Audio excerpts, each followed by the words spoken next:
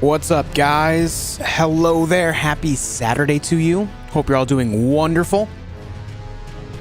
Hope you guys are doing wonderfully. It is Saturday, and not that the day of the week matters, but we're here to play video games. Whether you're watching this live or catching the video later on after the stream ends, thank you all for joining me today in our Elden Ring adventure. I think I have figured out that the Axe of Godric is my favorite axe in the game. I'm fairly convinced after using it yesterday. I genuinely love the moveset. I love the Ash of War. I love the damage it deals. I love the combos. It's good, man. I love it. It's so fun. We're going to be starting off today taking out Mr. Mohg. He's down here in the Subterranean shunning grounds. We've already made most of the progress to him, but I am going to go down and do the dungeon at the bottom as well to kind of get warmed up before we do get into things. Just because I enjoy doing that. It's a good time. It's a good time, so that's what we're going to do today. Hope you all have had a fantastic Saturday so far. Thank you all for tuning in. It's great to have you guys back. Who do I see in chat? Oh my god, there's already so many people. What the heck? I see Bobo with a $2 super chat for all of us Saturday workers. Hey, thanks for joining us, even though you're working on the weekend. Thanks for hanging out with me. Who do I see? I see Nightstorm, Lulian, Anurag, Charles, Sarah. Oh my god. Masimoto, Andre, Terry, CC Ray, Ibarge, Turner. I see Aiden and Spaceship, King Hydro, Cole. Cole, hope you're healing up well. Hope recovery's going well after the surgery, man. I see Urban, Maddox Jenkins, Retro Banjo, Aaron R, The End, Viper, Smiley, Sabin, good to see you, dude. Hope you've been well. Crazy Burger, welcome back. Galaxy Dragon, Shashwatts, Mr. Nate, Lost, Lisa, Leet, Shal. Oh my god. Look at all of you beautiful people. What's up, Screamer? Except him. No, I'm just kidding. What's up, man? How you doing? Hope you're having a good weekend, dude. Hope you're having a good weekend. What's up, Kent? Oh my god! Retro Banjo with the 10 gifted members to start off the day today, right alongside Bobo's $2 super chat. Thank you guys very much. Thank you very much, Retro with the 10 gifted members. Make sure that you guys send some love to Retro if you were gifted a membership. Thank you so much for doing that, man. Incredibly kind. That level of support is unreal. Thank you. You and Bobo both. Happy weekend, everyone. Andy Das, Oliver, what's up? Sar, good to see you. Omi Gun and David Lee. What's up, Kent? Dakota, relax. Hello. As in relax mood, not telling Dakota to relax. You're early today? What's up, Daniel? Thank you all for tuning in. Come to spend some time with me. What's up, Fuzzy Panda? How you doing? Welcome back, everyone. G-Funk, good to have you.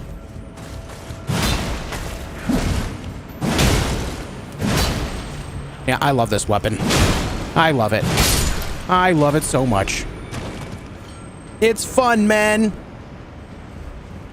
Rick and Maru, hello. What's up, Amir? Hope you're all doing well today. Andrew Cherwinski with the 10 gifted members as well.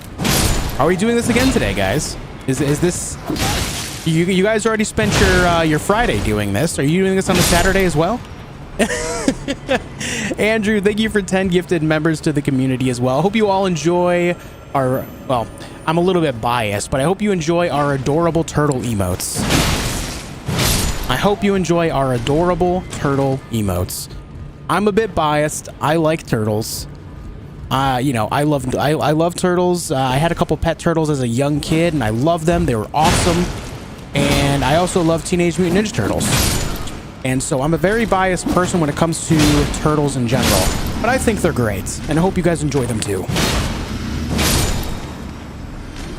Thank you all for tuning in. Thank you for the gifted members, guys. I really appreciate it. Thank you very much. What level is the axe? It's currently +9. Only one level away from being maxed out. It's actually really easy to max out a somber-based weapon fairly early on in the game. The only thing that really holds you back is getting a +7 somber stone, but you can get one at Volcano Manor pretty easily. In fact, if you know where it is, you can just run it. Like literally at level 1, you can get a +9 weapon. It's ridiculous. Hold on, earthquakes. Yeah. Yeah. We like that. We like that a lot. Okay, let's go back. Hey, Misa, hope you're doing well. What's up, Dan? Never kill the turtles? No, I never kill the turtles. Never, ever. Okay, we got that ladder. What I'm going to do is, since we are right here, I'm going to continue going down so we can get the Site of Grace just before the fight with Mohg, however you pronounce his name. And then we'll go back and go do the dungeon first. And then we'll fight Mohg, because that's how I do.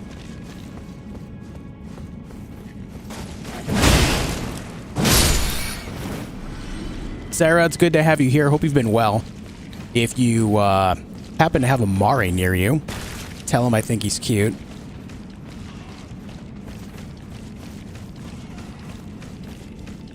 That axe power? Yeah, it's pretty good, man.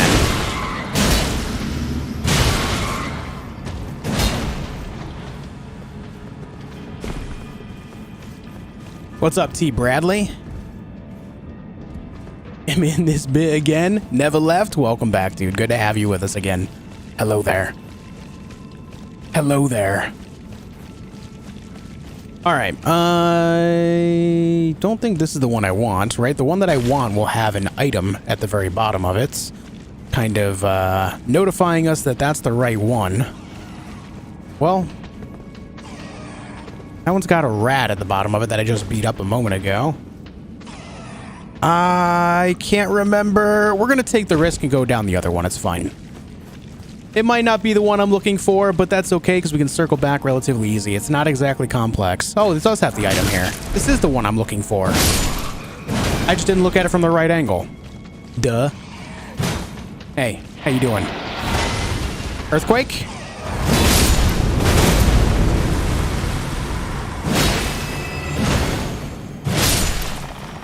Earthquake? Hell yeah. Let's get rid of these salamander types. There we go. Yeah, I've been good, Sarah. I've been good. I have been fairly well. The last few months, I'm not gonna lie, dude, and this applies universally for me right now. The last few months have been some of the best few months that I've had in... I don't know, 5 years. Even like outside of content creation, things have just been going fairly well. I'm pretty happy about that. I want to ride this train forever. Ow! Could you not?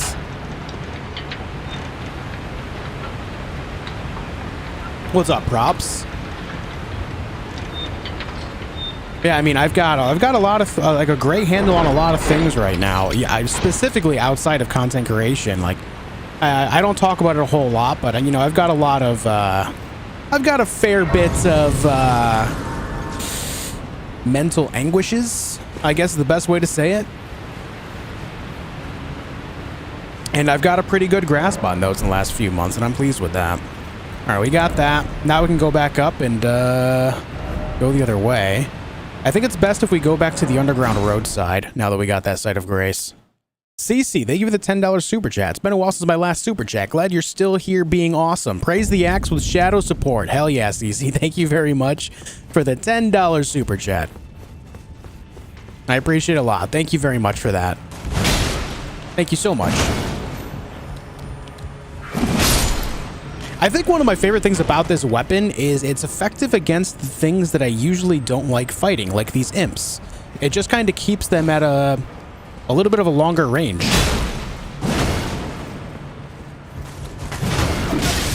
Oh, I spoke too soon.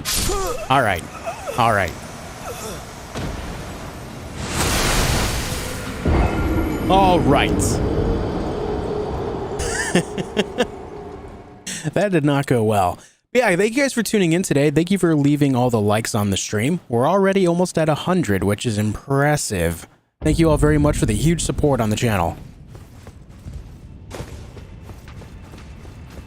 What do you do for a living? I make content for a living. I've been doing streaming and content creation in general full-time for going on 4 years. It'll be 4 years in October that I've been doing it full time.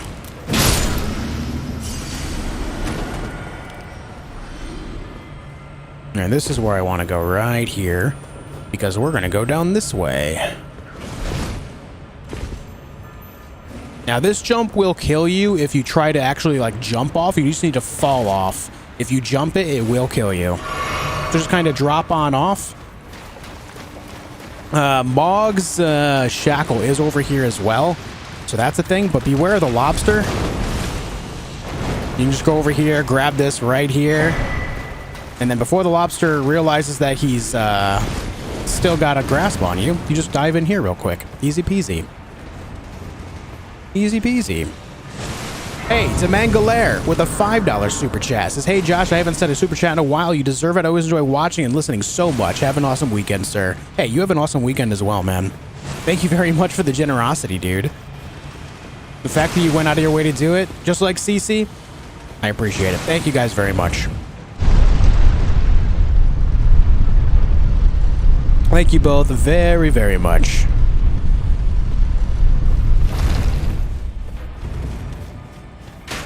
All right, let's go in here. There's a special spirit calling snail hidden back here. I locked onto the wrong thing. Almost 1,200 damage with 2 swings with this on that, by the way. This thing does huge damage really quickly.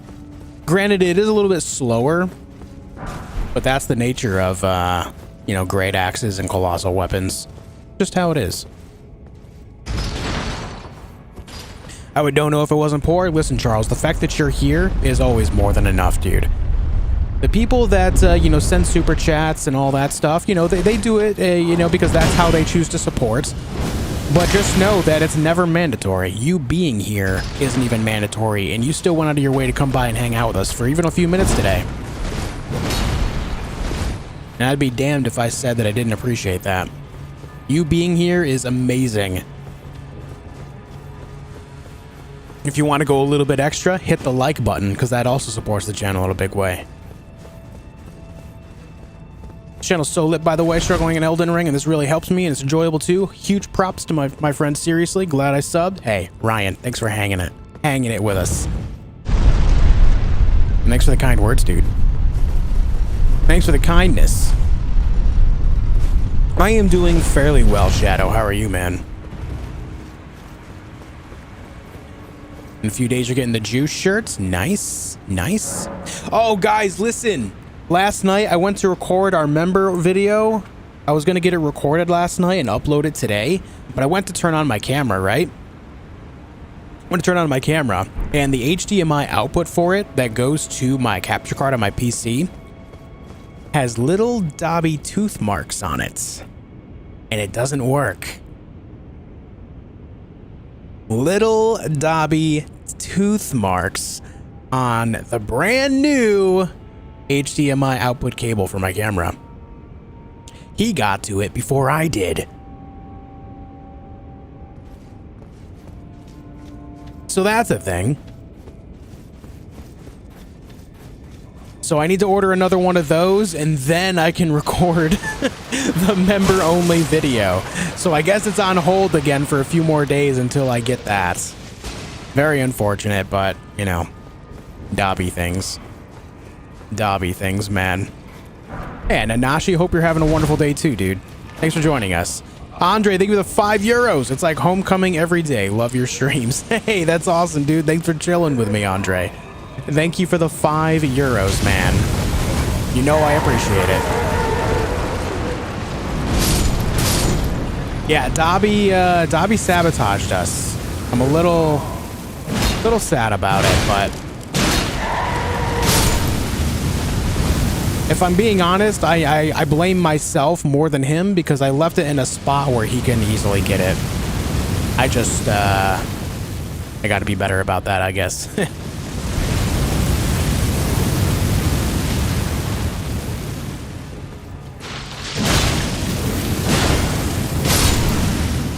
That's on me, if anything.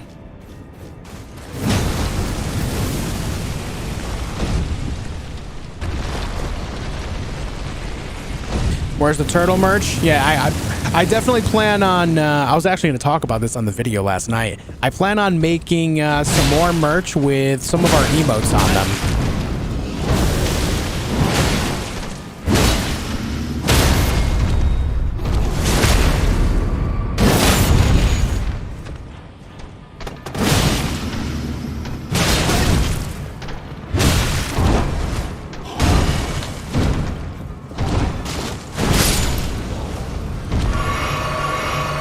That was almost bad. All right, so how this dungeon works, guys, is at least for me, how I've gotten it to work. This wall right here is supposed to open up.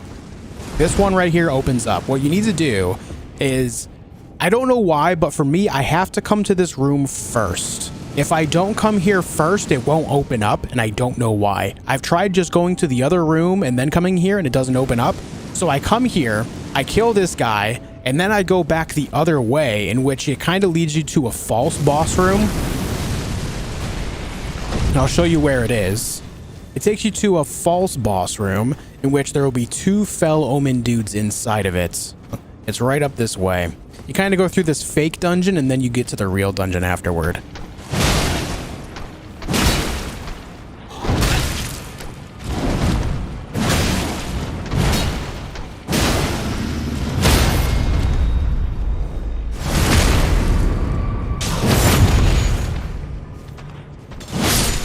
Ah, this weapon's so good. Like, this thing is actually awesome. Okay, so you see all this down here? You want to go this way. You drop on down, and we are now in the fake dungeon. The fake one. I think you want to go this way, right? Yeah. Yeah. And here's the fake boss room. There's going to be 2 fell omens in here, one directly ahead of us, and then a one that's supposed to ambush you on the right side right here.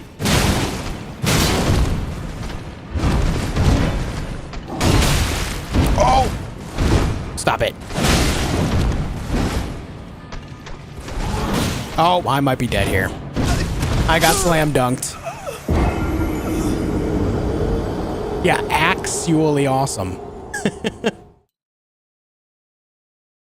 Hey, Javi, what's up? Apocalypse, hello? Could be one hell of a way for the world to end, right? The world ends because of alpacas. That would be something. Mario said you have the hottest beard on the internet? Oh, damn. Now that is a title to behold.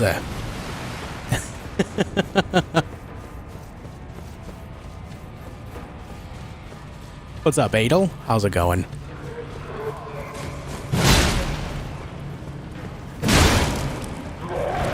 You spend a lot of time recording and stuff like that and only have one cable, you have to order one. Lame excuses. Excuses, King Pickle says. Excuses. Like I need to make excuses for content.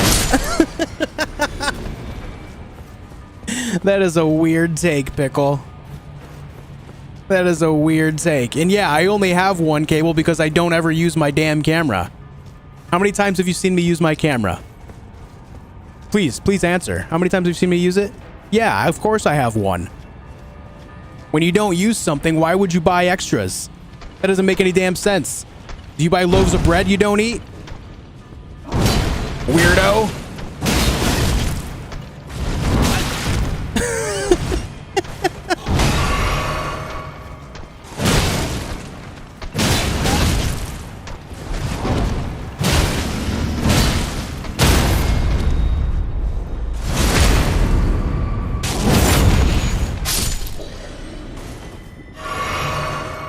Do you watch anime? No, not really. I've seen some stuff, but not a whole lot.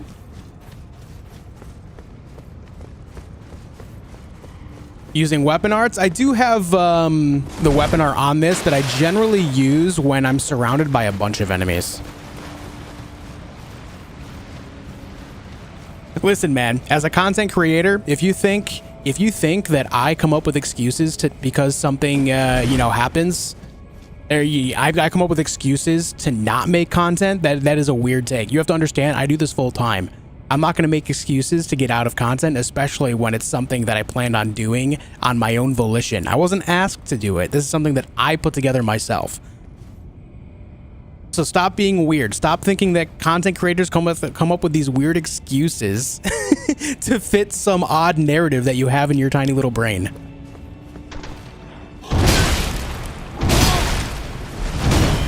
That's just not reality, man.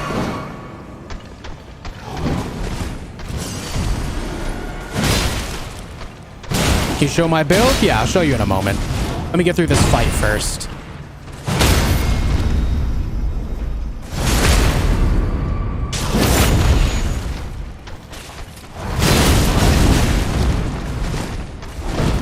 Don't kill me!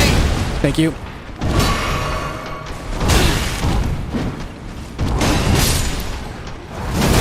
He just killed his friend. He just killed his friend. Have this.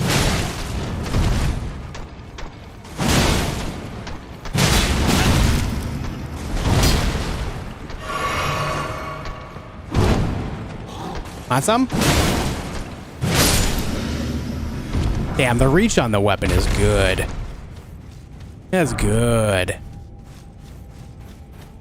Okay, so now that we cleared this room, this is the boss room I mentioned, okay? This is it right here. And now, if we go back the other way, that wall will be opened. This dungeon, when I first did it, confused the heck out of me because I searched everything very thoroughly, and then I went back to that room, and then the wall was opened, and I couldn't tell why it was open because I did so much other stuff. And as you see over here, this is the dead end that I mentioned. This is like just like a false room. It's so weird. I wish there was more dungeons like this in this game. There are a few that have like a few tricks to them, but I do wish that there were more like this. It would be so cool to see that they kind of put more thought into the dungeons. Unfortunately, this game falls in line with its open world and has a lot to explore, but a lot of it is like specifically the dungeons are just very linear, and I kind of wish there was more of the non-linearity.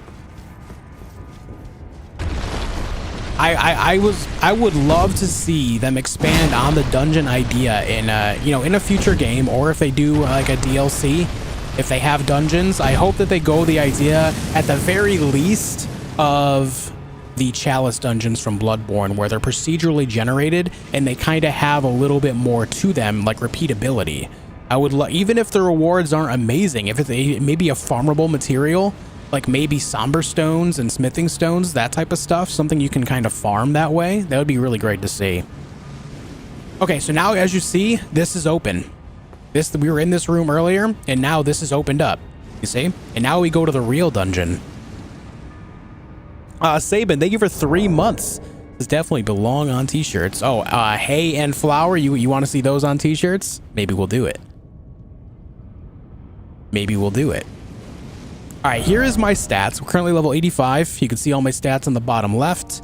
The only thing I would change about this build, obviously, is get rid of the intelligence. I only put on 18 intelligence so I could try Ross's axe.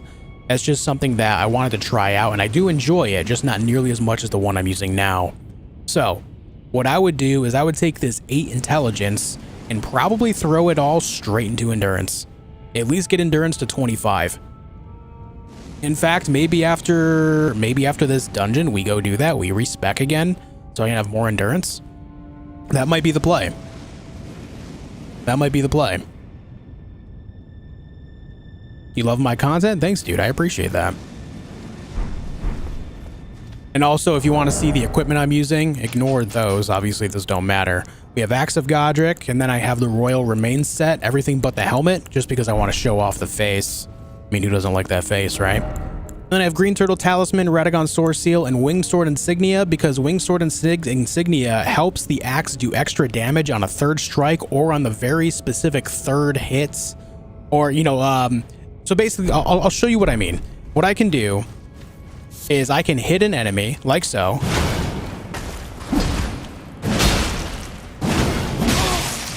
Okay, let me try this again. Let me hit the enemy. Let me hit the enemy, and then we Earth Strike. Now, if you see how I was glowing red there for a moment, if you run up and melee an enemy and then immediately use your Ash of War, the third hit of the Ash of War is going to do devastating damage. It's going to do big damage. So if you can actually land that combo properly, it will destroy things in a huge AoE.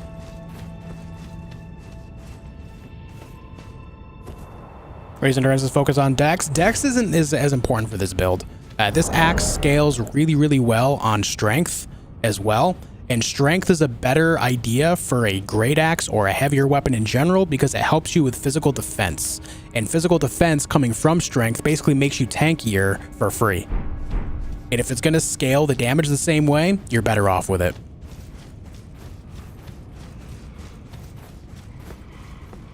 Thank you again, Sabin, for 3 months, dude. Which catacomb am I in? I will show you on the map in just a moment.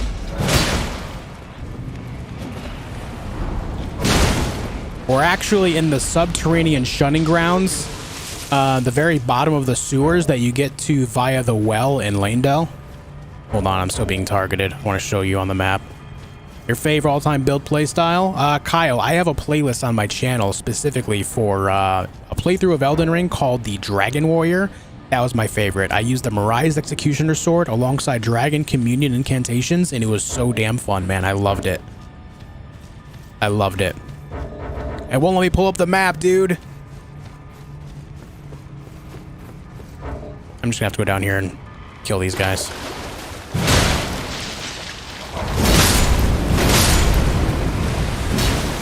Oh, I ran out of mana. Unfortunate. I wanted that combo. I wanted to show it off. I ran out of mana at the worst time. Terrible. Okay, anyway, here's the map. We're underneath Leyndell, as you can see. This is it's a hidden dungeon. It's the one with the guy that uses Reduvia and has the 2 bleed dogs with him. We'll show you in just a moment. He's in this room.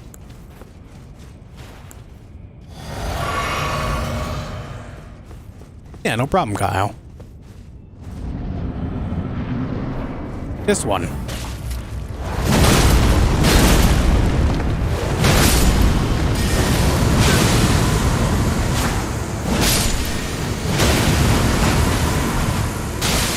Ow.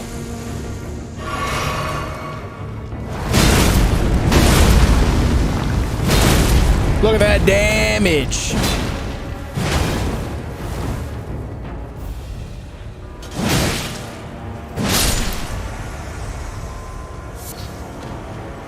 You see what I mean by the damage on that 3rd strike?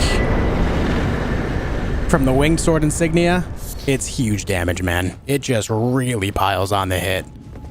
It literally took over 1/3 of the enemy's health bar in a single hit. Like that's big boy damage. Big boy damage. You suck at Fortnite? That's truth. Considering I've only played it once and that was before the Battle Royale came out, you're not wrong. That made me sound like a hipster as well. Oh, I played Fortnite before the Battle Royale. Huh. Yeah. How do you feel about that?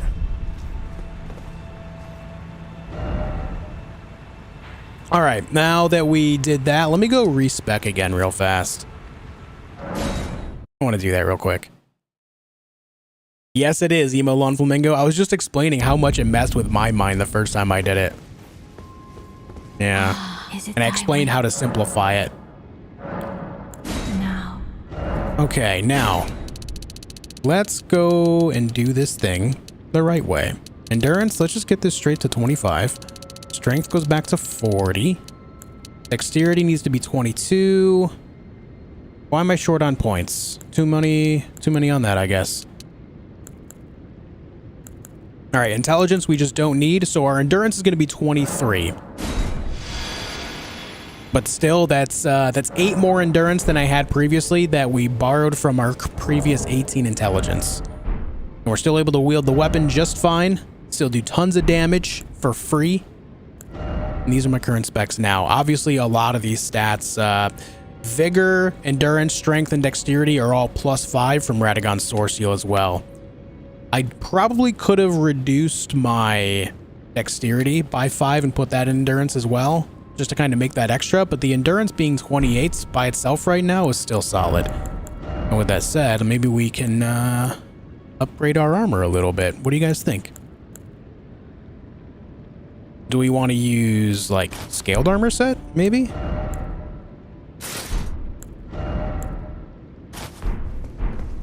Oh my god, dude. The cape with the hair actually works.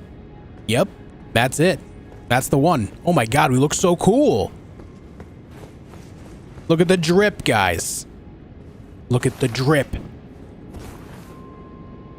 Damn. Damn.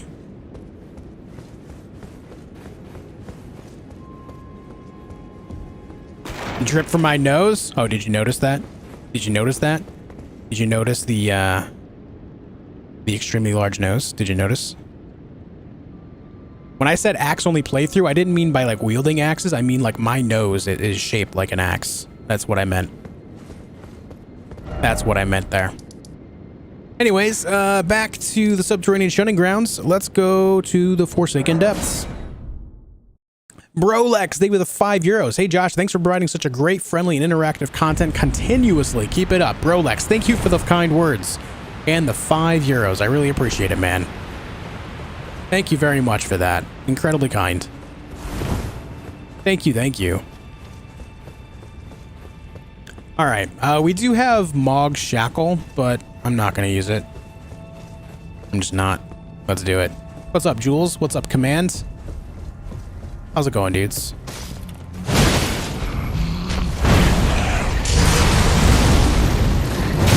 Ow. Why you gotta stab me, dude?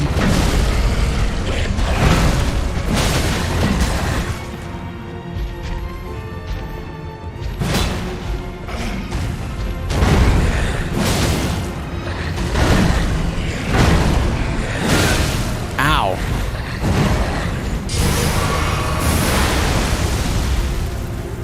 He's rude.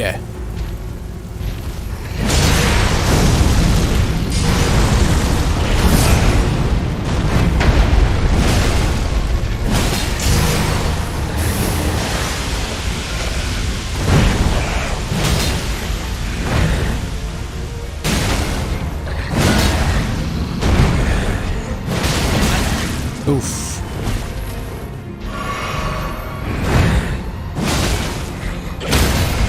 Oh my god. The stagger. Let's give him a heavy. Here you go. Mohg, you good? I think we stunned him for... Oh, there it is. Mohg, you good, bro?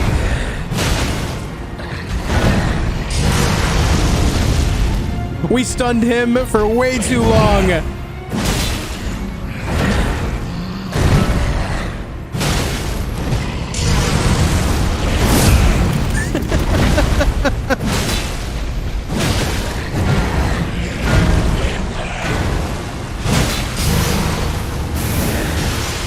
What's up, Matt? How's it going, dude?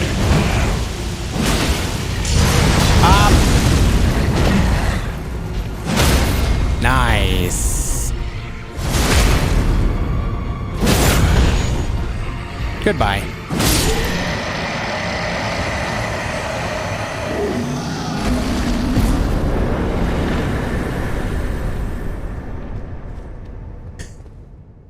Dude, that guy... We just stunned him for so long. We staggered him and then he got back up and like he was dazed and confused, man. My man was dazed and confused. He was getting his thoughts together, yeah. He didn't know. Alright, so here's the secret behind the altar. We can't go in here yet because I haven't defeated Morgott. Morgott does have a seal on this. In order to get down here, you have to defeat him first. But I will be going down here because we are going for the Frenzied Flame ending.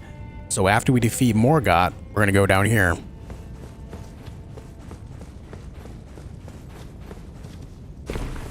I just have a habit of defeating Mohg before Morgott.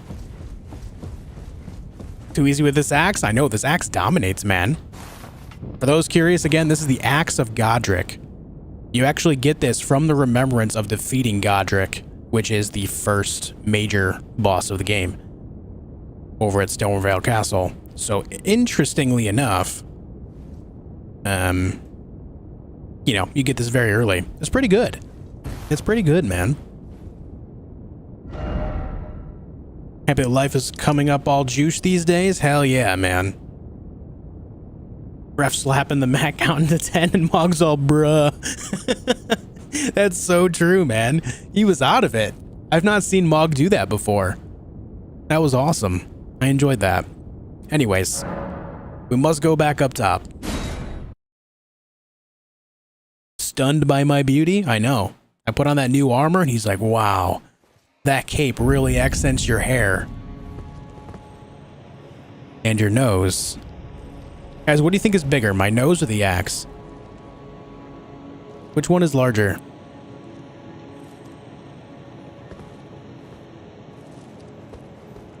Beautiful. Grace? It's okay. There's a Grace right outside that room anyway. It's fine. You're not picking my nose? Well, I appreciate that. For two reasons. The axe is larger and your finger isn't in my nose. That's nice. It's okay. There's a Grace right outside that room. It's literally just 20 seconds away from it. It's fine.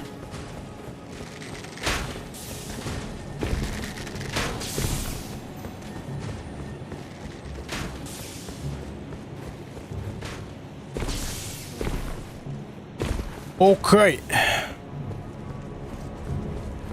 Nose too big, can't see axe. Oh no.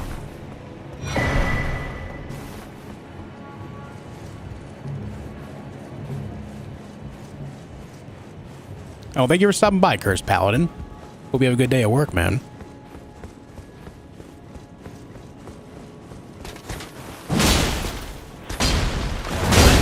Ow.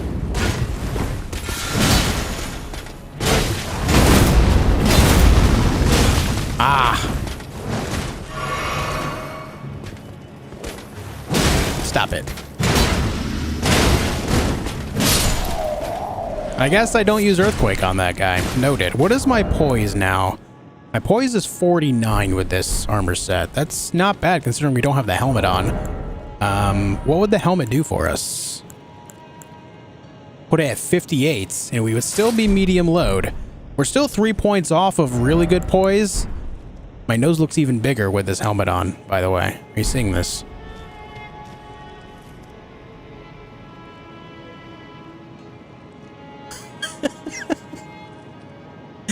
The knight who is not there.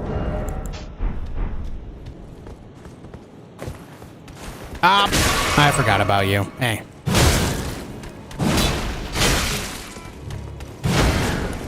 Sir, how are you? Thank you. Thank you.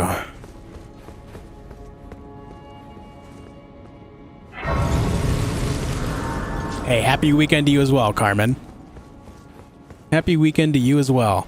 Oh, guys, listen. Before stream today, I spent a little time playing Power Washing Simulator, or Power Wash Simulator, rather. I did see that they put it out on Game Pass, so I had to give it a go. A lot of time passed quickly before I realized that I was having a really good time with it. Any of you guys ever played Power Wash Simulator before? That game is actually really chill. Nose is big, but at least the smile's always on. That's true. That is true. Axe only, bro. You have a heavy shield with that nose. True.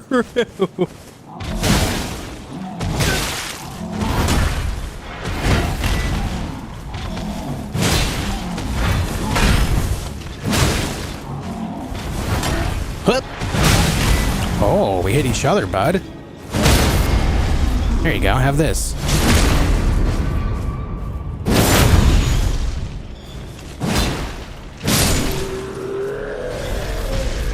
So this guy right here, You guys saw the axe that he was wielding. You can actually farm this guy to get that axe, just like this one up here. He has the 2 battle hammers. You can farm these guys for these weapons. That is a thing you can do.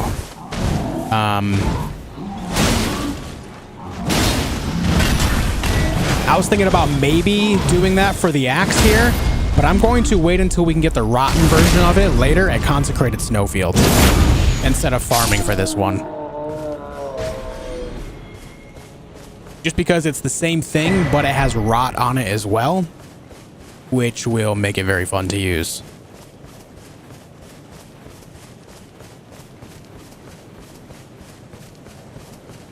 Yeah, Blazin', I'm gonna, that's another thing, Blazin', exactly, it has rot on it, and you can infuse it with other elements. I'm gonna throw poison on there too, just because they're the 2 elements that I've used the least throughout all of my playthroughs.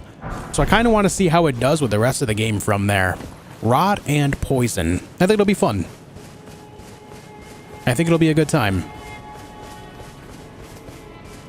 Does it have the swinging ball attached? Unfortunately, no.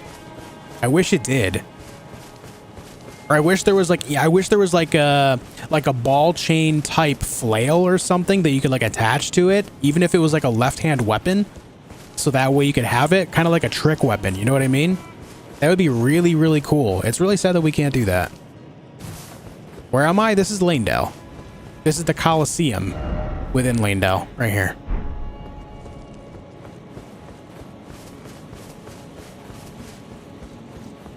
Yeah, just imagine like a Bloodborne style trick weapon with that axe. That would be so cool. The axe and the ball on the chain there. I would love that so much.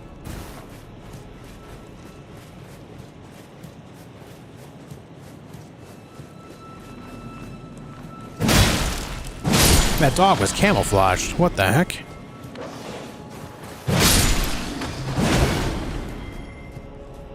Never explored that area. That area up there by the Colosseum is crucial if you're going for the Golden Order ending. You'll go up there a couple times specifically to talk to Gold Mask. The ever-brilliant Gold Mask.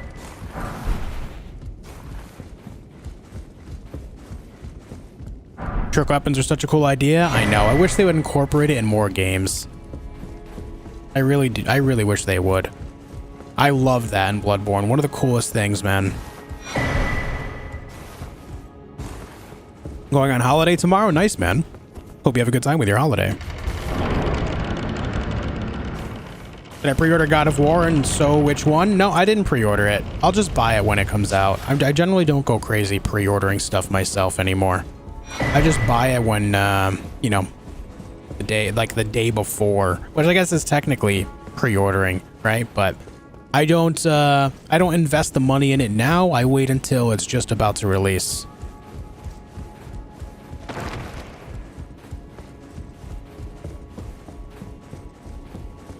Kirkhammer was your favorite? Yeah, it's pretty good. I used in my most recent playthrough that I just did a couple weeks ago, I hadn't used Ludwig's Holy Blade before, so I used that, and it was really great. I love the idea of going from like a straight sword to a great sword.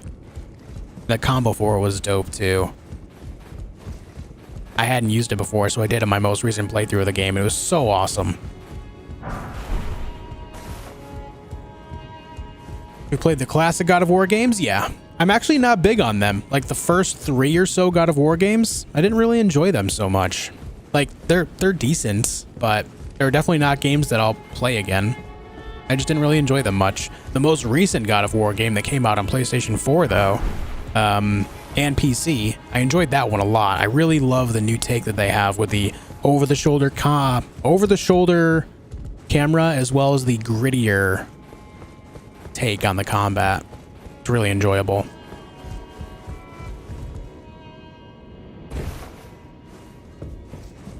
All right, let's get all britches set. Also, I pointed this out earlier in the game, but I'm going to show you guys real quick while we're here. You can get another Stormhawk axe. There's 3 that you can get in one playthrough. You can get 2 by killing Nefeli Lu early on. or you can do it by not doing her quest and she'll drop them in the round table hold. I don't remember if she gives them to you for completing her quest or not, but then there's another one right here.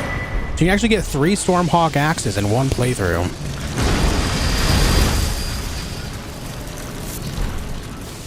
I'm doing well, Payal. How are you doing? I know, Rain. Wasn't that crazy? I've never seen that before. That was awesome.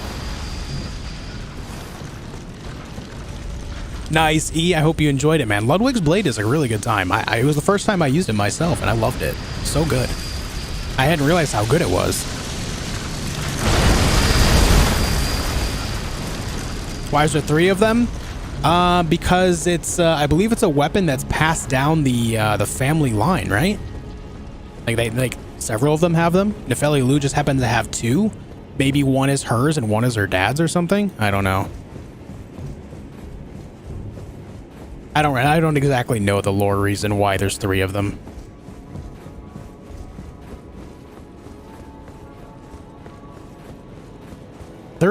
I think there's a stone sword key over here. I want to go grab that. I think.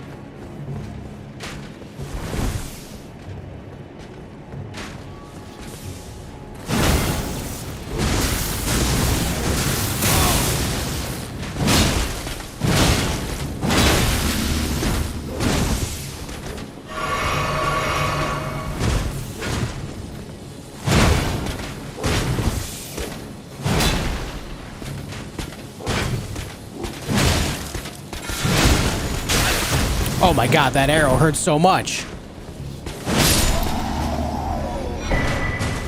Those guys are so tanky for free. They're so tanky. You kill her, then talk to her dad, and dude's all, sucks. Yeah, pretty much.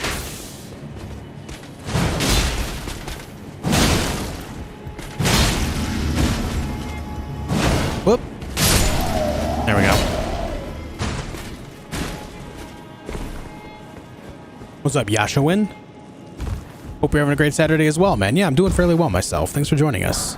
I think this is a stone sword key. Yeah.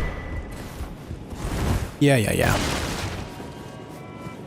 Bro, let me suck your toes. Well, I think I've seen all there is to see on the internet now. I have officially been asked for someone to suck my toes. Okay. What do you guys think? Internet good or bad? Thoughts? Internet good or bad? Let me know.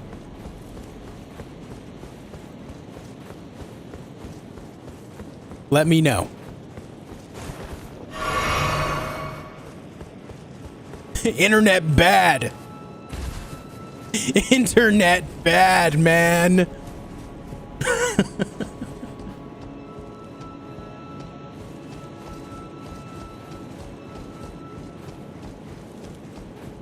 All right, let's see. Oh, you know what? We've got, what's his face up here? Godfrey. Spirit of Godfrey. Smash! More smash. We are smashing. We are smashers. Oh, I missed.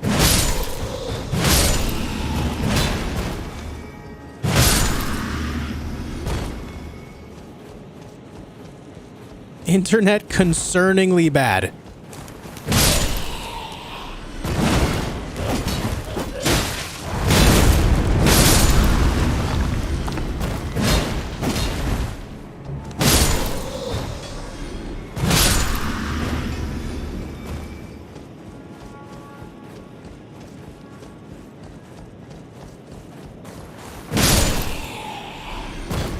Okay.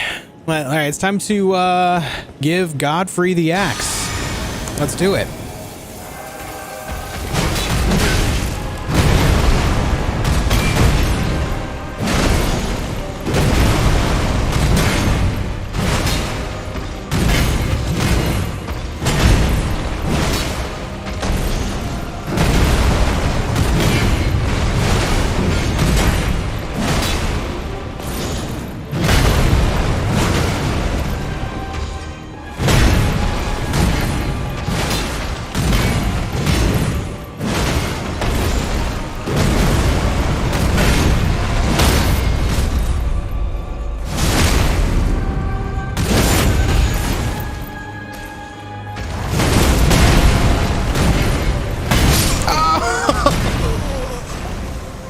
I was dominating him, man. I wanted to earthquake him to death.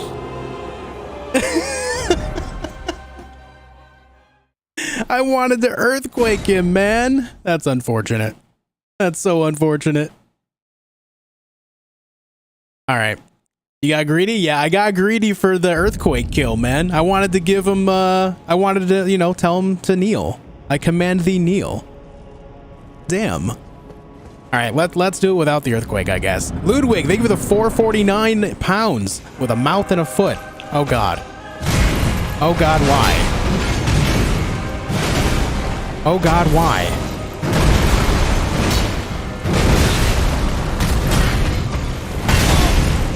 What, the delay on the attack?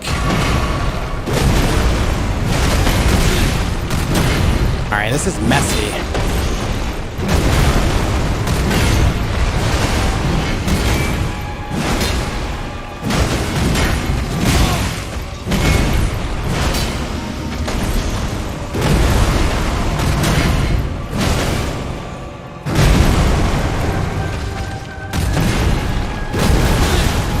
Uh-oh. Time to heal. We go again.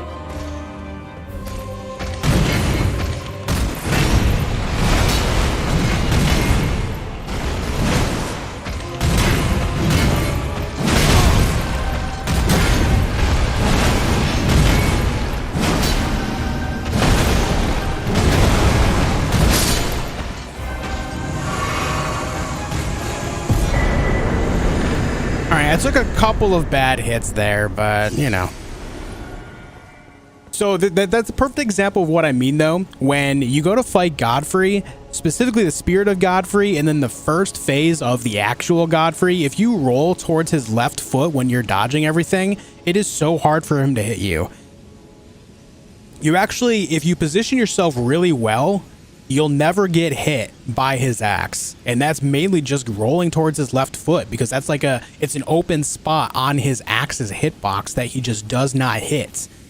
I did mess up and I stayed in front of him when I went to roll, and I did get hit by the axe. But if I did it right, if I stay towards his left foot, you can actually no hit this. I would debate that boss right there is probably the easiest boss to no hit in the whole game.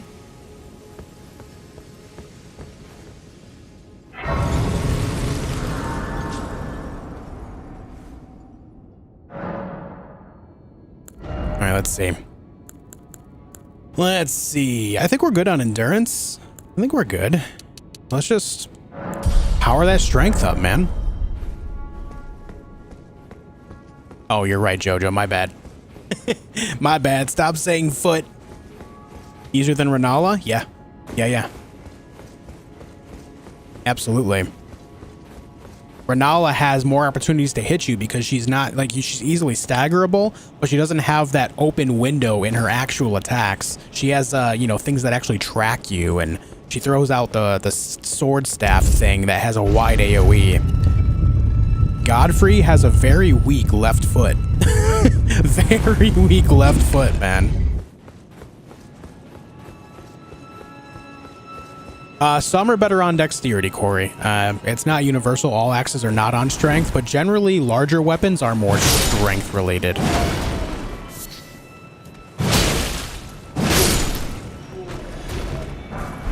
How much do I play a day? Usually around 4 to 5 hours.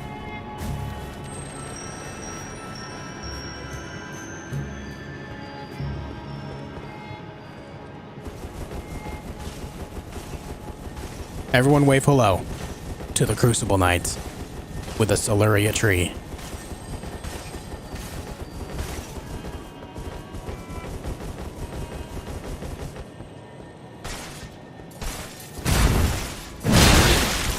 Ow.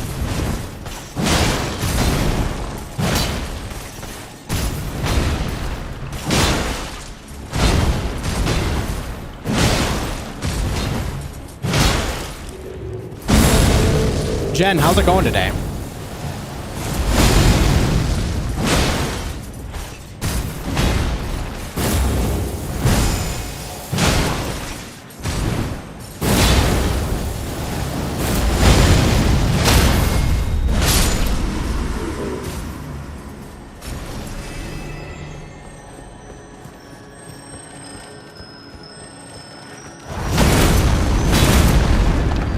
I will get you.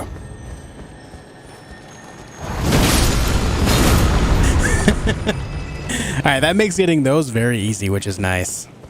Yeah, I'm doing well, Jen. It's good to have you with us again today.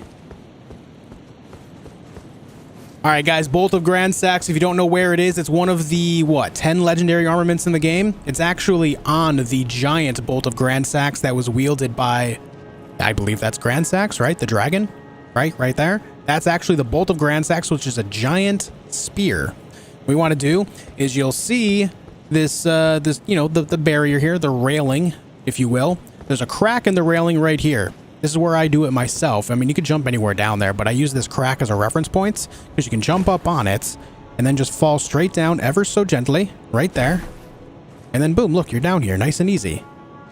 You're down here nice and easy. You're right next to it. You don't have to do any weird jumping otherwise.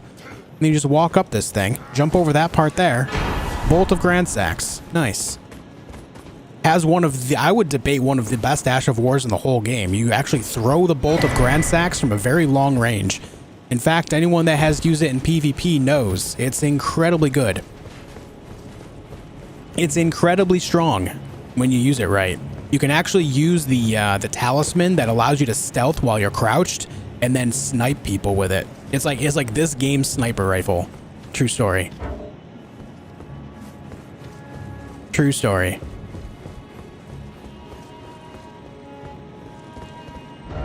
Okay, now that we got that, let's go back up. Where was that? There it is. Gankers love it. Yeah, it's very good for ganking.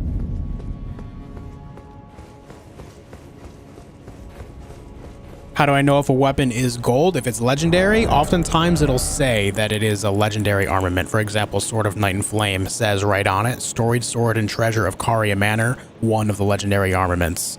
I believe Bolt of Grandsax says it as well. I believe. Where is it? There it is. Yeah, spear whittled from the weapon wielded by Grandsax, one of the legendary armaments. So oftentimes a legendary armament will say in its description that it is legendary. Not universally true. I do believe there's a couple that do not say that. However, generally speaking, a lot of them do. Like this is another one right here. Grafted Blade Greatsword. Storied Sword of Castle Morn, a revenger's weapon. It is burdened with oceans of anger and regret. One of the legendary armaments. So most of them will say that.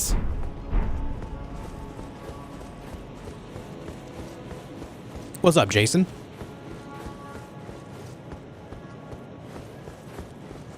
Is it a big weapon or is it a little one? Is it possible to get back to the state of the city after you burn the tree? No, it is not. If you want to get back to the city, you either need to go New Game Plus or start a new game. But also something else, Corey, if a weapon is legendary, when you pick it up for the first time, it'll show a gold background on it. Some of them will have like the blank background, like the gray slates. Other ones will have the purple background if it's a rare item. If it's a gold background, that means it's legendary. So that's an easier way to tell too.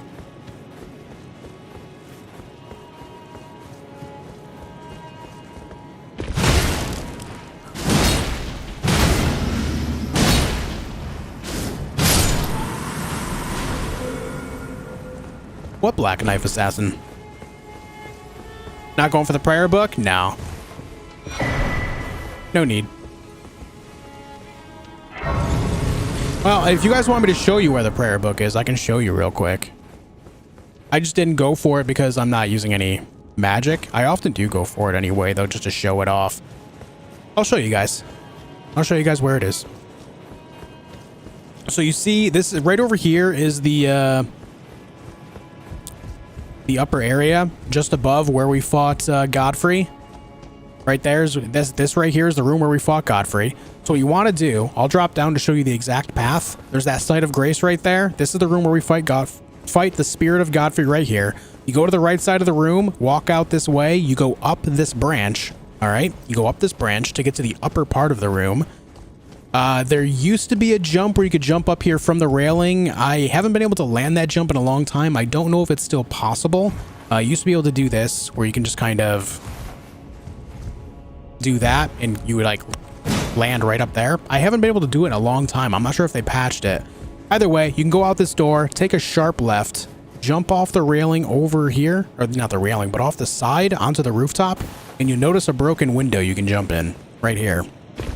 And then boom, you walk up this branch on the immediate left, walking in that window, walk over here, and hanging from this hanging seat is the Golden Order Principia, which is a prayer book.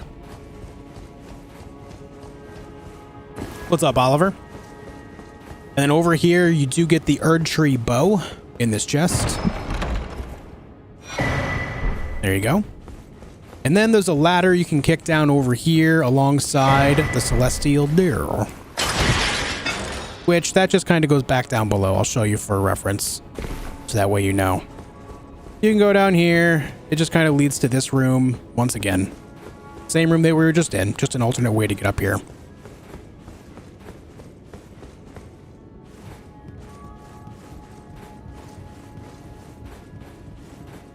Okay. Okay, now let's go defeat Morgott, shall we?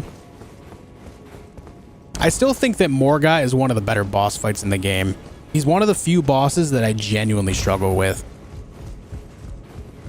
Yeah, no problem, no. Ah, Glenn, I hope you recover well, man. Thanks for hanging out with me today. And kill a Black Knife Assassin easy? Yeah. Heavier weapons actually do really well against them, guys. They're easy to stagger with heavy weapons, and it makes them so they just kind of stand there for a moment, and you can just beat them up over and over again. Did I beat Elden Beast? Not on this playthrough yet, but I've beaten Elden Beast many a times.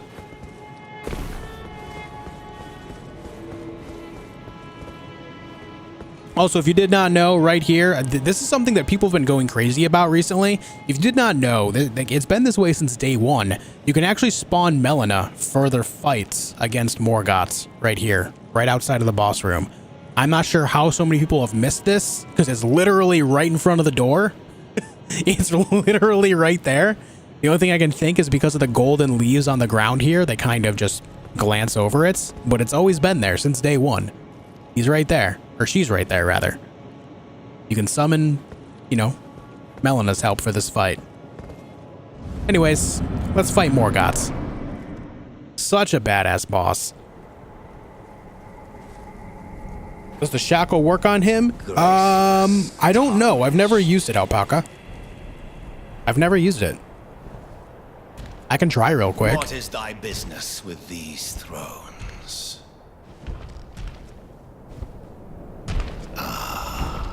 Hey, Laborio, what's up? Godfrey the Golden. The twin prodigies, Mikola and Malenia.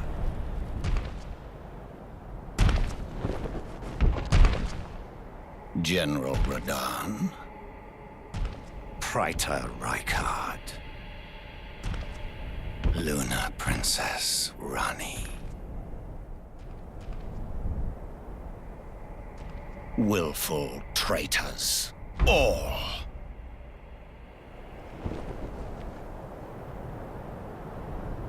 Thy kind are all of a piece. I don't know, man. I think Morgott's so cool. This cutscene's awesome. Pillagers, emboldened by the flame of ambition.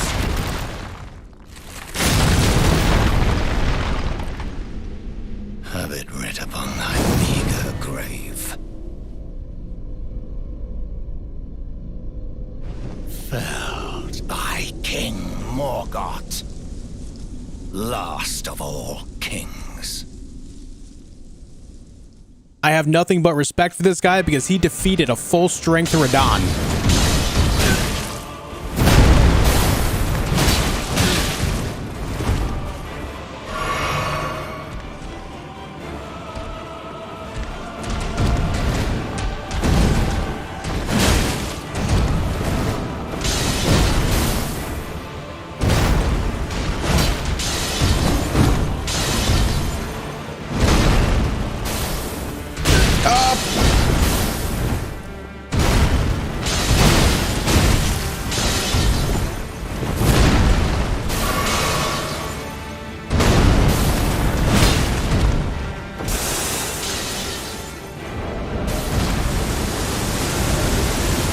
Oh, I didn't get his shackle. Shoot.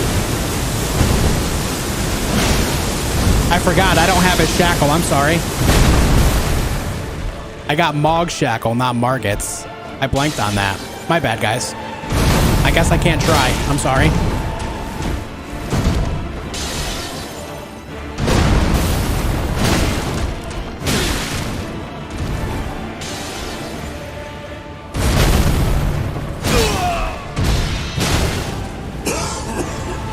What mods am I using? I'm playing on a PlayStation 5 Godslayer, so I have no mods.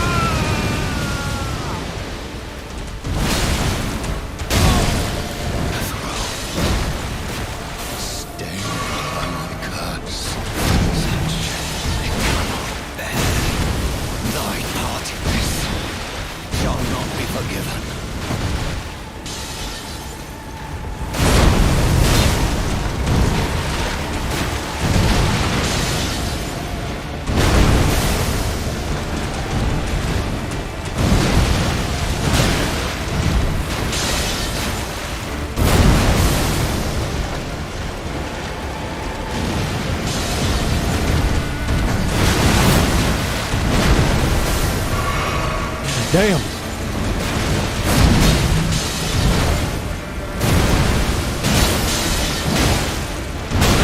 Oh, where's my dodge?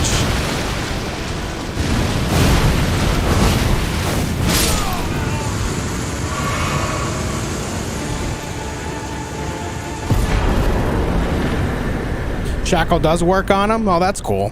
I'm assuming it doesn't work in the second half, just like full strength Mohg over at the Blood Palace, right? The shackle doesn't work on him second phase, so I'm assuming Morgott's shackle does not affect Morgott second phase, right? Hey, first try, by the way. I usually have a much harder struggle time with this guy, but... yeah. Godslayer, I'm not using any mods. I'm playing on a PS5, dude. Like, literally, look. We're on a PS5. This is PS5. Yeah. I'm not on PC, so I'm not using mods. Doesn't affect second phase? Okay, I thought so. That makes sense. That makes sense. But I love this boss. I love Morgott as a boss fight. I think I've been rethinking like what I feel are the coolest bosses recently, guys. I'm gonna make a video on this after we complete this playthrough. I'm gonna make a boss tier list of all the bosses that I think are the coolest in the game, based on you know, their difficulty, their art style, their move sets, all that stuff. I'm gonna make a boss tier list after this playthrough is complete, specifically of the main remembrances, and then all the non-remembrance major boss fights like Godskin Duo, you know, and stuff like that. I'm gonna have all those on the list. Radahn is a cool boss as well. I agree. I'm doing well, Hobbybor. How are you? Watching your first playthrough in my spare time, and after part 15, I was very sad to find out there's no part 16. Oh, my very first playthrough, Eric? Yeah, that's because I decided to make a new character at that time. That was right around the time that I moved all of my streams from Twitch to YouTube, and I decided to go full on new character to kind of commemorate that. The thorns are impenetrable. I did see that, Alvar. I think that's awesome, man. Of the Erdtree's being that spurns all that exists without. The only way to stand thanks, before Todor. the Elden Ring and become the Elden Lord is to pass the Sean, I think I'm like level 85 right now. And this is new game. That very act. So I'd like you to undertake a new journey. Yeah, Radahn only took us 2 attempts on this playthrough, and I usually struggle with him more too. Far above the clouds, upon the snowy mountaintops of the giants, then I can set the Erdtree aflame and guide you down the path to becoming Elden Lord. The Rolled Medallion. Am I doing Frenzied Ending? I am. We're actually right about now going to get the 3 fingers situated. Oh, we're level 91. I forgot that we got the 5 levels after defeating Mohg, and then 1 just before this. The principles you would follow. So we're level 93 now. My mistake. Memory gap.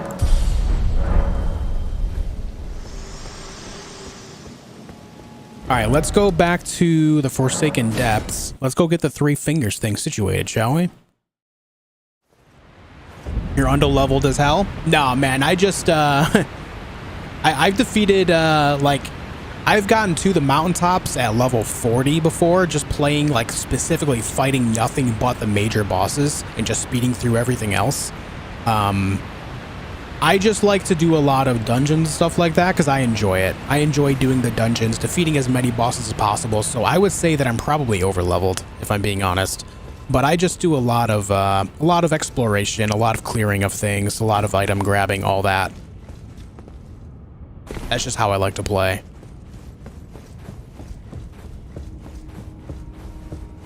Take it easy, Dump.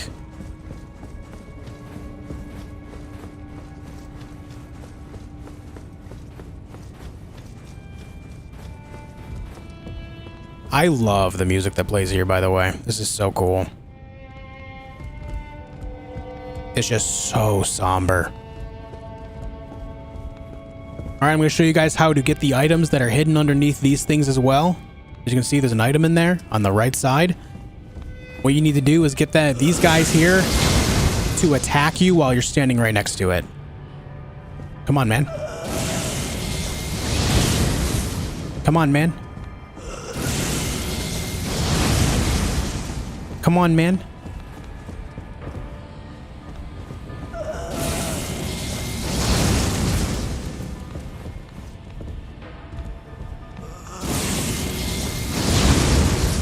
Just a little closer, brother. Oh, you're almost there, dude. Come on.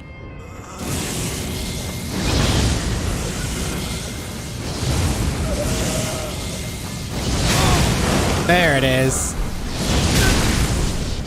And that's the Nomadic Merchant set, which is honestly, if you're asking me, the Nomadic Merchant set is one of the best looking sets in the entire game.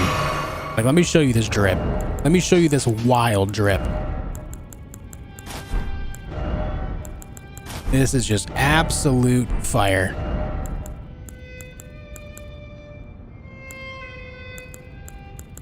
Where is it? Is there not greaves for this? Oh, there they are. And look at that. Oh, that's so cool, man.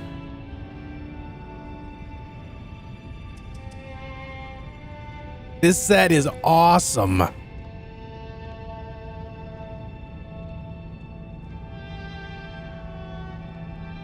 I love this. A lot of people don't know about this set, and that's why I'm showing you guys. This is where you get this. If you want to get this set and rock it, this is right where you get it. You need to defeat Morgotts, and then you come down here, and then you have the first merchant that you find that is still alive. Destroy the canopy there. You can also destroy it. There's a little bit of a trick to destroying it. If you go over here next to it and then quit out and then sign back into the game, your spawn might actually break it as well. I don't know if they fixed that, but that's something that I don't bother doing because I like to show people the traditional way of doing things rather than kind of doing something that's unintended. So that's how you're supposed to do it. And there's more of them down here as well. You can see there's an item over here behind this and another merchant right here. Come on, man.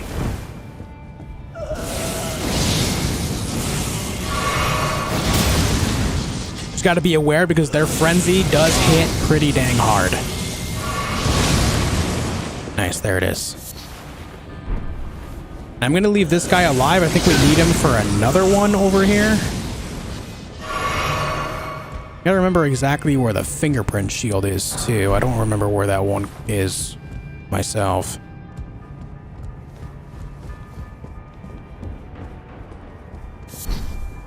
Yellow Ember. Let's drop down. Yeah, the merchant storyline was deleted from the game, but a little bit of their lore, guys, they're obviously very close to the Flame of Frenzy. Like, that's their religion. That's their thing.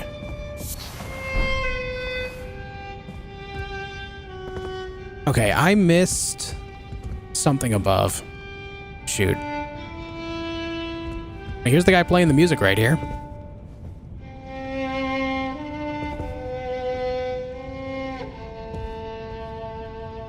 Exclamation mark specs, Mohg.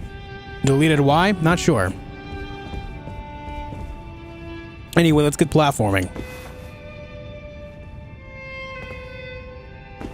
Huh.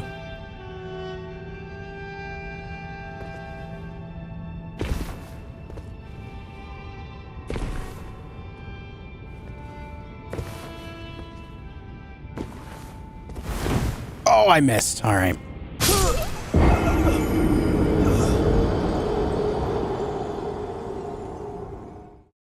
All right, sad.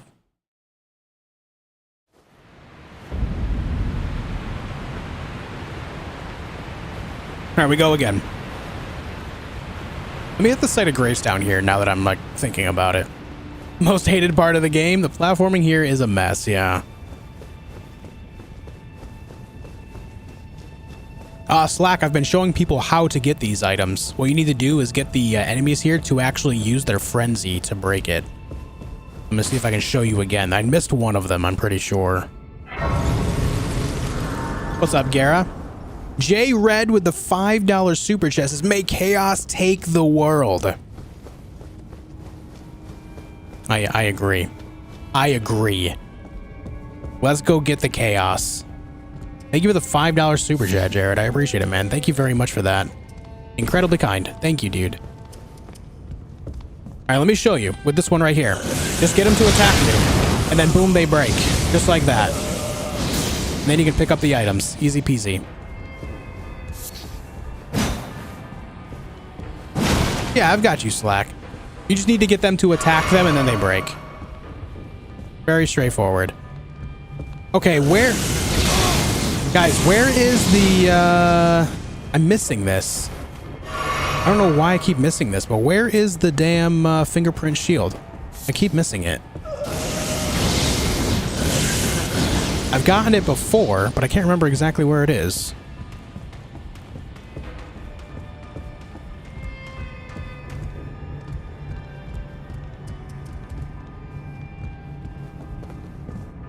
Is it not at the bottom? Is it? I can't remember. It's been a while since I've grabbed it. I've only gotten it once.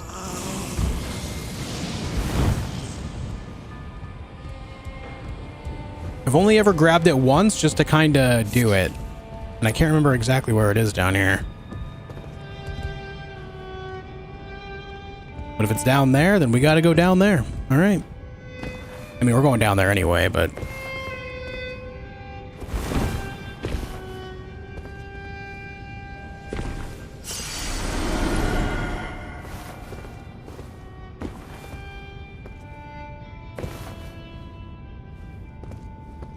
Oh, shoot. I walked off before rolling. I walked off before rolling, man. What's up, Theodora? How have you been?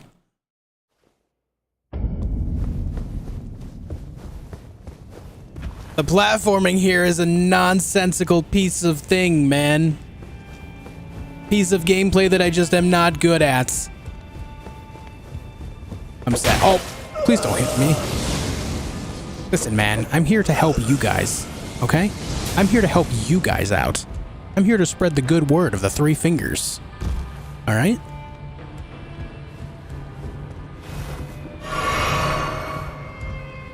Elden Ring is a platformer, guys. Let's do it. Elden Ring is a platformer.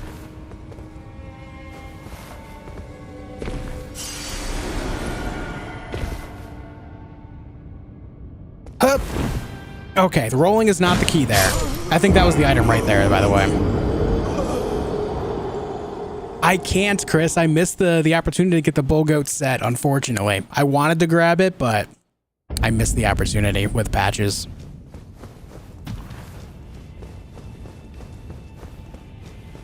Probably, Screamer. Probably. All right, so rolling, that is not the play. I think we just need to do a little bit of a small jump. I always think to roll it strictly because there's a platform directly above that one that kind of tricks you up. Well, it's kind of like, okay, well, if I'm gonna jump, then I'm gonna end up hitting the wrong one type thought, you know?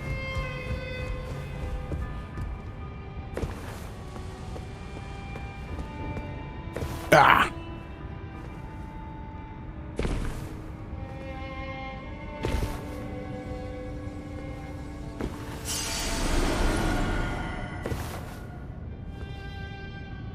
There it is. Nice.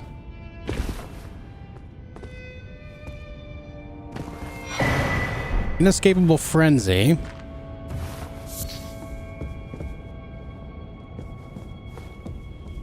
Is that the fingerprint shield right there? That might be it. Oh no, that's it right there. Okay. So there's something in there too. So that's where you get the fingerprint shield. It's over there in the corner. Don't have to worry about breaking anything with that. But in order to break this other one, you have to go find a dude that is willing to break it for you.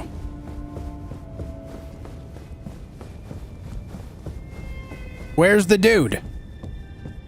Isn't there supposed to be someone on this floor?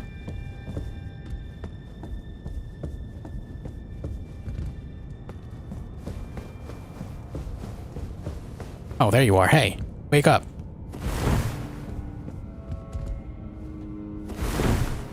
I can't hit you with my axe. I'll tell you what, I'm gonna punch you. Wake up. Hey. Wake up.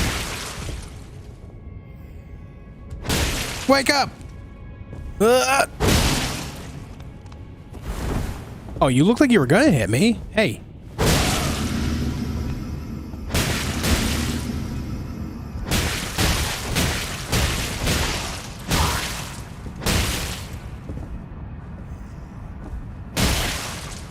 This is why no one's doing fist, like bare fist only playthrough, by the way, guys. Hey.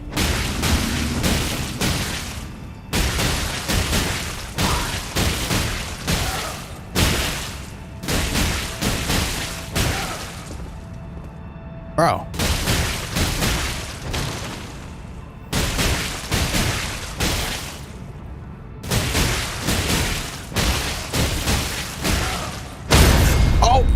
Wake up!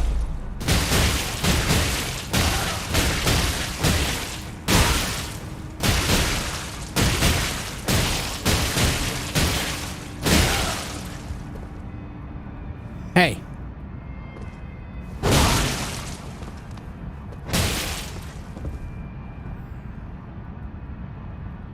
Doesn't leveling strength elevate the damage? Raph. Look at my strength. I have 52 strength, and a basic hit is still doing 4 damage. So no, it does not.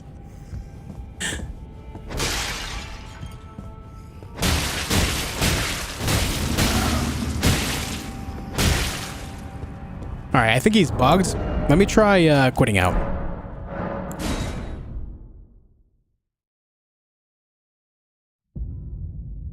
The assault and battery here? Hey man, if you would just wake up. There's still blood on the wall. Oh no, poor guy. Wake up! Oh my god, that 18 critical? Wowzers. Hey. You good?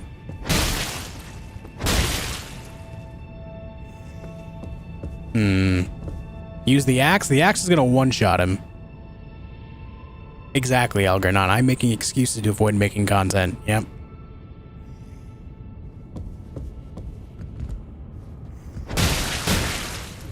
Mohg's over here saying, I know that feel, bro. Oh no. Yeah, this guy's over here looking like Mohg did earlier. Maybe it's you? Hey, this guy's awake. Okay. This guy's awake. The other guy's not interested. But this guy's interested. Yeah, come on. Come break this. Yeah, I'm over here, man.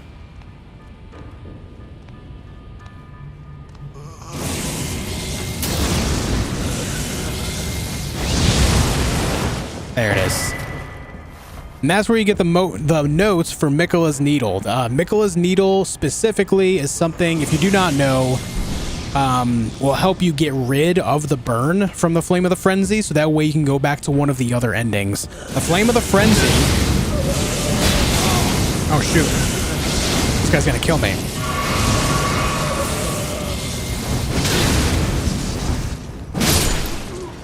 The Flame of the Frenzy is the only ending in the game that once you activate it, it will supersede all other endings, meaning at the end of the game, you get no other choice, I'm pretty sure. Like when you have the Flame of the Frenzy, all the other choices that are available to you disappear.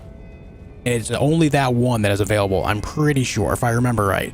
However, if you do the quest, specifically Millicent's quest, and then you defeat Malenia, after you defeat Malenia, you use the needle that you get from Millicent's quest on the Scarlet Rot Rose that spawns in that room after you defeat Malenia. You'll get Miquella's Needle, which you can then use on yourself in Placidusax's boss room, and it gets rid of the burn of the Flame of the Frenzy. So you can actually mitigate that if you would like to go do something else. If you change your mind, or if you did it accidentally, somehow, some way, that's all a thing. Hey.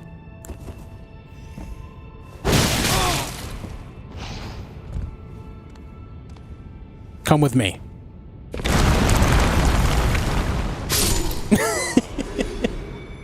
It's been fun, lad. It's been fun. There's many endings. There's 6 total. And here's Hyetta. If you do Hyetta's quest, she ends up here. I realized as we've talked, I'll be a maiden, and you, surely a lord. Go to the door ahead.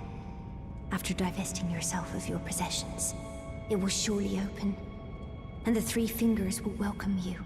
May the flame of chaos find purchase within you. And right here, by talking to Hyetta, if you do her quest, a lot of people when this game first came out did not know how to open this door, including myself. I had no idea how to open this door down here.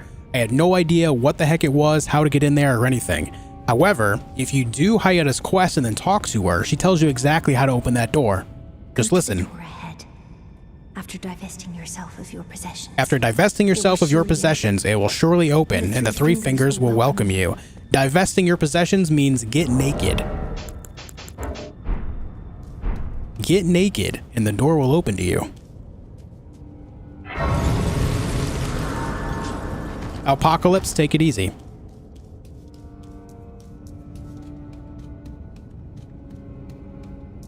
Here's the thing. See how it says open door? I'm pretty sure if you put on some equipment, that option disappears. It doesn't even show you. See what I mean? Like, it doesn't even act as a door. So you don't even get the hints. If you're wearing clothes, you don't even realize this is a door. You can kind of see that it looks like a frame, right? And it looks like maybe some fingers pried open this door at some point, right? Right? But you don't even get the hint that it's a door otherwise until you take off your clothing. And then it tells you can open it. And so it pays to do off that quest. If you're unsure of how this works, she tells you how it works.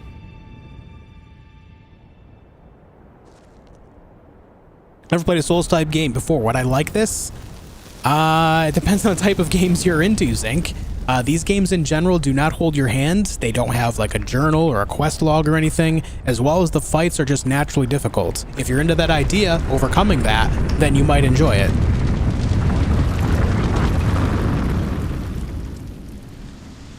All right, guys, everyone give me a hug. Everyone, group hug right now.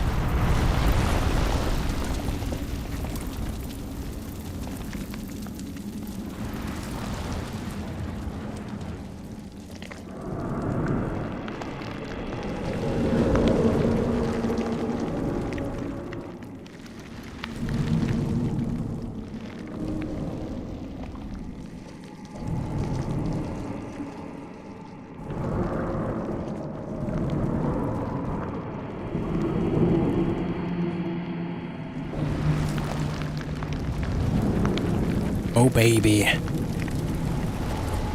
this the last trophy? I've already got all the trophies out of this game, Amal. I'm not playing for trophies right now.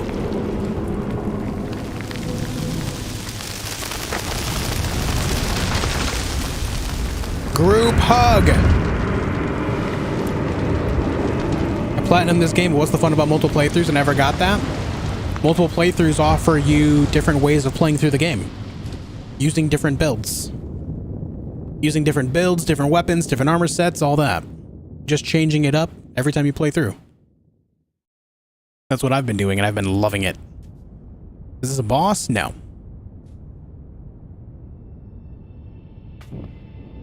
I now have burns on me from the 3 fingers.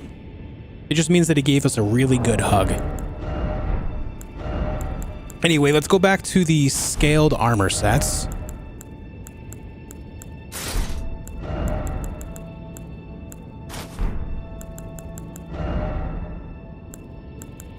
And where's my axe? And my axe! Nice.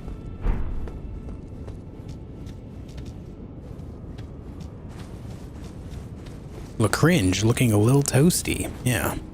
And as well, after you do that, you talk to Hyetta again. This is something a lot of people forget to do. Make sure while you're here, you speak to Hyetta again. So that way, you can burn her eyes out. I know that sounds rude, but if you specifically are using incantations from the Flame of the Frenzy, you're gonna want this. Oh, it burns.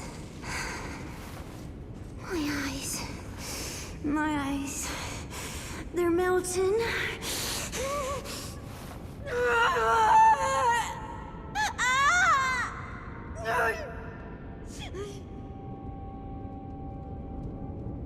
I don't know if I should feel bad or not.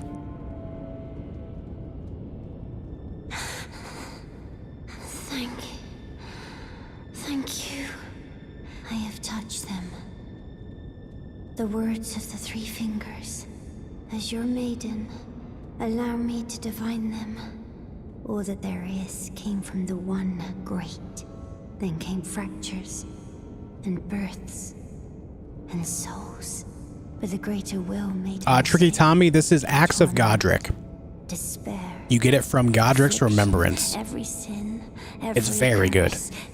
Everyone born of the mistake. And so, what was borrowed must be returned, melted all away with the yellow chaos flame, until all is one again. Those who gave me saying they wished they were to come take their to melt it. Okay, now that you've melted her eyes, I know that's a thing, that's a sentence I just said. Now that you've melted her eyes, rest at the site of grace. Notice that she's on fire.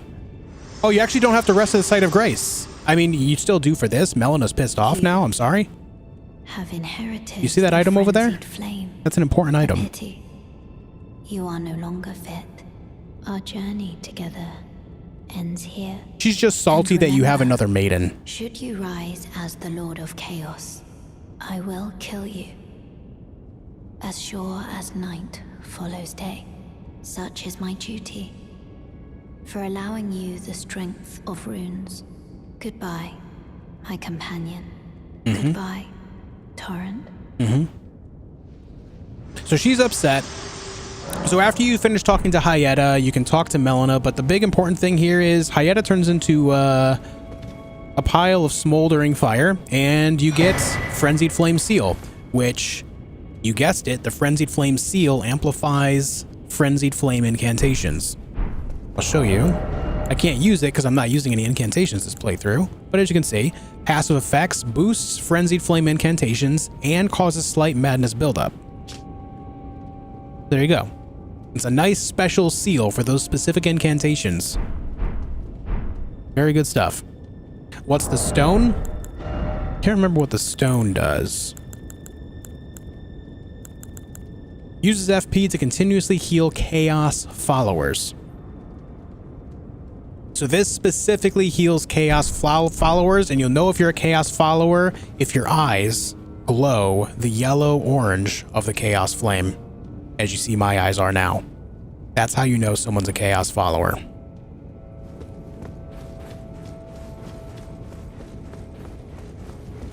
And then, we're not done here. There's more. You see this wall right here? Notice how it's slightly different from the others? Notice that pattern? It's ever so slightly different. You go roll. Hold on, wrong one. This is the...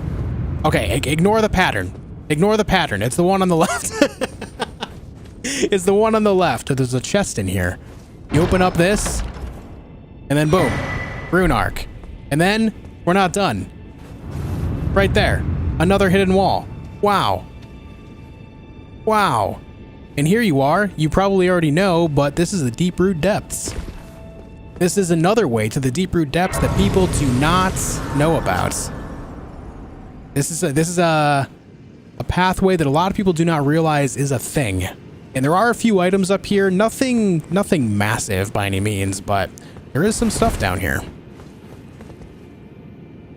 Chris, to answer your question again, I can't get the Bullgoat armor because I'm already beyond that point. You can't go back to fight Bullgoat Tragoth once you complete the Volcano Manor. Once you defeat Rykard, you can no longer do it, and I forgot about that, and I missed the opportunity, unfortunately.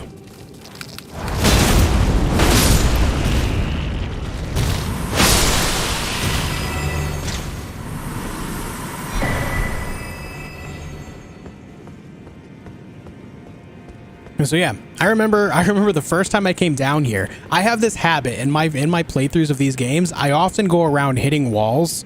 A lot of the time I'll roll into them, smack them with my weapon just to see, because you never know. Especially this game that had so few hidden walls up to this point in the game. I was just still checking everything because I was convinced that I was missing things. And then I found that. Yeah, that's a thing. That's a thing. It's good to see you as well, Donald. What's up?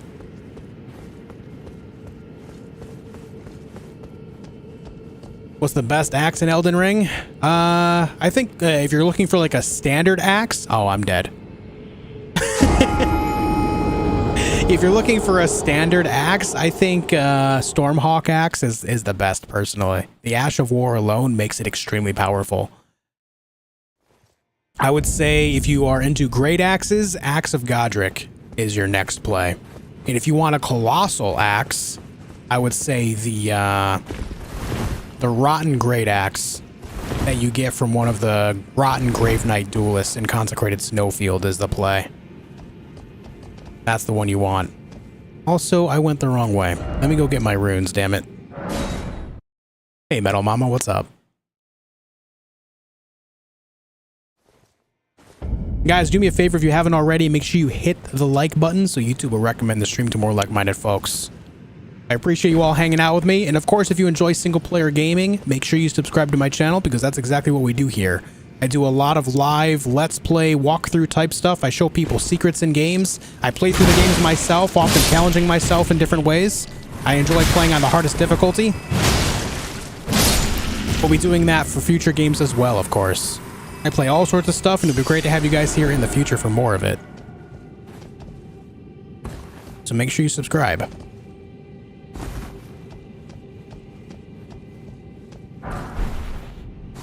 Increase stamina? Nah, my stamina's fine, man.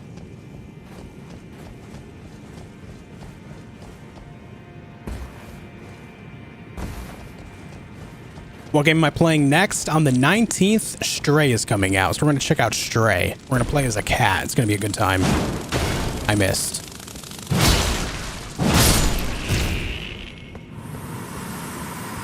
Yeah, Rollin. Dude, what's up? How have you been? It's good to see you. I missed you, mate.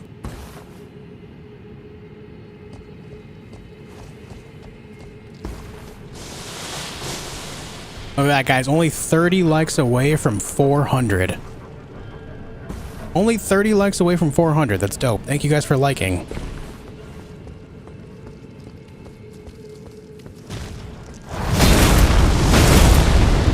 Dang. I was hoping I could get them before they fell off there.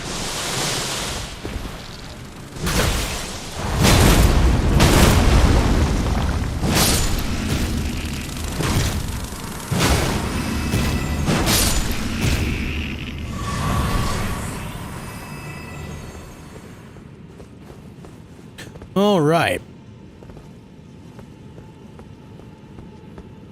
I've actually only gone down this way a couple of times, so I'm not even sure what items are up here.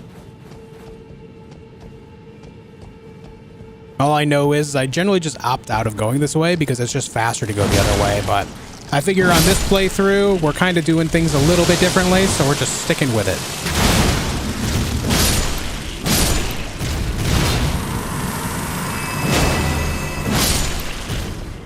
This axe is very effective at hitting flying enemies, too. We like that. Sneaky, what's up, dude? Hey, come on. You never miss me. What gives? I saw what you said about your pants being missing. Sounds like you missed me, huh? Uh-huh.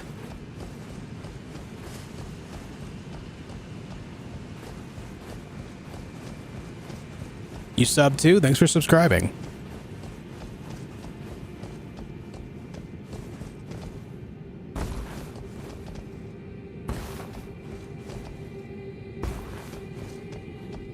Look at that. 400 likes on the stream. Thank you, dudes.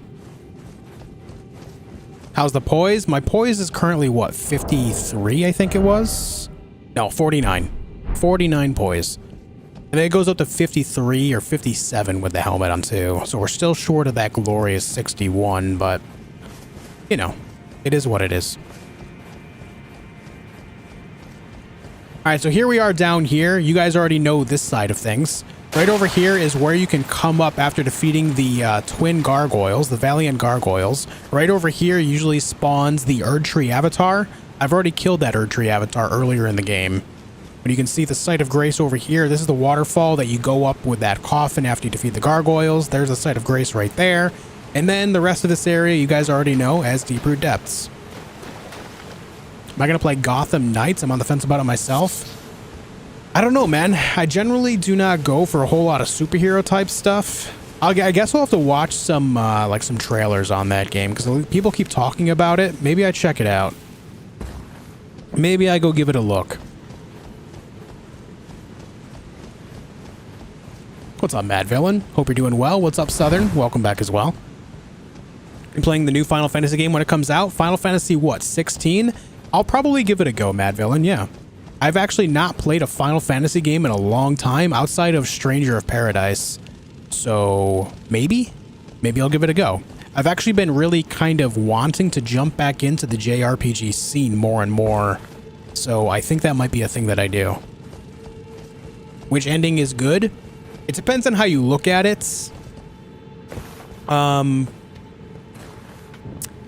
I don't think, like, as far as like if you're looking for like a good ending, as in like are any of the endings truly interesting and really fill you in on what's happening, none of them are all that great in that regard. If I'm being completely honest with you, that's one of Elden Ring's few weak points. All the endings are rather lackluster. That's just the nature of the game, I guess. As far as like, if you're talking about good on a scale of good versus bad, it depends on your perspective as well. One could debate that, you know, despite being named the Dung Eater ending could be viewed as good because the Dung Eater is going out of his way to make everyone equal by bringing everyone down to his level, because he is considered a omen, a fell omen, right? And a lot of people in this universe are, you know, it used to be considered like a blessing, and in the current age right now in this game, being fell is considered a curse. And so what Dung Eater aims to do is bringing everyone down to that level so everyone is cursed, so everyone is equal. That could be viewed as good in a certain regard. Granted, he goes about it in a very devious and disgusting way. But then you have other endings as well that can be viewed as good and evil as well, depending on the perspective of it too. You could give Ranni the throne instead of taking it yourself, if you want to live the Age of Stars, for example.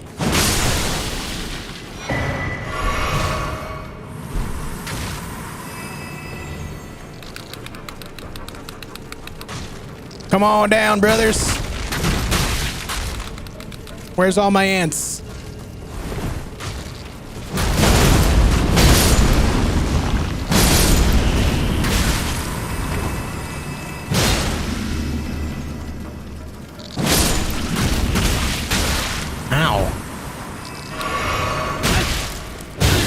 too slow. Stop it. Oh, hey, another ant. Oh.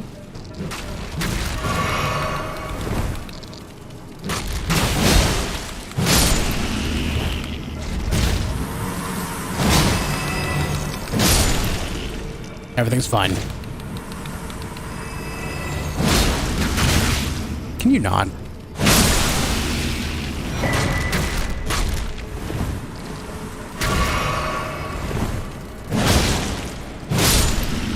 There's so many ants here, man.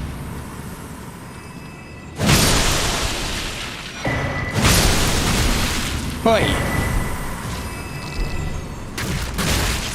Ah. I always forget about the 3-hit combo they have. Even if it just happened to me, I forget about it.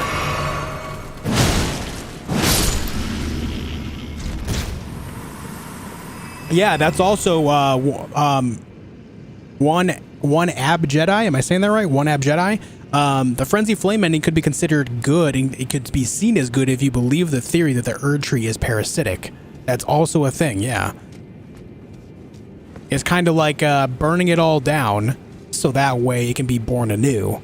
Very similar to, well, I don't want to spoil anything for Dragon Age fans, because, you know, a new game was announced, but if you play Dragon Age Inquisition, then you already know the theory there as well. Same idea.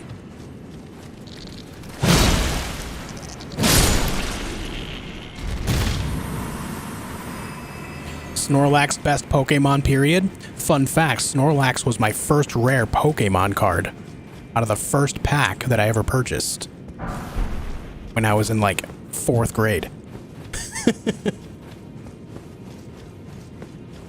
Don't spoil, I'm not spoiling. I'm not spoiling.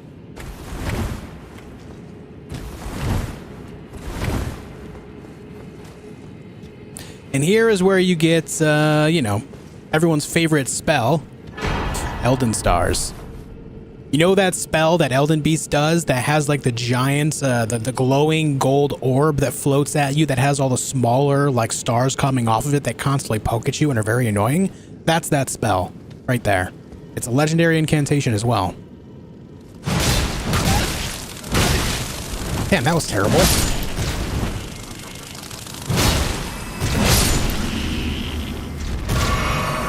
Ed, this is the Deeproot Depths. Deeproot Depths. Wannabe Jedi. Okay, I should have seen that. I should have seen that. Well done. There's a bug stuck in the branch, by the way.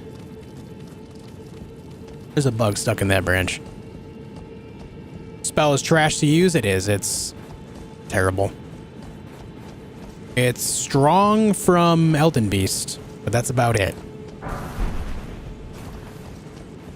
Well, I should say it like this. It's not so bad if you use it the right way. For example, say you're fighting a boss, and think of any boss that is not super fast that it can follow very easily.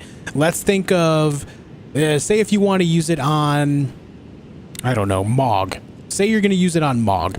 You cast the spell, and then while it's doing its thing, you're doing other things. You're casting more spells, or you're going up and meleeing him, shooting him with arrows, whatever your build is.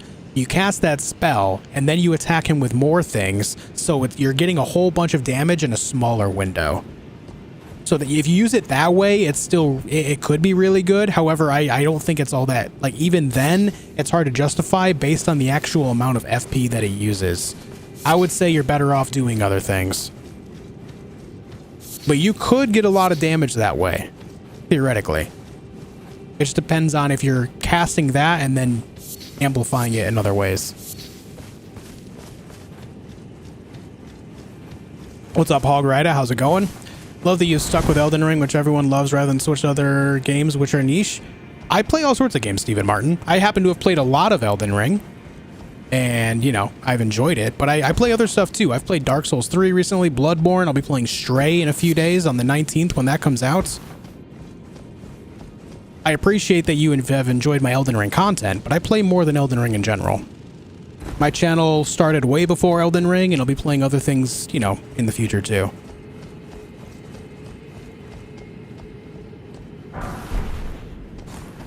I understand, Roland. Yeah, I just my streams have been a lot more successful without it. Platform, Nacho. I'm currently on PS5, but I play on all platforms. 700 people watching, only 433 likes. Amir's calling you out, dudes. Amir is calling you out. Make sure you guys leave a like on the stream for me, yeah? Helps out in a big way. Will I ever do a crossbow only playthrough? Probably not. No. I don't really. I've already done a bow only. And as much as I did enjoy that, the whole idea of like farming and gathering materials and stuff for all that again, I just don't care to do.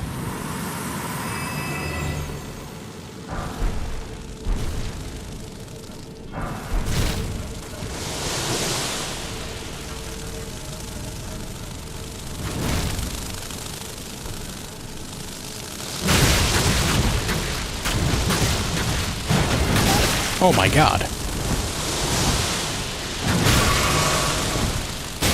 Oh my god, there's so many.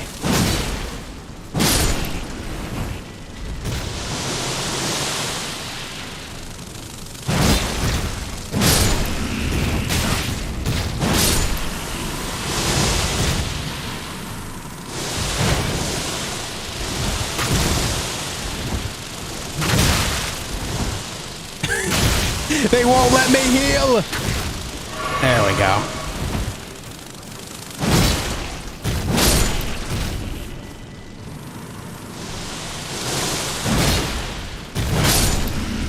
So yeah, please don't get the wrong idea about my channel. I'm glad that you've enjoyed the Elden Ring content that I put out, but please, please, please, please understand that I do play more than just Elden Ring.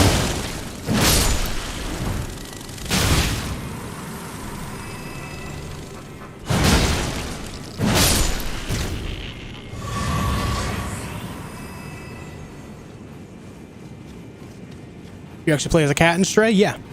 Yep.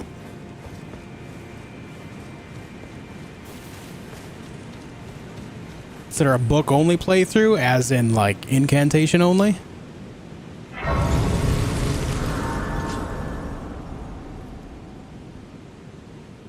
No, I did a battle mage playthrough, and my very first character was a prophet, so that I used a lot of incantations on. I just don't enjoy it as much as like just going melee. What's up, Michael?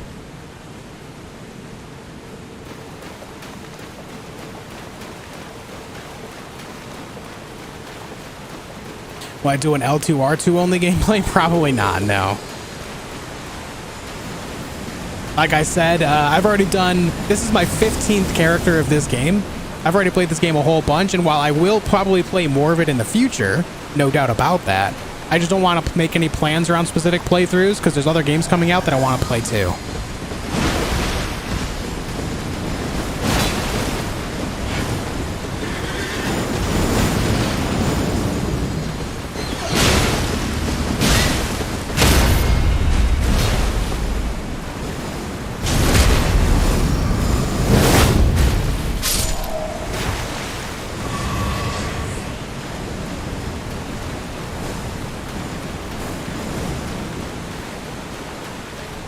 What's up, Henrique? How's it going?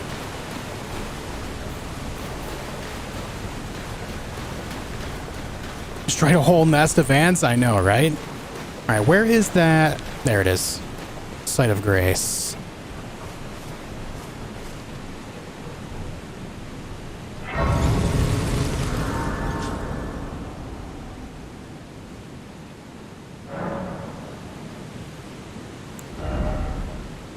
All right, let's see. We've almost got 50 strength here.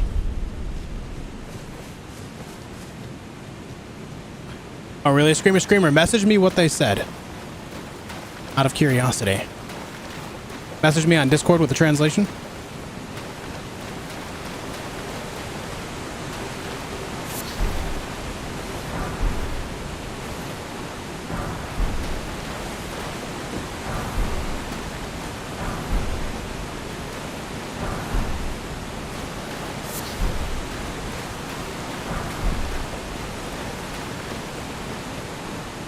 All right, there is a Crucible Knight over this way. We talked about this Crucible Knight a few oh, not a few hours ago, but yesterday, someone said that this one was named Siluria. I don't think it is. They're using Siluria's tree. Oh, it is Siluria. I never noticed that. This is actually Siluria. That's awesome. I never really noticed.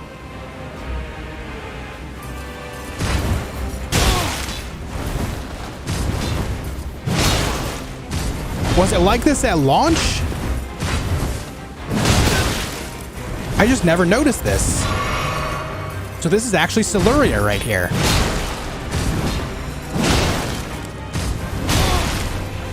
That's so cool.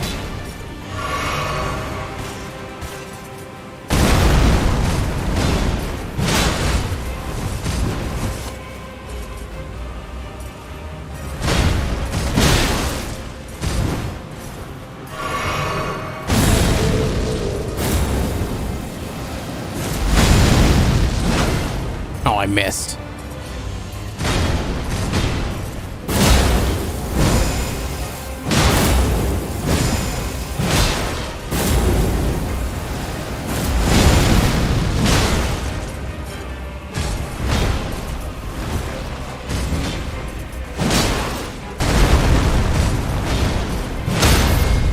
Good finish.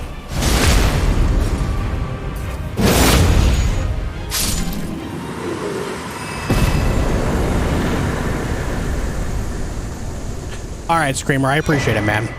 Sounds good, dude.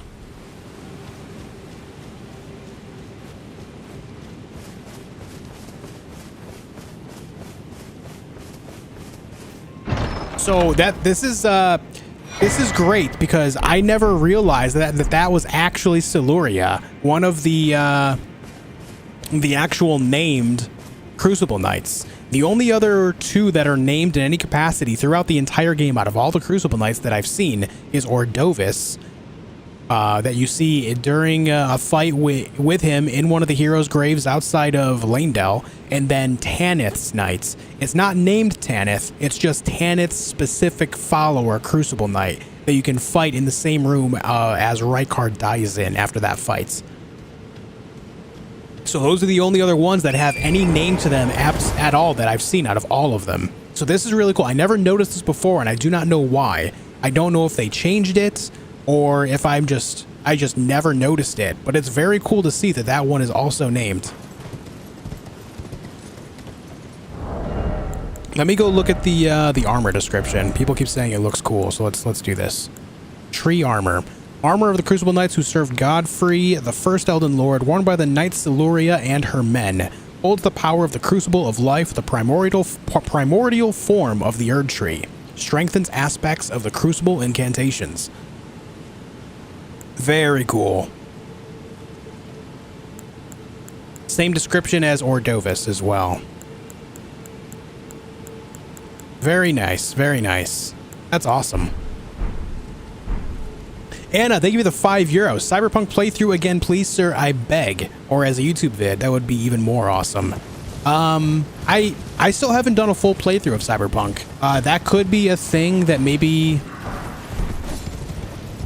we end up doing a full playthrough at some points. I would like to because I haven't done it yet. Oh, let's not go that way. I want to go down this way. I haven't done that yet, so I think that would be some time well spent at some point. Thank you for the €5, Anna. And hope you enjoyed your birthday yesterday.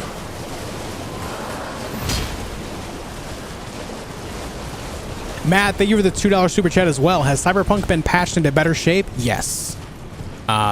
So while I haven't done a full playthrough of Cyberpunk, I haven't even done like a half playthrough yet. I did start the game at one point, and I have been keeping tabs on it for a while. I still have it installed on my PC, strictly because I always like to just kind of load up the game once in a while and just walk around Night City. Night City by itself is gorgeous. It's really, really great. And a lot of things about the game have been improved, specifically, in our performance. When the game first came out, I was barely able to get like 45 FPS on my PC that I have right now. And despite my PC being very powerful. And now my PC gets upwards of 110 FPS. I could almost lock it at 120. It's just shy of being able to lock it at 120 FPS. So that's pretty cool. They've definitely increased their performance a lot.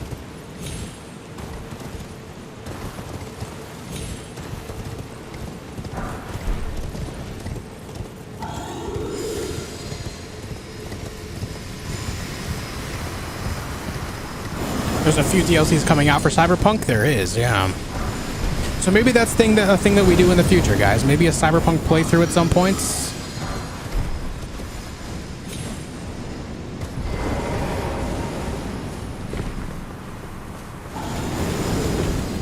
I know they've been working on the AI and stuff as well in that game. I'm not sure how that is. I've not really done a whole lot of AI interaction, if I'm honest with you.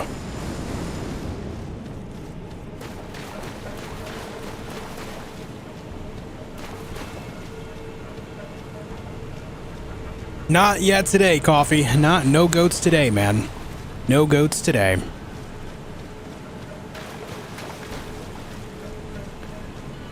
I didn't really do a whole lot of conversations with Fia. Hopefully she is here.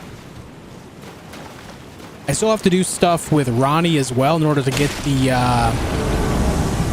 rune thing, so we need to do that soon too.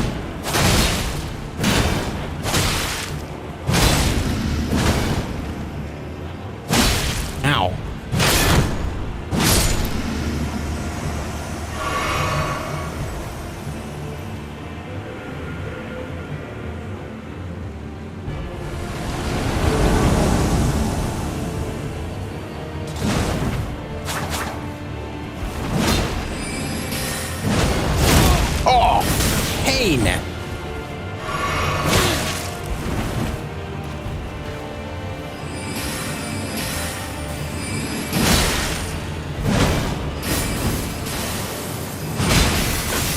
I hate the shower spell.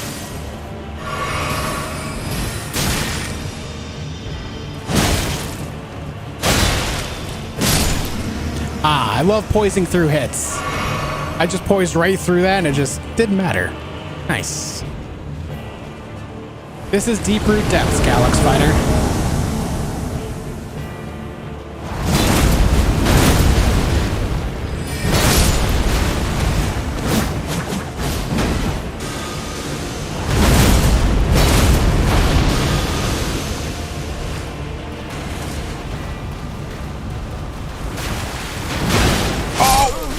I rolled early. Unfortunate. I rolled early, man.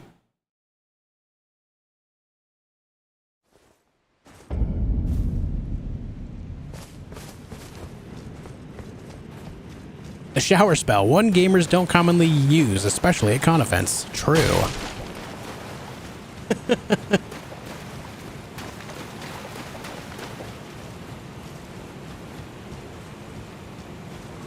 Yeah, that sweet double axe action. Yeah, all right.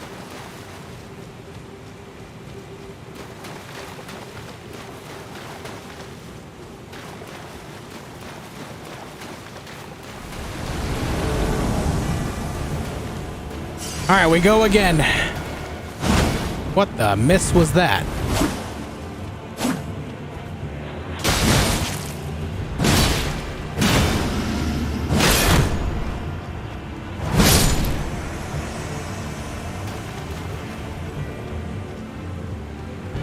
All right, on to Rogier.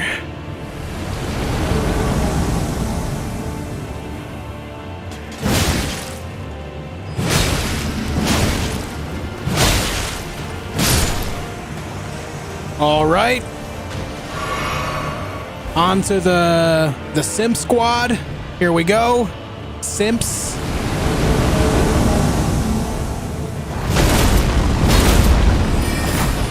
I did that too early. I'm sad.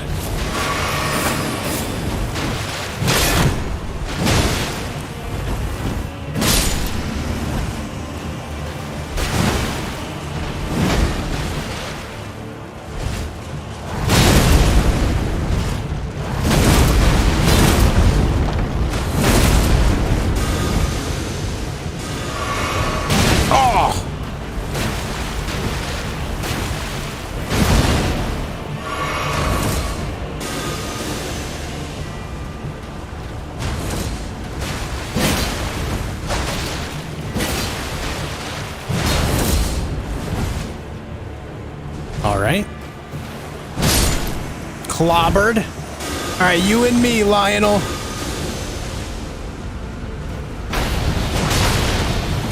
The skulls, dude. Come here. No?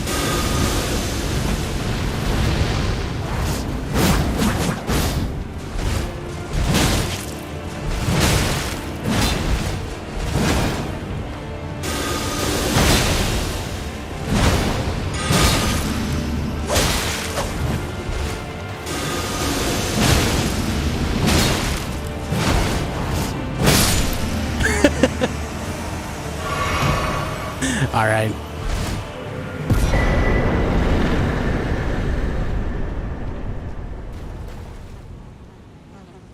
All right, why is Fia not here? Maybe she'll appear after I hit this? Is that what she does?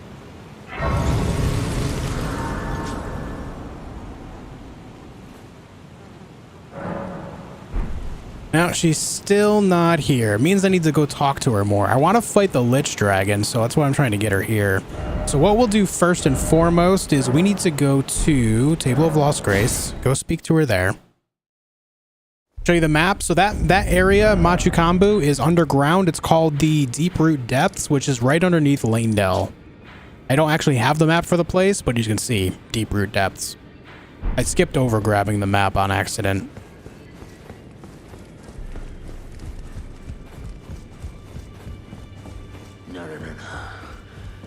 I am. Would you like? Yes, hold me. Come closer. Hold me.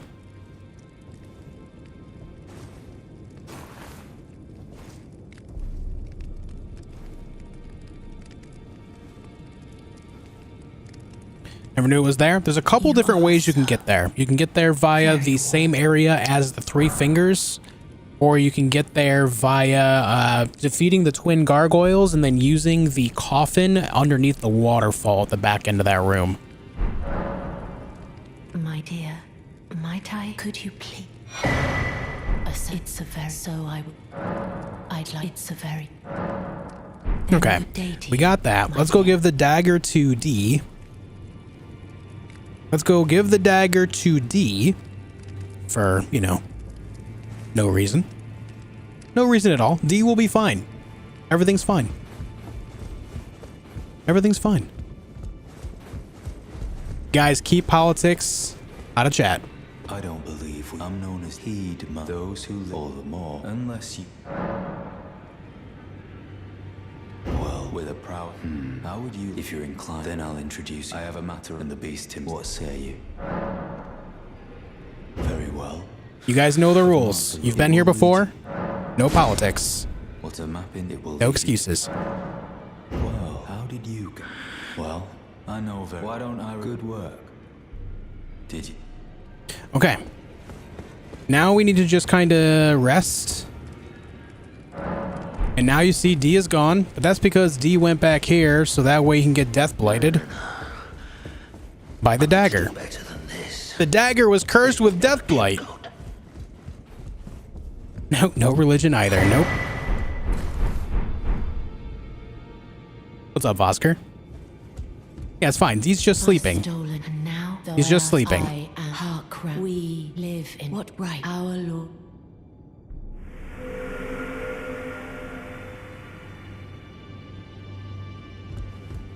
Okay. Now Fia should be over in the room underneath, what's it called? Godwin, I believe. So now we're going to go here. We have to go to the study hall. So that way we can turn the world upside down and then go get the curse mark. Oh, shoot. Hold on. I got to give the Finger Slayer blade over here first. We can't even get the thing to turn it upside down yet.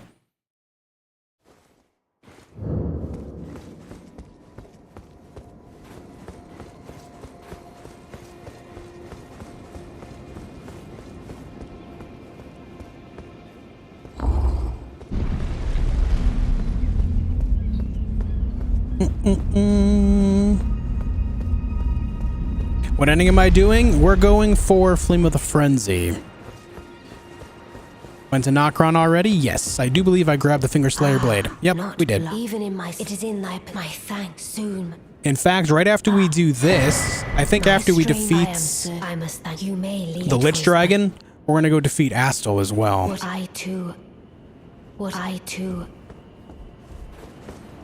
Now that we have that, we need to go here. I just did things so out of order. So out of order.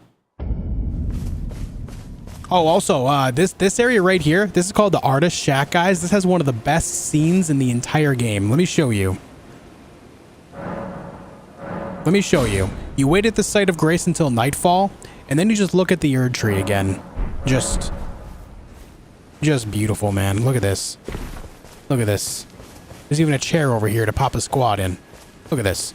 You got Leyndell's walls up there. You got the Erdtree. You got the moon. You got the Divine Tower. That's just so cool, man.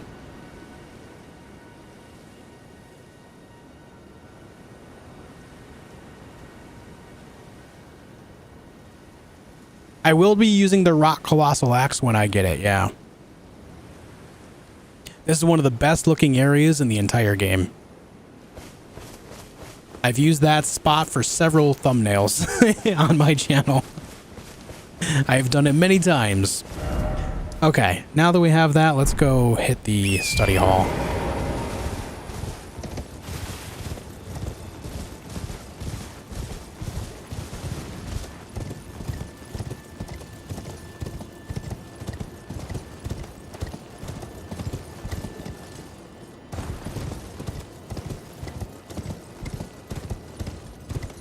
And NASA pics from JWST move over. Josh got you beat. Oh man, I just saw the pictures of Jupiter that they released too. Damn, dude. I'm so excited about that telescope. The Jupiter photos look phenomenal.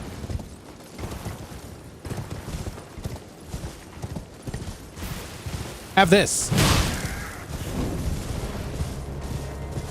Yeah, the game has some really good scenery. Yeah. See the picture of the galaxies? Of course, yeah. Incredible. Amazing.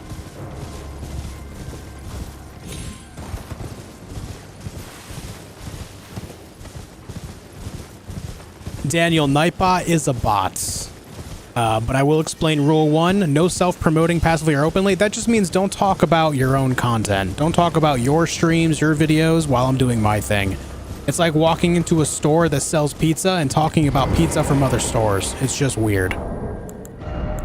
Same idea. No, we haven't fought Melania on this playthrough yet, Vosker. We haven't gotten that far in the game yet. Will you ever do Bloodborne gameplay? I already have, Ivan. I did a full playthrough of it less than 2 weeks ago.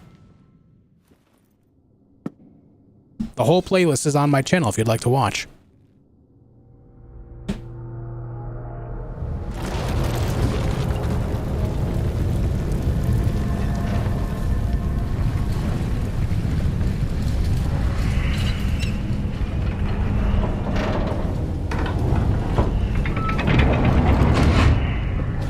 Bad logic? No, not at all. That's a very commonplace rule for most channels on all social media platforms that do any type of content creation. That's very normal. As someone that's been content creating for over 6 years, trust me when I say it's very normal for the majority, like 99% of channels out of all of them. It's not bad logic whatsoever.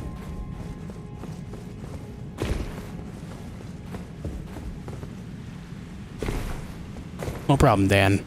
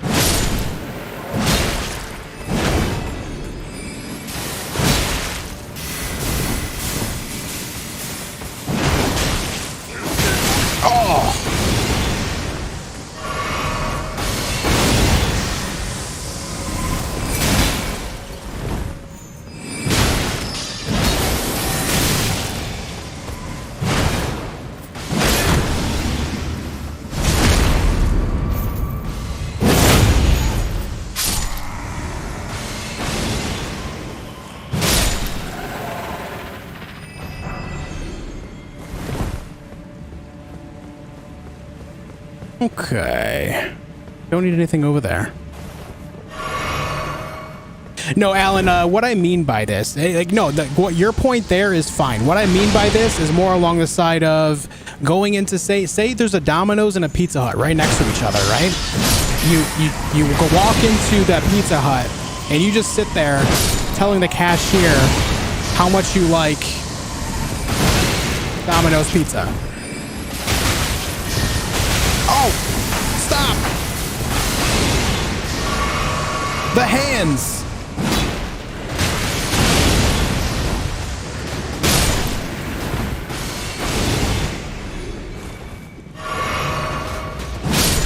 It just makes an awkward atmosphere, is what I'm saying.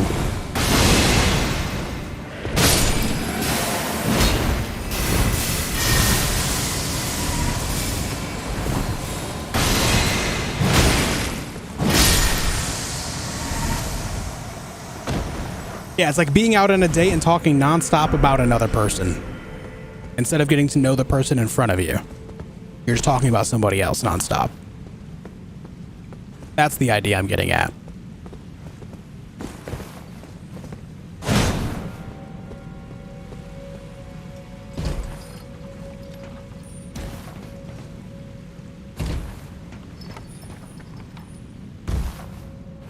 That enemy sucks? Yeah, it can be a pain.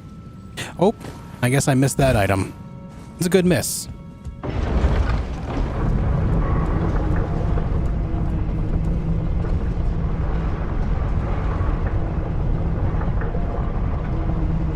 Why no face cam? I prefer to not use one. I've used face cam on a lot of my streams. I've been streaming for 6 years. When I just moved over here from Twitch to YouTube just a few months ago. And I used face cam for the large majority of my streams over on Twitch. It was like a standard thing there. And when I moved over to YouTube, I just kind of changed that up. I just don't really like using a camera as much while I'm live. I like to have as few things like distracting from the gameplay as possible. And the only time I have things up on stream, or if it's like a promotion of some kind, like if I'm a partner with someone at the time or something like that. That's you know, to help, you know, full-time content creation type idea. Sometimes you take sponsor deals. Stuff like that. What's your opinion on the axes of this game? I think they're underrated. There's a few that are really bad, but there are some that have really great effects. A good example is Frost on the Ice Rind Hatchet. Another example is the FP recovery that you get passively on the... Oh shoot, what is the name of the axe that has the FP recovery? I'm drawing a blank. Ouch.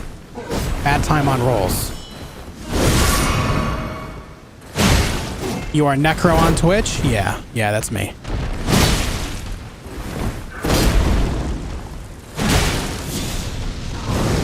Sacrificial Axe, yes. The Sacrificial Axe actually gives you FP recovery. Every time you kill an enemy, you get 4 FP back, which is huge. And then you have the Stormhawk axes. The AOW on the Stormhawk axes is incredibly strong. My timing on rolls is terrible right now.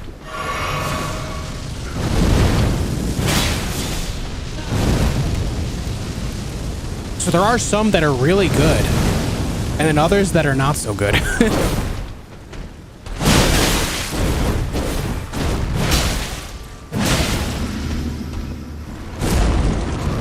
Oh, I'm gonna take hit. Shoot. Bad time to heal, guys.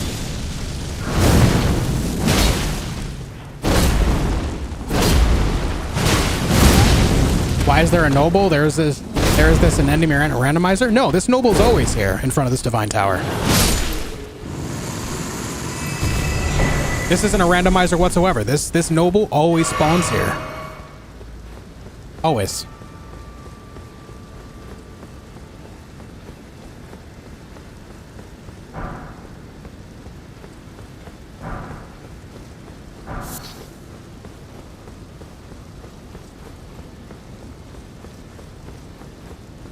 Sacred Butchering Knife gives you HP restore on hits as well. Yeah, yep. So it looks like if it has Sacred in the name, it might do something for you in that regard. Though that might not be totally true because you do get a sacred butchering knife from, what's her name? Anastasia, right? Whose tower? This tower is right here. This is the tower where you get the curse mark for Ranni's quest. Or I'm sorry, Fia. It's like a combination crossover of Ranni and Fia's quests. It's connected to the Karian study hall right here. But yeah, this Godskin Noble has 100% always been here since day one.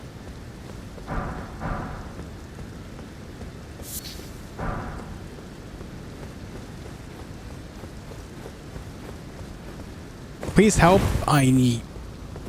Went to Moonlight Altar by doing parkour and by mistake gave Ranni the ring without being to Nokron and without defeating Radon. I don't know if I will get inverted statue. If I had to guess, you've already gone beyond the point of getting the inverted statue, so I don't know if that'll work. I truly do not know. The only way to try is to go get the Fingerslayer blade and see if Ranni will still be at her tower for you to give it to her. However, if you've already given her the ring at the Moonlight Altar, then I would assume that she won't be there. Unless her character is in multiple places at once, which generally is hit or miss. Sometimes yes, sometimes no. Depends on the character. Why'd you move from Twitch? Because my content is a better fit on YouTube. Let's play style content and walkthrough content has been on YouTube basically since day one, whereas on Twitch, it's something that, while it does exist, doesn't get nearly the attention as it does on YouTube. It's just a matter of the content I create fits better here on YouTube than it does on Twitch. A lot of the people that do Let's Play style content and walkthrough style content are already like soaking up majority of the audience as far as that goes. Think of people like Carnage and Dan's Gaming, for example. And, you know, they deserve it. They're very good content creators. I've watched them both for hundreds of hours. I love their content. It's just a matter of they're soaking it up so much that it's hard for anyone else to get a foothold. And that's just the nature of it.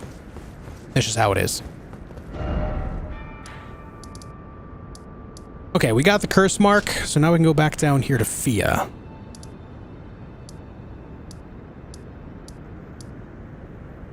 Is it here? Across the roots, maybe?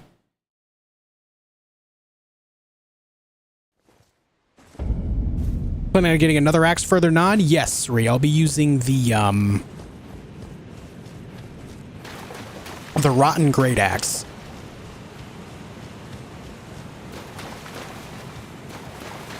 Go where the cache is. It's not even a matter of that. Like, I mean, don't get me wrong. There is a kind of like a correlation, but all I've ever really wanted is just more eyeballs on my content. I was already partnered and stuff like that over on Twitch. I was doing, you know, full-time streaming already over there too.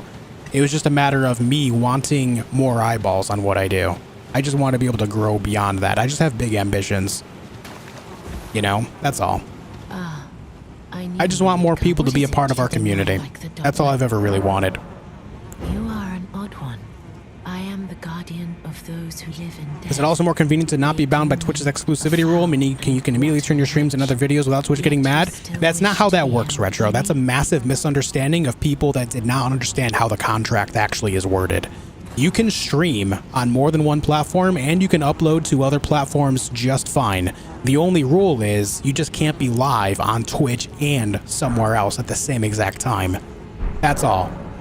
The exclusivity deal that they have going on with their contracts is not what people think. If you are signing a contract on Twitch, it just means that you can only stream on Twitch while you're streaming on Twitch.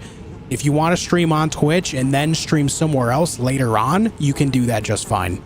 And this is why it's very important to very specifically read every single word of a contract. A lot of people misunderstand that. Use this as a teachable moment. The Twitch contracts that you sign as an affiliate and partner, while there are exceptions to this rule for people that sign like, you know, money-based contract deals, if you are not one of those people, if you are just signing the standard contract for Twitch, there is no exclusivity deal. It just means that you cannot use multi-streaming programs at the same time. Have you ever seen a for other platforms? When the first of the demigods died, that's all. His flesh was marked with the half-wheel wound of the centipede. Godwyn's Hallowbrand has since been recovered at the Round Table Hold. But there is another Hallowbrand out there somewhere.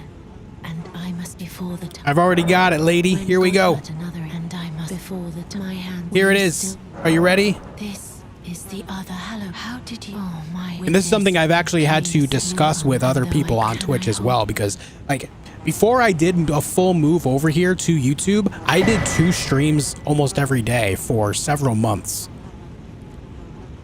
I streamed on Twitch during my standard time, and then I would stream again over on YouTube later on in the day, and I never broke any rules by doing that. I will send it the new life as the release brandished stay that I become. And this is why I recommend specifically that if you do want to stream on multiple platforms at the same time, just don't sign any contracts, because then they can't stop you. You have no legal boundaries at that point.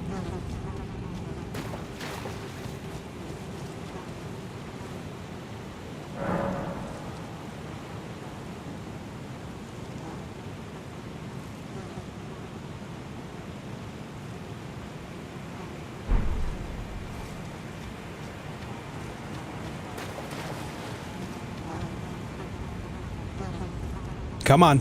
Give me the fight with the Lichdragon, please.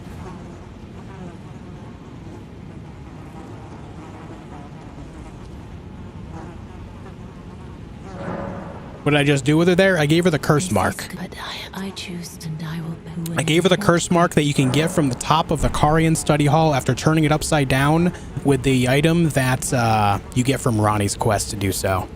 It's kind of a crossover moment with these 2 quests.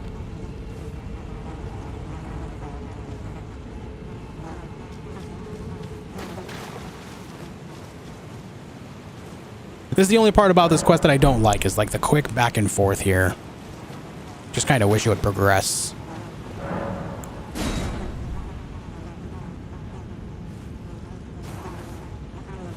Yeah, Fortissax is a badass dragon. Nice, Alex. Malekith is a cool fight, man. I kind of wish that they gave him a full health bar, though, instead of splitting it with his previous form.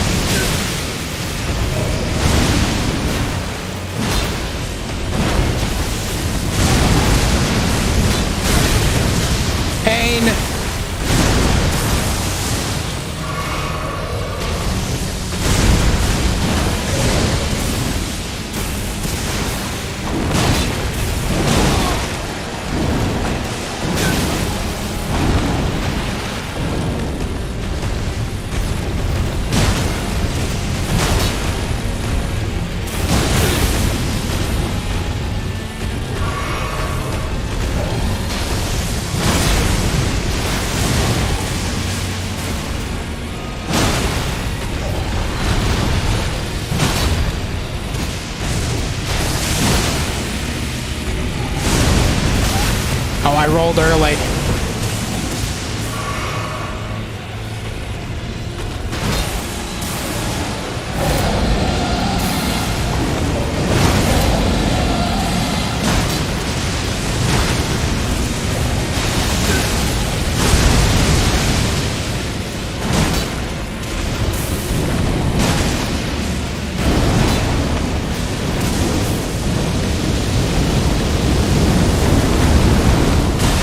You make sure whenever the dragon goes up in the air, you just run towards the dragon's tail.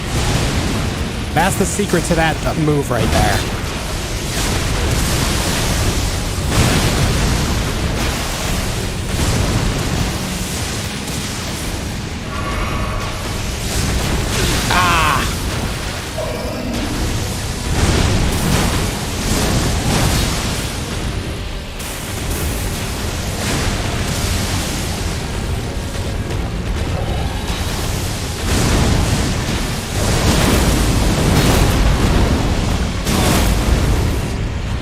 He really flew away during my earthquake.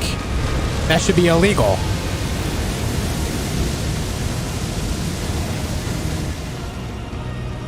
That should be illegal, man.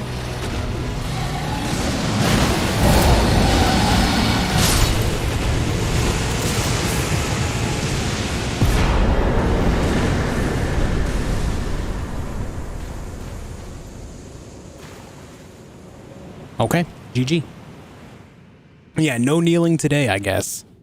The lightning track drives you nuts in this fight? Yeah, it's very annoying. It makes that fight a lot more difficult, though, I will say. It's like an artificial difficulty to it, you know? Okay, we got that. Let's go do Astel stuff now, shall we? Shall we? Guys, thank you for over 500 likes on the stream today, by the way. I appreciate you all coming in, hanging out with me, hitting the like button. It's a great way to support the channel. I really appreciate it, guys. Thank you very much. Reminder that this Tuesday, we're going to be playing Stray. This playthrough of Elden Ring will be wrapped up before we play Stray, by the way. That will be a thing. So you'll see this to its completion before Stray comes out. And then on the 19th, we'll be playing Stray. I'm looking forward to it. We're going to play as a cat. It's going to be a super cool game. Super cool game. I can't wait. Oh, I went to the wrong tower. Whatever. Let's just touch Grace. Astel looks like a mutated nerd rope. I have never heard such an accurate description of anything in my life. That is actually true. He does look like a mutated nerd rope. 19th for you is in 2 days? Yeah, for me it's in 3. The 19th for East Coast, 4 p.m. East Coast of US.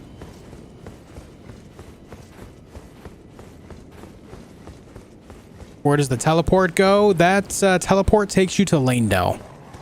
It just takes you to basically Leyndell. It's one of 2 ways to get into Leyndell. I generally go for fighting the Draconic Tree Sentinel just because I like to fight it. To get into the city that way. How to get to Malenia? I thought it was the final boss this entire time. No, Malenia is an optional boss, Alex. To get to Malenia, you need to find both halves of the Erdtree medallion. The first half you get over in a small village hidden underneath the mountain in the southwest area of Liurnia. You find it all the way over here. See where it says Village of the Albinaurics? This is actually underneath this plateau here. This is underneath. There's a little bit of like a... You can follow the water line here, and you actually end up in an underground area. It's like under the mountain itself. And then you'll find like a slope that goes up to the Village of the Albinaurics. You find the first half there. And then after you get that, you have to go to this tunnel here. Show it to a person named Latena after this dungeon over here by this shack, and then she tells you to go up to Castle Sol, which is in the mountaintop region. You have to defeat a boss up there at the fortress castle thing, and then it gives you access to the other half of the Erdtree medallion, and then you use both halves of the Erdtree medallion at the rolled lift. Instead of using the rolled medallion, you have to use the secret medallion, which you'll get a option to do so when you go there. What boss are we going for next? Astel. Natural Born of the Void.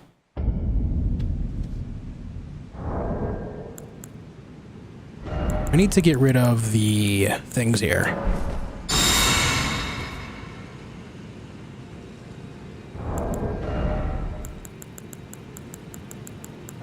Get rid of these Baldakin's blessings. There we go. What about GMT time? What time is it? Oh, I don't know. When it's 4 p.m. here, I think GMT, General Mountain Time, I think you're behind me by 2 hours at that point. So that would be 2 p.m. for you. That's when I go live during my streams. 4 p.m., which is 2 p.m. GMT, I believe.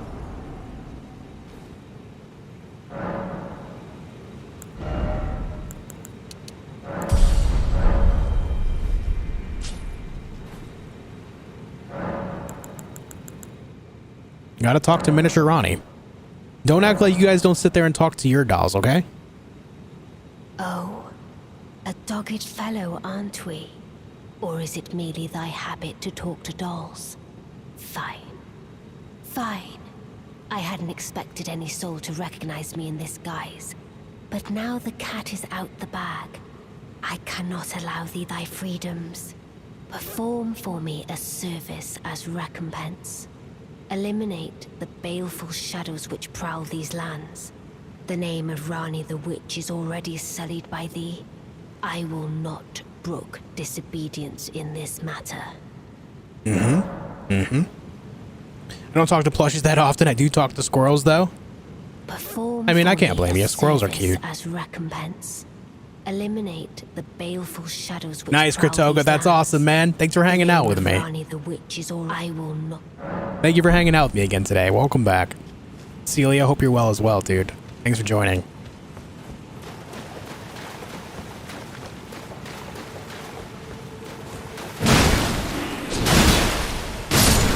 I forgot these guys have incredible poise.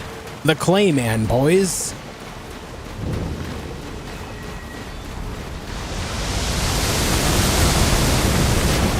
GMT is Greenwich meantime? Okay, so I was very wrong then.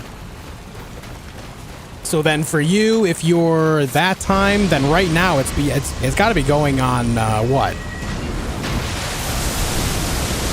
Midnight 40? 12:40 a.m. for you, right? If it's a 6-hour difference, I believe. Or is it, am I thinking that's the wrong way? Is it 4-hour difference right now? I might be thinking about this the wrong way with daylight saving shit. I can't remember.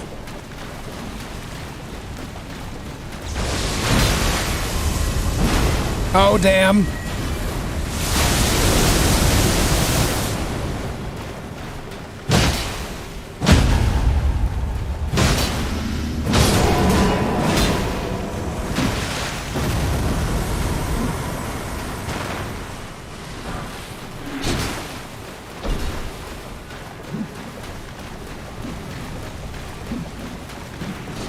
It's 11:30, so it's 11:30 p.m. for GMT right now. So that would mean if I went live 2.5 hours for you, that means that I go live at 9 p.m. GMT. That is when I go live in your region.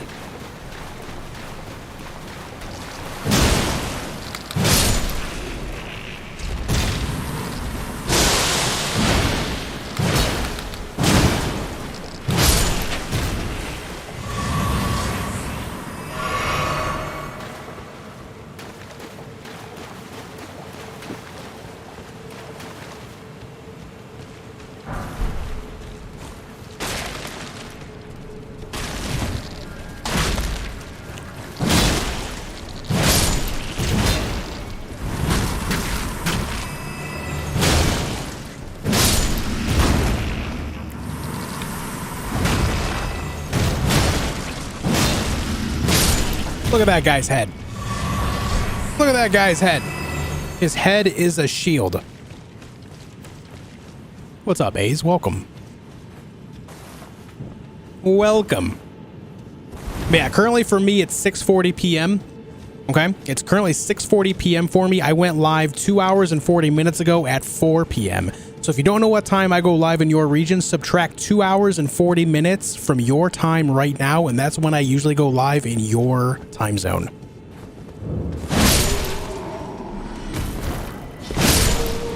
I know time zones get really confusing.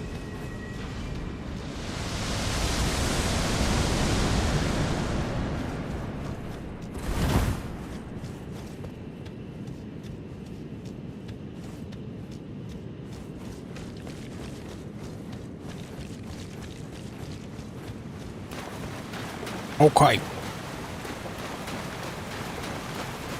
Only because of daylight savings time? Yeah. It'd be nice if it was abolished soon. That'd be pretty tight.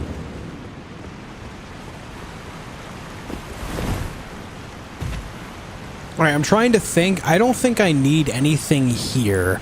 There is a golden seed that we can grab on the far end if we do go up and above, but I just don't care to do that. I'm already at, 11 flasks total at +9, so I think we're fine. We're just going to go underneath and just kind of move on to the Lake of Rot. Let's do that. Nice, Voice of Reason. How you doing, man? How have you been? Welcome back. The power is brutal with that weapon? Yeah, this thing hurts, man.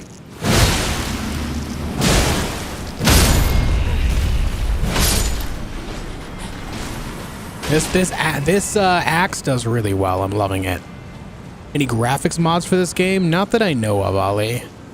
I haven't done a whole lot of modding myself, though, to be fair.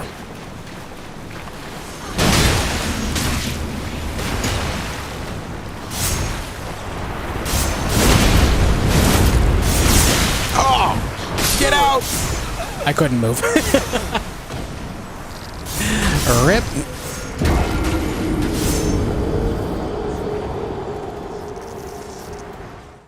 Rip indeed.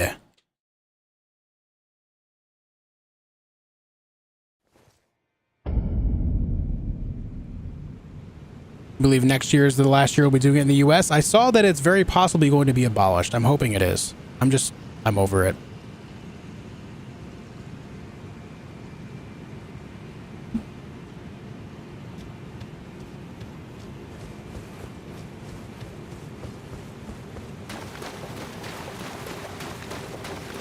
Can't be that confusing if we're all using it, and yet here we are confused. Right? So just because one person says it can't be confusing if everyone's using it doesn't mean it can't be confusing. Calculus is used every day in many fields, and yet it's still confusing to many people. Just because it's common doesn't mean it can't be confusing. Not a fair assessment at all.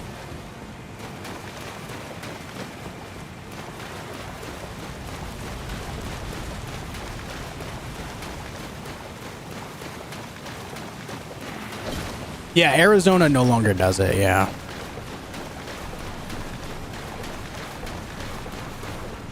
Chaotic neutral.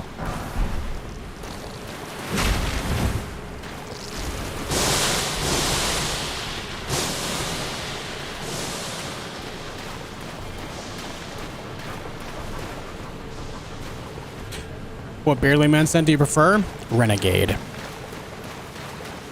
Renegade.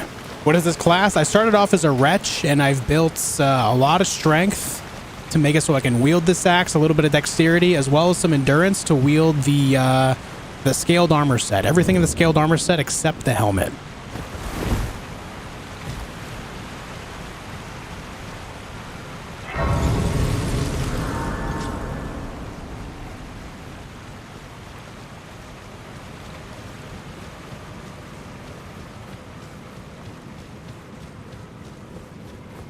I'm doing all right, Nimrod. How are you, man?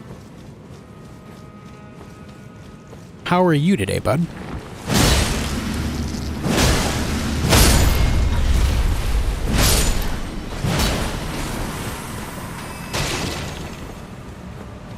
Yeah, not to straw man it, but, you know, just because something is used by a lot of people every day doesn't mean that it can't be confusing to others.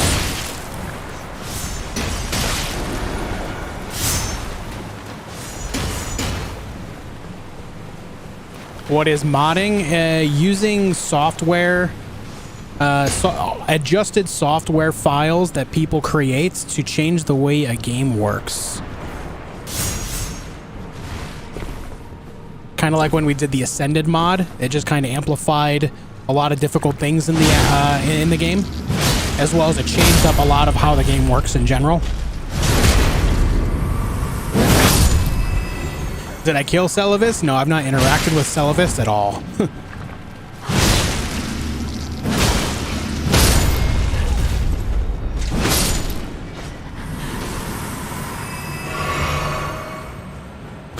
This is hypothetical, but how would you get people who played Elden Ring first to try past games? I only ask because I want to see more people give them a shot. So I would say that if you enjoyed Elden Ring and you can handle the idea that Elden Ring is obviously a little bit more fresh to modern standards, it doesn't mean that you can't get past the idea that other games have aged a little bit. And if you enjoy playing video games in any capacity, if you gave Elden Ring a go and enjoyed it, then you will enjoy a lot of the core aspects of other From Software games. In fact, you can very easily say that Elden Ring borrows something from all of their other games that they've created, right? You have aspects as far as atmospheric things from Bloodborne in certain areas of the game, as well as Dark Souls. You have a lot of the combat aspects from Dark Souls, specifically 3 of the weapon arts becoming Ashes of War in this game, and then a lot of the same Dark Souls-esque combats. You have that same fashion element with different armors that are combined from Bloodborne and all of Dark Souls, so you can make your character look in several different ways.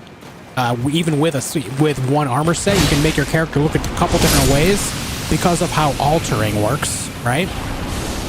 So there's a lot of aspects that are borrowed from other From Software games that has made Elden Ring what it is.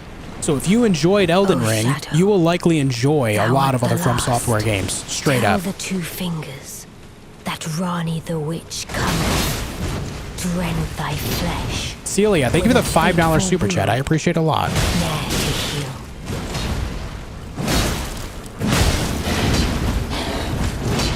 Thank you very much.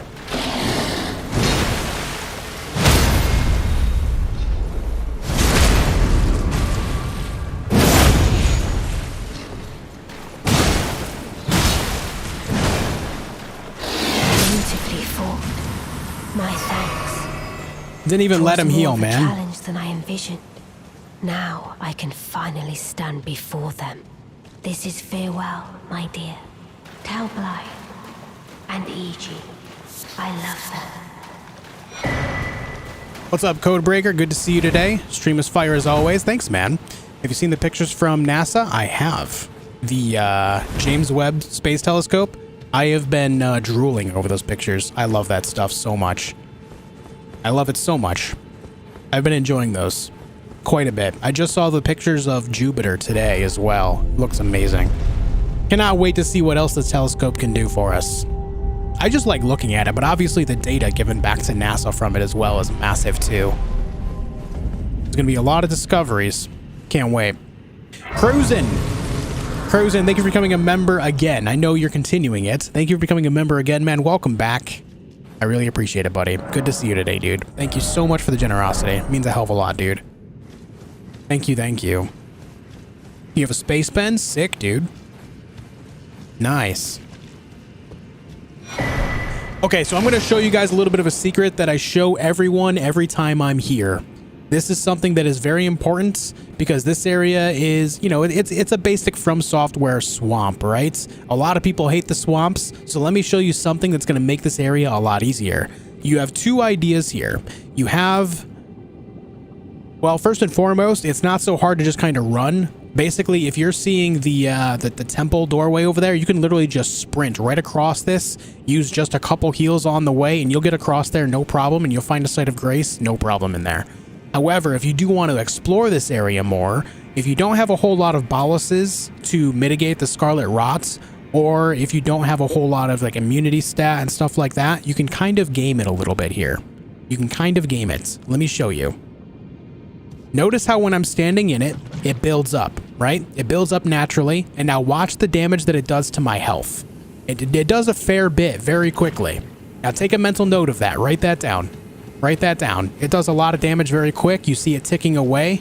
It just goes crazy. It just goes crazy, that damage. Now, let me show you. Now, let me show you something. Let me show you something. What you want to do is fill up the meter about halfway. Fill up the Scarlet Rot meter about halfway, and then immediately roll, and then get back on dry land. Notice how my armor is covered in it, and it's making my meter still go up. When this meter maxes out, it's going to apply Scarlet Rot damage. However, it is half the damage that we took before. Look how much less we are taking per tick on my health bar. Look how much less that is. You see? If you roll in it, it does less damage. Much less damage. Write that down. So if you're having trouble getting through this area while exploring and trying to grab everything, that's a thing that you can do for yourself. It actually allows your health to go literally twice as far in this area. Literally twice as far. Steven Davis becoming a member of the community. Thank you so much, man. I hope you enjoy the emotes you can now use in chat as well as my videos comment sections. Thank you very much for hanging out with me today. And thank you very much for becoming a member here, man. I really appreciate it, dude. Thank you. How would I find this? I like to do a lot of in-game science, Lust and War. I like to do a lot of in-game science. And see, notice how like I did it again. It's doing like half the damage that it was previously, and I'm able to run this far without using any health potions yet.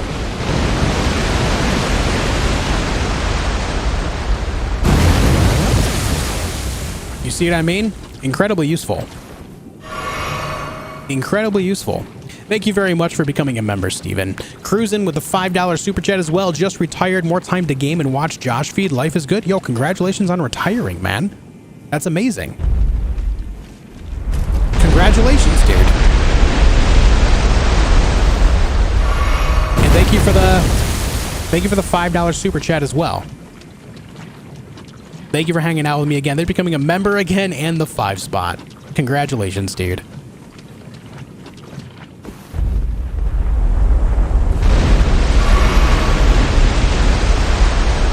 So obviously, the preferred way to do things would just be to suck it up and use like a preserving ballast like this. Like, just use a preserving ballast so that way it resets the bar, you don't take the damage, blah, blah, blah. Or use Flame Cleanse Me if you're using incantations, stuff like that.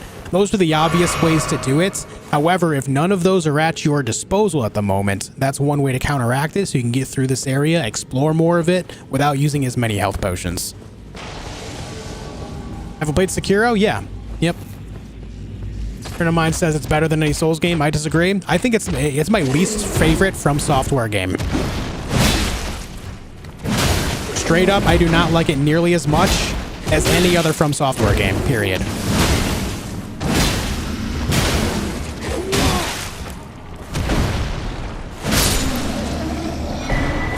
It's still a good game. It's still a good game.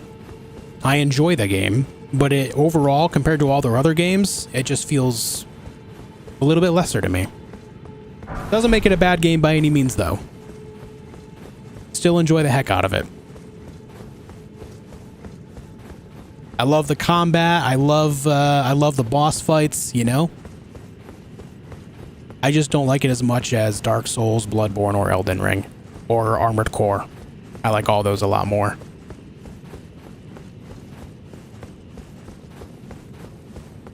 Does this Rot strat also work versus other stats like poison? I'm not sure about poison as far as like poison swamps, but I would not doubt it, Lust. I would not doubt it.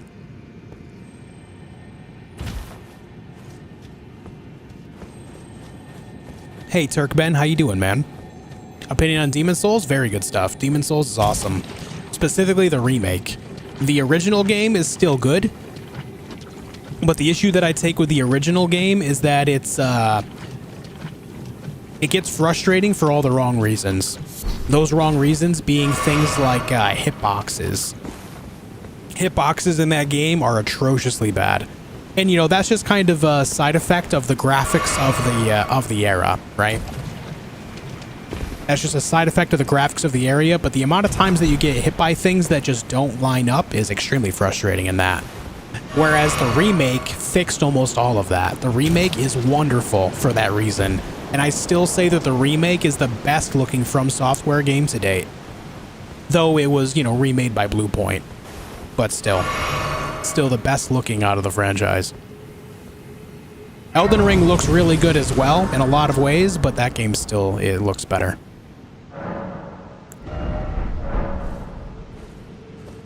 Yeah, Armored Core is actually some of my favorite. I love Armored Core. The entire franchise is amazing. There's not a single Armored Core game that I do not like.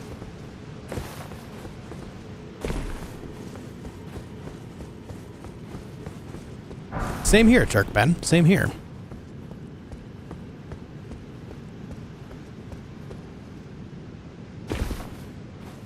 Celia, I agree.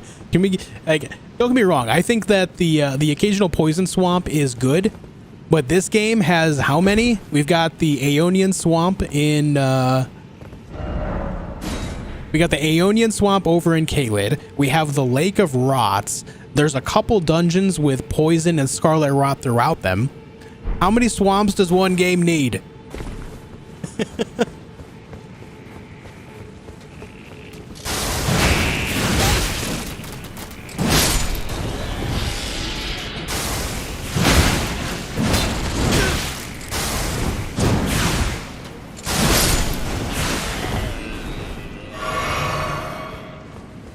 6 swamps in total? God.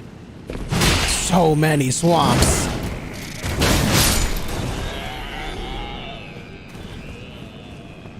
First time here. Thanks for joining us, you Shenlin. Will you play Saints Row? I'll probably check out Saints Row when it comes out, yeah.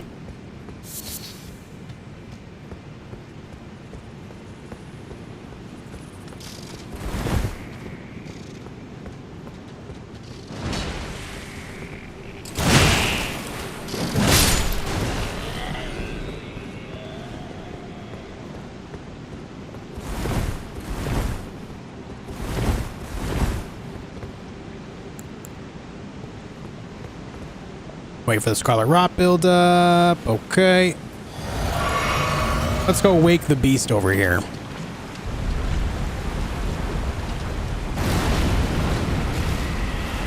You can never have enough swamps.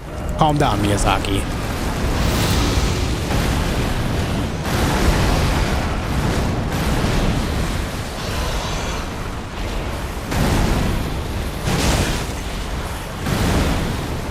Come this way, please. Thank you.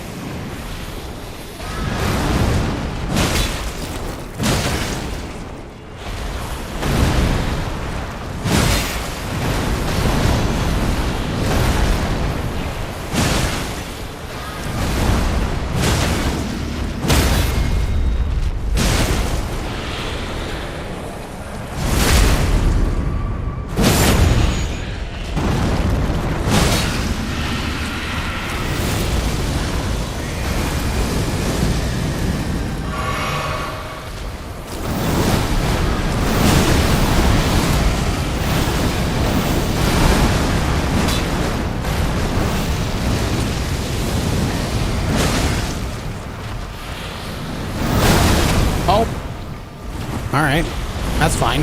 Oh! He did it again! Don't do it a third time, please. Alright, good.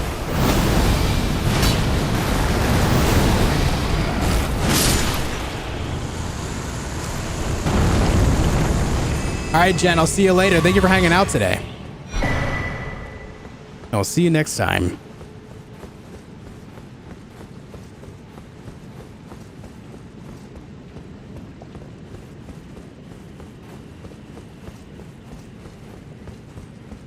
Did you pre-order God of War? Not yet. I'll probably just buy it the day before it releases. That's how I usually do it, Yushen.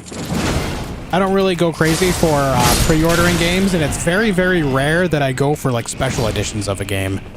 Even if I really enjoy it, it's very rare.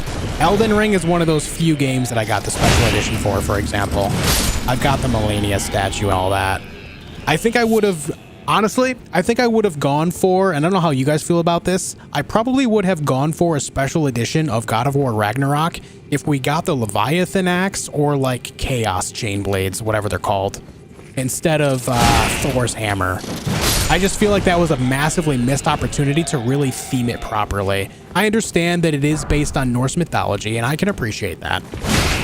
I just think it would have been much more appealing to actually have something specifically to the main character as opposed to one of the people you'll be fighting in the story. I would have absolutely gone for it then.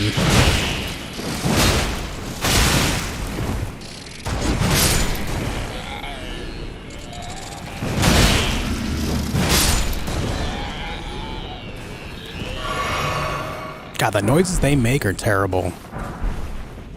Returnal? I have played Returnal a couple times on stream, Ace. Probably will again at some point in the future as well, because I really enjoyed what I did play.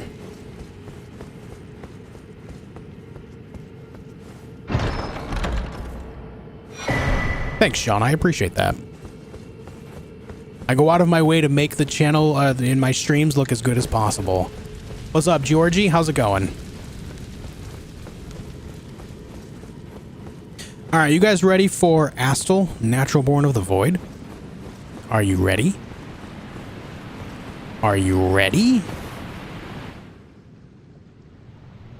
Also, I saw someone ask earlier, just as Mike is joining us for the first time. Thanks for joining us. This axe is called Axe of Godric. I think it was Nimrod that asked, but I I saw your question, but I was talking about something else and then blanked on responding. I apologize for that, dude. It's the Axe of Godric. You get it from defeating Godric, taking his remembrance to the Round Table Hold to the Two Fingers Crone.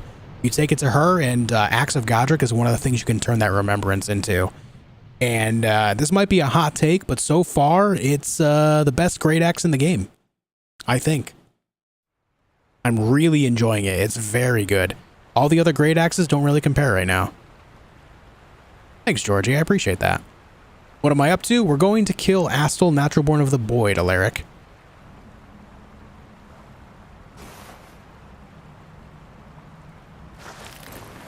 What'd you say your favorite weapon was yesterday? Mirai's Executioner's Sword.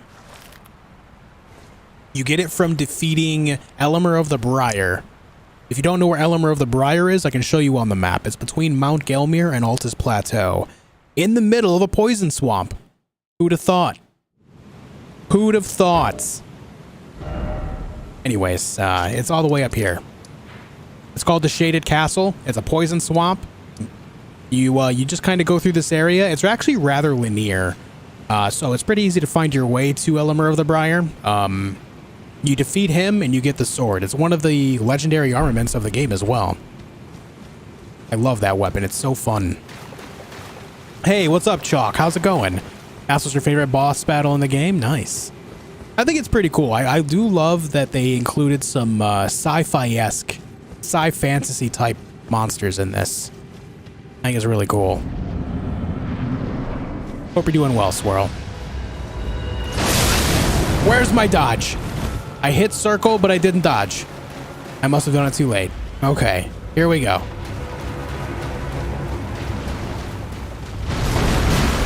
Hey, thanks, Retro. I appreciate that, man. Thanks, dude.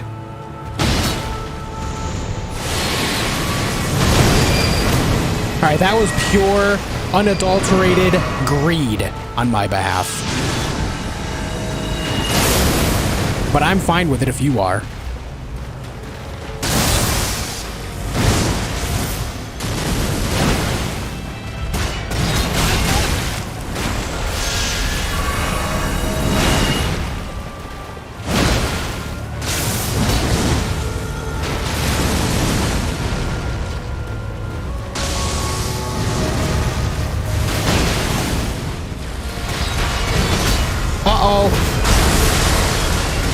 Unfortunate. So far, not so good here. Taking a lot of bad hits.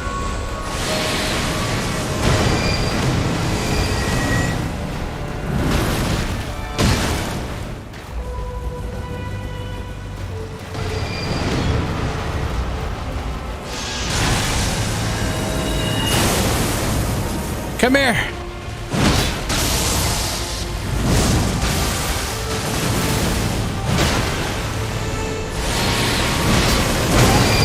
I was hoping that would knock him.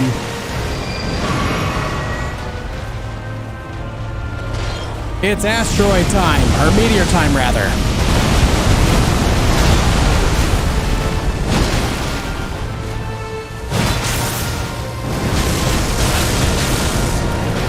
It's pain time.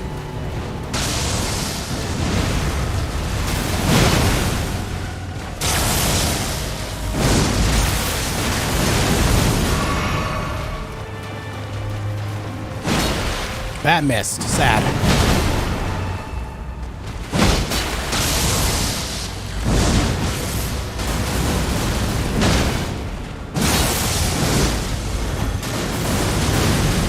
Come here.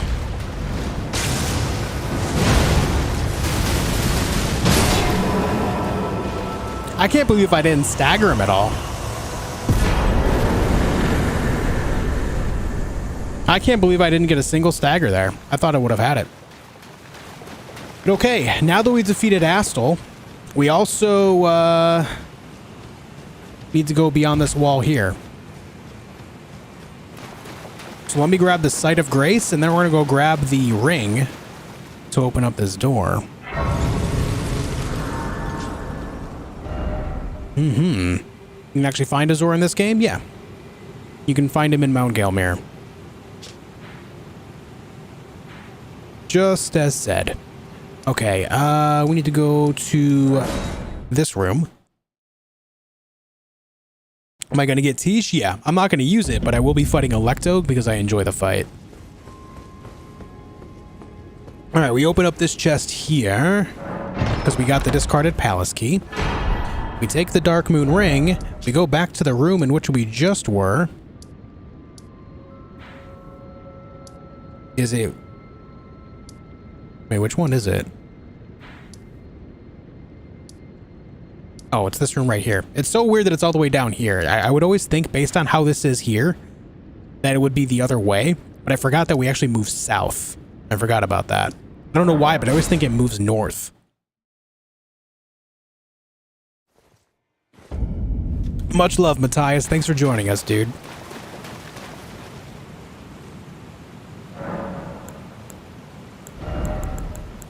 More strength. We're almost at the soft cap for strength, man. Hold on. The soft cap is 60, right? I'm pretty sure it's 60. Guys, listen, we're only 30 likes away from 600 on the stream today, which is pretty impressive. If you haven't hit the like button yet, if you are enjoying your time here, make sure you hit the like button as well as subscribe to the channel. I play all sorts of single player stuff here. It'd be cool to have you guys here for more streams in the future. We're only 75 subscribers away from 17,000 on the channel as well, which when I first moved over here to YouTube from Twitch, I was at 3,500 subscribers, and now we're almost at 17,000 already. That's wild. Thank you all for joining me. Get that talisman that enhances jump attacks. I already have it. I just don't care to use it. I've used it on a lot of my other playthroughs, and it does significantly help the damage. I just don't like using it so much for this. Just trying to change up what I do. When I play through a game several times, I like to try to approach it differently every time, as much as I can. Take it easy, Banana Bandit. Thanks for hanging out today, dude.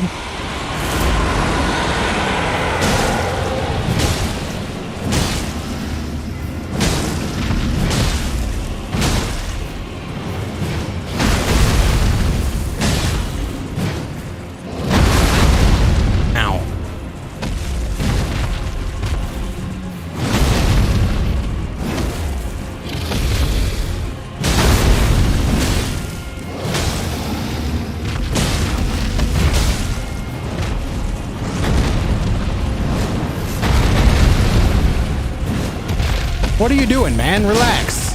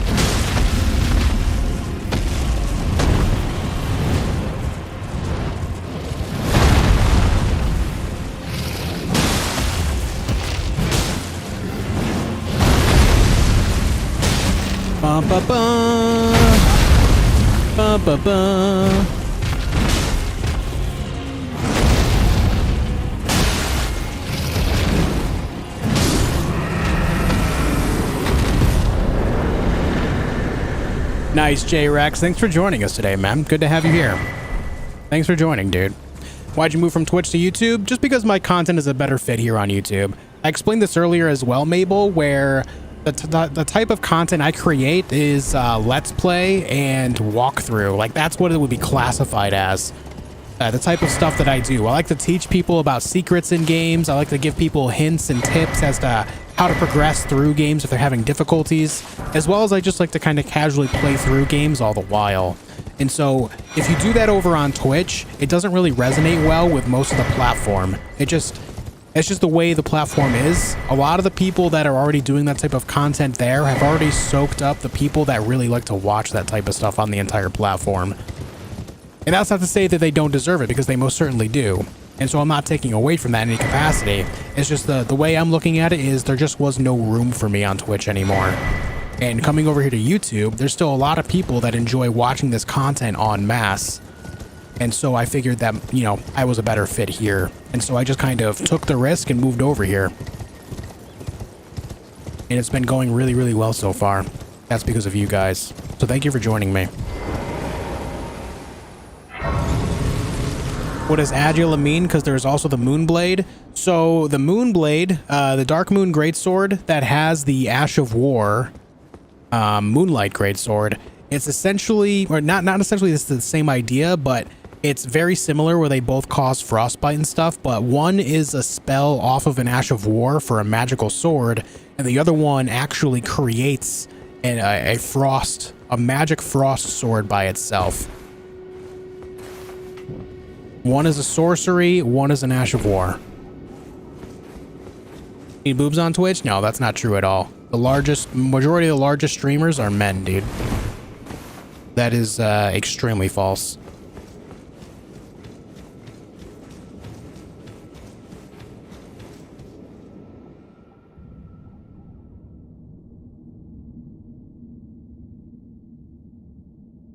Look at that, 2 fingers.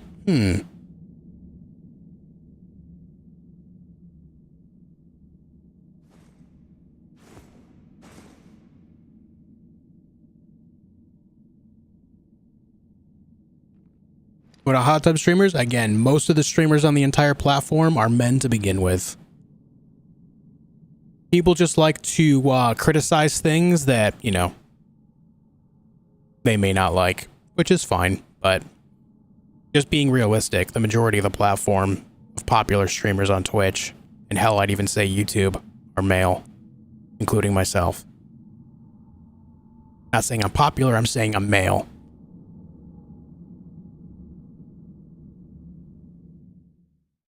Time for nuptials. Nice, Skeptics. That's cool, man. So it was thee who would become my lord. Perhaps I needn't have warned thee. I am pleased, however. Thou art a fitting choice. I go now to the night sky. It is there I shall find mine order. I bid thee travel the path of the Lord, and once all is done, we shall see each other once more. Okay. Obviously, this is the end of Ranni's quest. She does leave the Dark Moon Greatsword here. This is one of the legendary armaments of the game as well, as you can see by the golden background upon picking up the Dark Moon Greatsword. It's also, while it is not extremely powerful, it is such a fun weapon to use. If your character does scale on intelligence at all, should you choose to build it that way, I do recommend that you go for that sword and give it a go. The Ash of War, how it works, costs a one-time flat cost of FP, and then you just keep doing the heavy attack, and it just keeps out sending out frost magic discs at your enemy. That it's so good. It doesn't cost any more FP to keep doing it either. You just keep going. It's very cool. It's very cool. The missed opportunity to make Moon Axe, yeah. That would be cool to see more, you know, like moon-based weaponry. Like, I guess there kind of is with the Sacred Axe, so it kind of has like the moon shape there. But I do know what you mean. They just have the Moonlight Greatsword, Ash of War on the Dark Moon Greatsword because they have that weapon in pretty much every From Software game, for the most part. They added it via DLC in Bloodborne. I'm pretty sure you were here to see it. You know, you already know, but yeah. All right, let's go fight Electo over here. What's up, Biggie? How's it going?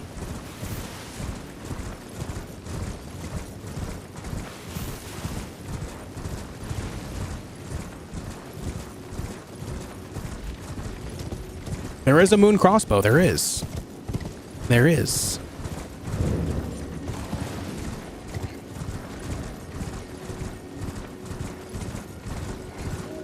The cringe has many maidens. The cringe is not maidenless. We'll put it like that. What's up, Fabrian? Currently in my third and last run of Elden Ring to get the last achievement. I need 100%. Nice, Spinomoto. What should I try after that? Have you gotten all the achievements out of the other Dark Souls games? If you haven't played those, if you enjoyed Elden Ring, you'll likely enjoy them. You'll find a lot that Elden Ring borrowed a lot of mechanics from those games. Granted, they're all the same developer, right? But you'll see like where a lot of the influence came from for this game.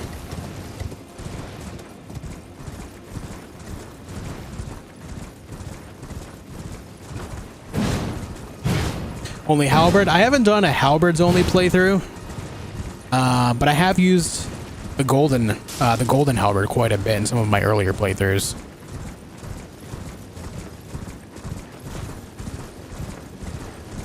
Haven't played that or Bloodborne? I'll do that then. Yeah, dude. If you enjoyed Elden Ring, you'll likely enjoy those. Yeah.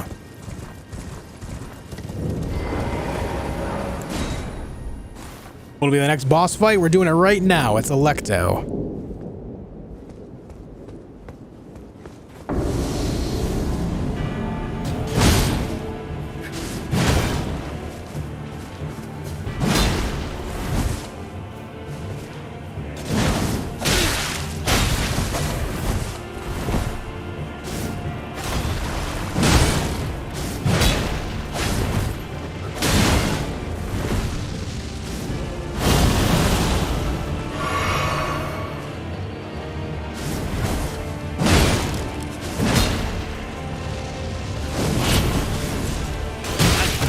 Not sure why I didn't roll. Why did I attack?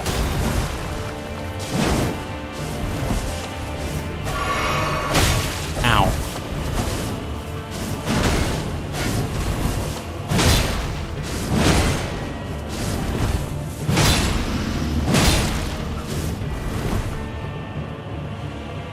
Come on then. Ah, just barely too soon. Uh-oh. Yep, all right.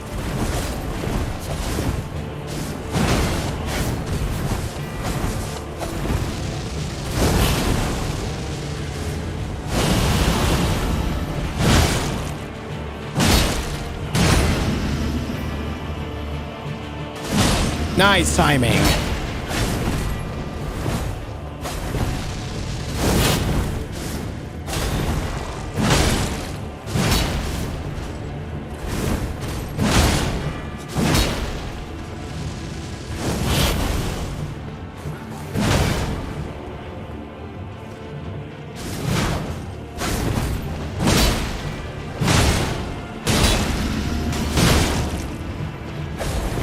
Huge combo.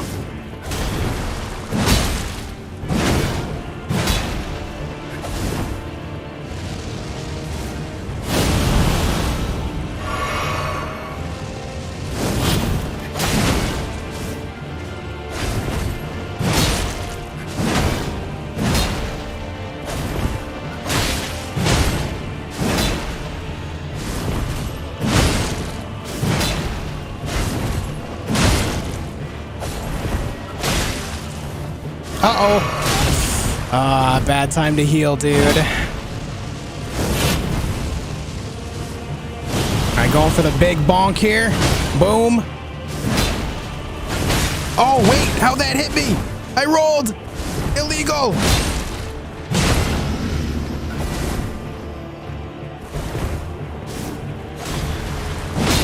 I really should heal. There we go. Come on, then. Nice.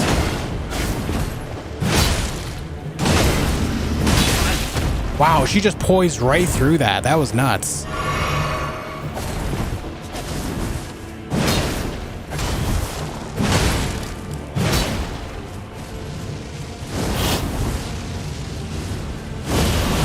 Big bonk!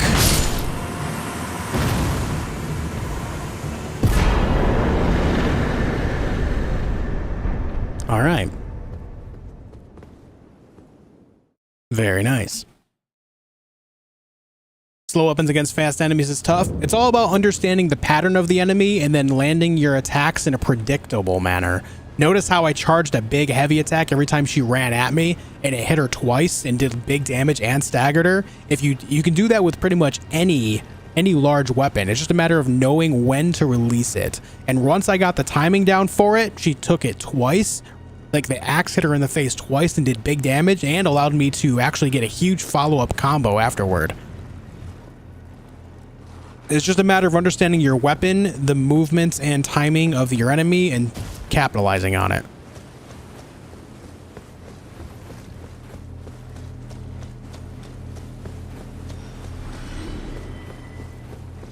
Yeah.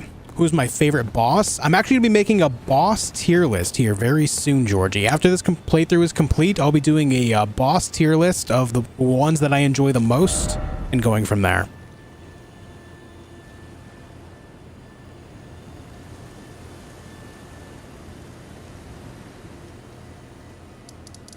Okay, now that we did that, I think it's time to head towards the mountaintops, right? Let's get rid of all these. All right, let's go to the mountaintops, guys. We got to go to the rolled route right there. Let me think. I think Avenue Balcony is what we want. How'd you get up there? If you follow Ranni's quest, it'll show you how to get up there, Ilyes. The best way I can explain it is when you do Ranni's quest, you go through a few underground areas and then you end up fighting Astel, Natural Born of the Void. And if you have the ring that you get by getting a certain key, discarded palace key, during this quest line, you'll be able to use that discarded palace key to get a ring that opens up the seal to basically find a elevator that leads you up to that plateau. That's the easiest way to explain it. But essentially, if you have trouble getting up there, the best thing you can do is to just look up how to do Ranni's quest. All right, guys, listen. I'm going to take a really fast break. I have a lot of runes, actually. I should probably use them. But I'm going to go use the restroom. I have to pee, so I'm going to go do that real quick. Thank you all for hanging out with me. Thank you for over 600 likes on the stream. We're almost to 650, which is impressive. Thank you guys very much for leaving all the likes. It's a major support in a big way. And thank you for subscribing as well. I will be right back, guys. Thank you for hanging out with me. I'll see you in just a minute. Retro Banjo, all of my playthroughs are summonless. I'll be right back, dudes.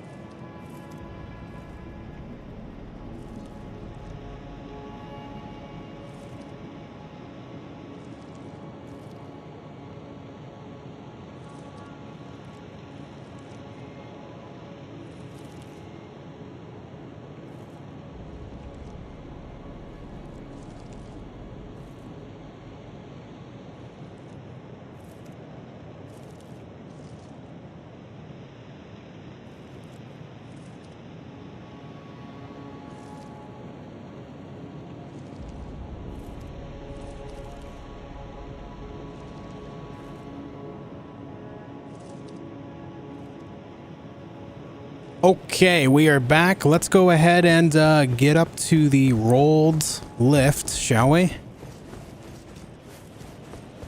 This way. This way.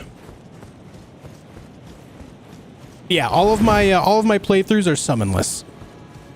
The only summon that I did do on this playthrough specifically was during Radahn's fight. I summoned Patches just to show people that Patches does not actually help you in the fight. He just kind of loads in, sees Radahn, and leaves. I just wanted to show that off, but outside of that, there's been no summoning, and the last time I used any summons whatsoever was in my very first playthrough.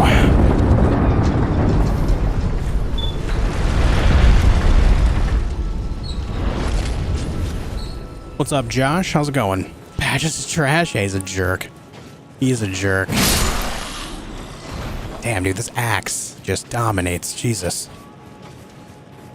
Hear about the Bandai ransomware attack? I have, yeah. Unfortunate.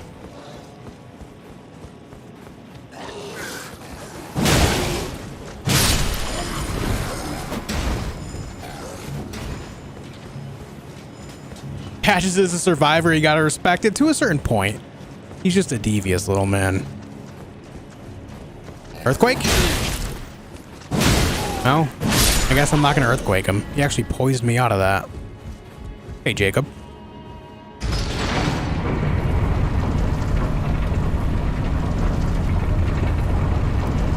But yeah, the biggest reason that I choose to not use summons is to show people that it's very possible to get through the entire game without using a single summon, as well as I enjoy kind of fighting things solo by myself.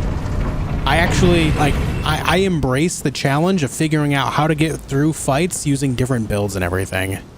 I enjoy that a lot myself. Like drop? Thanks, dude. This axe does so much damage. Uh-oh.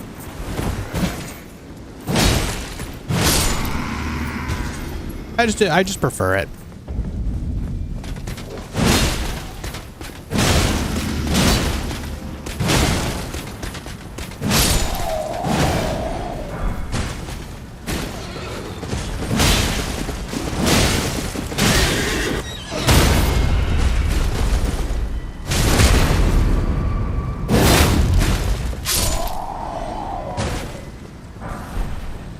What's up, Abyss Mom?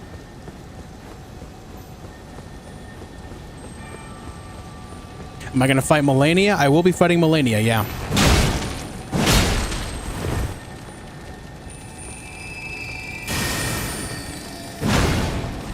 Ayah.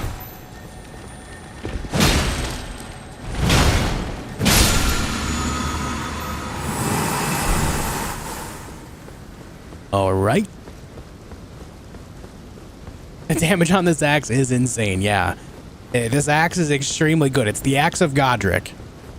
You can get it very early on in the game, too. Obviously, early on in the game, it's not going to do as much damage because obviously you have to worry about your strength and dexterity scaling, as well as the upgrade of the weapon itself. But the fact of the matter is this game, or this item, is extremely relevant early on in the game, too. Even without upgrades early on in the game, it was doing very well. And actually, because of the larger weapons getting a bit of a speed buff, it's pretty solid. No, everyone, when it comes to patches, a lot of people enjoy having patches around. I just, I call him a jerk because of his activities in the game, but I do enjoy that he is in the game in general.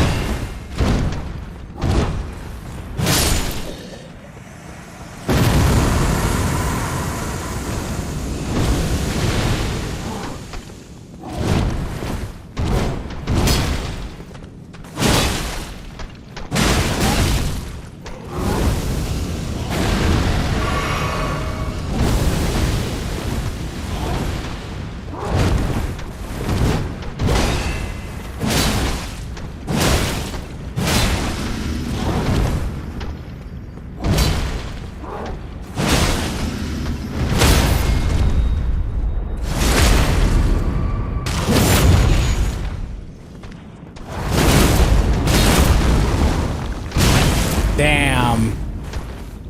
I almost timed that perfectly.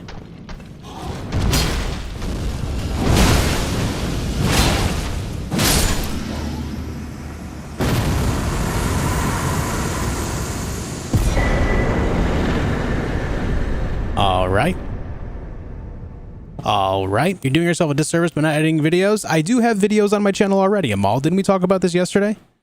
Like I said, man, my wife literally went back to work after vacation today, and I'll be doing more videos here in the next few days. That's already planned. We talked about this already. Not to mention, there's already literally hundreds of videos on my channel as it is. Literally hundreds, man.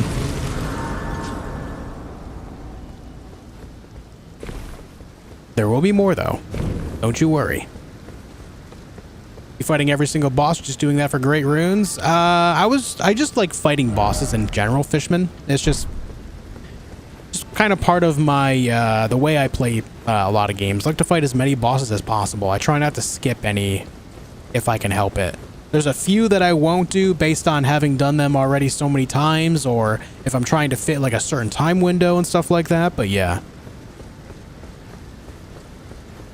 Videos are not edited. I'm not going to sit here and over-edit videos where it doesn't make sense to over-edit videos. Just because I'm not doing a flashy editing style doesn't mean that I don't have good videos on my channel, dude.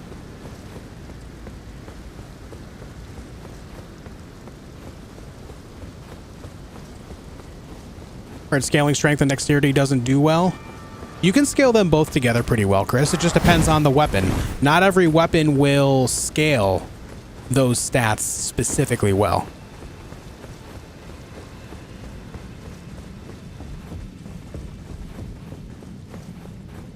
It just depends on exactly what you're doing with the weapon and how you want it to perform with certain stats. Yeah, it does well for quality. Yeah. Yeah. In the same way, right on, Fishman. Oh yes, Corsica. Oh yes. We will be fighting. Oh, let me show you guys a secret. We will be fighting Malenia. So you see, when you get down to the bottom of this elevator, you can see there's actually a little bit of an opening right there. This is where you get Melena's weapon. You gotta roll onto it. You can't just walk because you will fall. Yeah, you walk into this little office here.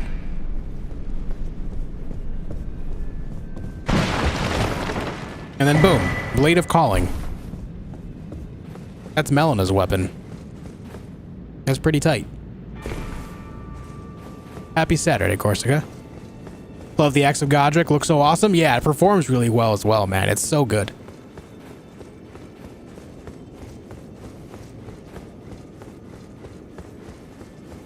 Yeah, when it comes to the videos I make, I do have some videos that are edited. It's just a matter of whether it makes sense to edit them or not. A lot of my videos are Let's Play style videos, and it doesn't make sense to sit there and over edit them.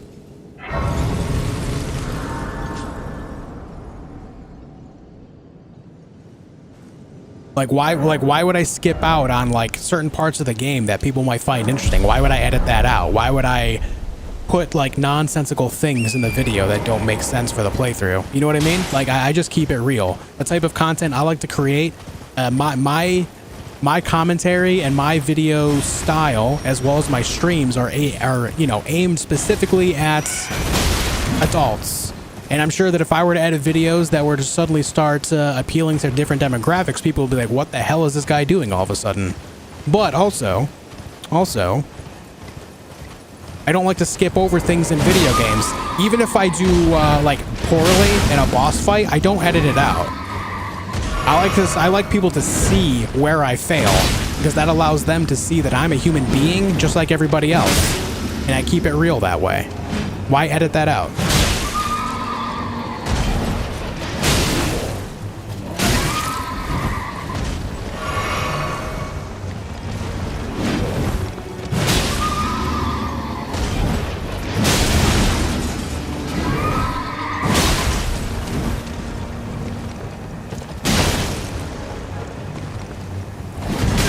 Oh, that still hit me? That's weird. That felt awkward.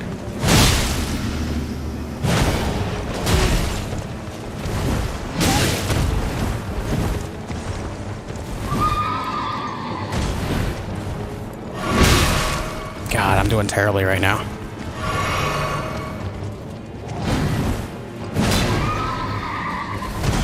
Oh my god. Stop getting hit.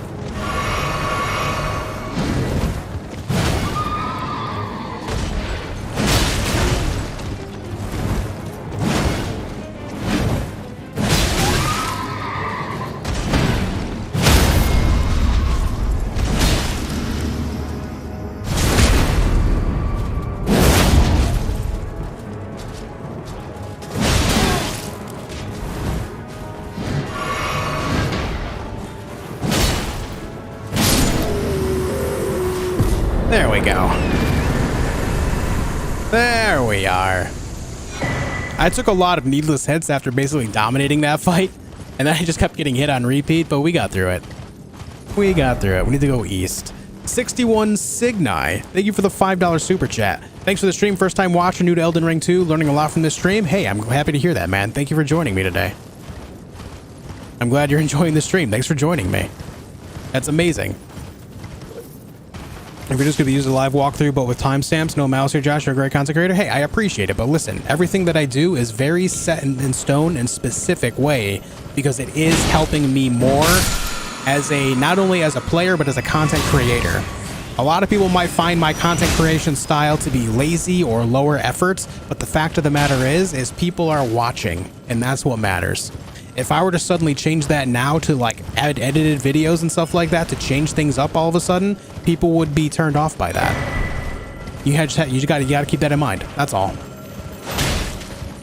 I have grown, and this isn't a bragging point, but it's a realistic point. My channel has grown by almost 15,000 subscribers. I'm sorry, 14,500 subscribers in a matter of 3 months. What I'm doing is working. And that's my point.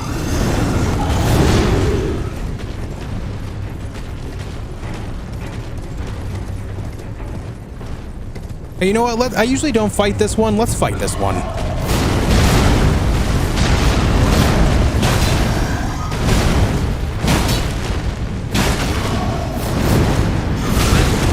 I usually don't fight the kindred. Let's do it.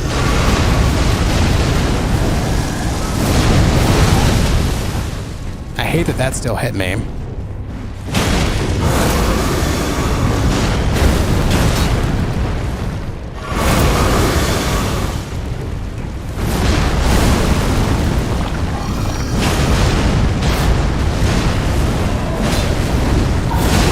Oh, pain. No!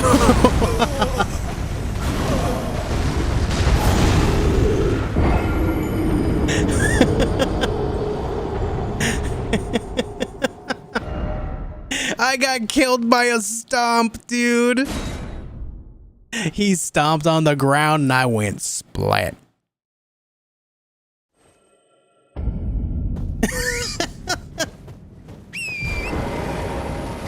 Yo, boo her. Thank you for the $5 super chat. It's timestamps. We don't need those stinking timestamps. Now, see, sometimes I do timestamps if I'm doing like a highlighted video, as you guys have seen. Like, I've made highlight videos of all the boss fights in Elden Ring with specific weapons. I do timestamps for that type of stuff, and I obviously edit those. But those are specifically highlight type videos, right?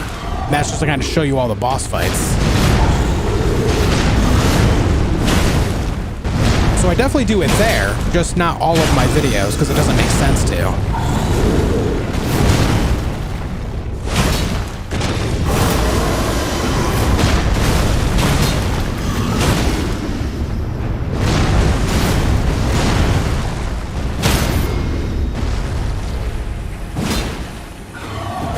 Sucks that I couldn't get that in time.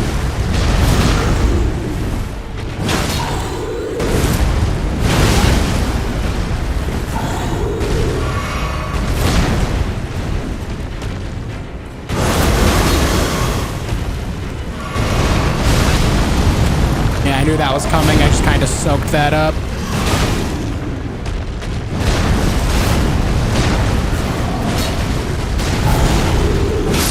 There we go.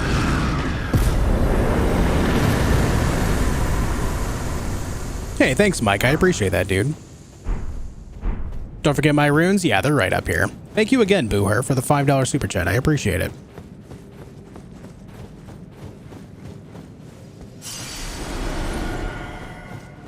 So don't get me wrong, like I enjoy the feedback, but I just like to reason like why I do certain things the way I do when it comes to my content. And that's not to say that I won't have more edited type videos in the future. I just specifically make the type of content that I do because that's what I've always done. And it's specifically when you do become a content creator, there are certain times when you do need to make sacrifices. And this is something that I haven't had to sacrifice yet and it's still working for me.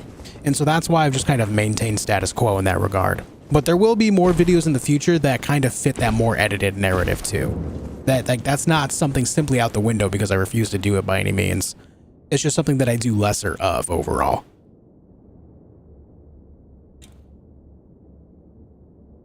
So don't get me wrong, like I appreciate that. Like if that's something you want to see more of, that's awesome. When it does happen, I hope that you're there to watch it because I know that's something that'll appeal specifically to you. You know what I mean?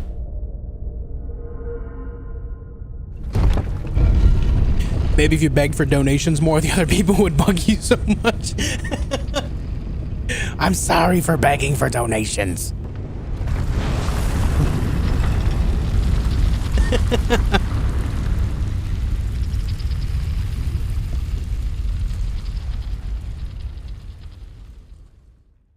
When you play first time Elden Ring, it's hard for you? Yeah, it was a lot harder back then, Georgie, when I first started playing. Absolutely. I've just, every playthrough that I've played the game, I feel like I've gotten better at it. But there are some things that, like, some things are hit and miss. Like, the Valiant Gargoyles, I've fought, say, like a dozen times now, but this playthrough, I still kind of struggled with them. So there are some things that just kind of stand out as far as difficulty goes based on how they work. But also, there's kind of like a dynamic to it where I feel like they were doing something new. Like after getting the Valiant Gargoyle, the first one, to 50% health, there would be the other one that comes down the waterfall, right? For a lot of the attempts in that fight specifically, he was actually running over to me, which I've never seen before. He was specifically running at me. Usually they just walk, but in this playthrough, they were running. It was crazy, man.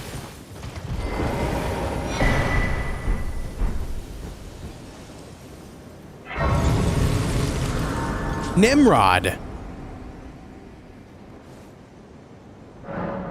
thank you for the 20 euro super chat, dude. I really appreciate it. Stop begging. Here. Sheesh.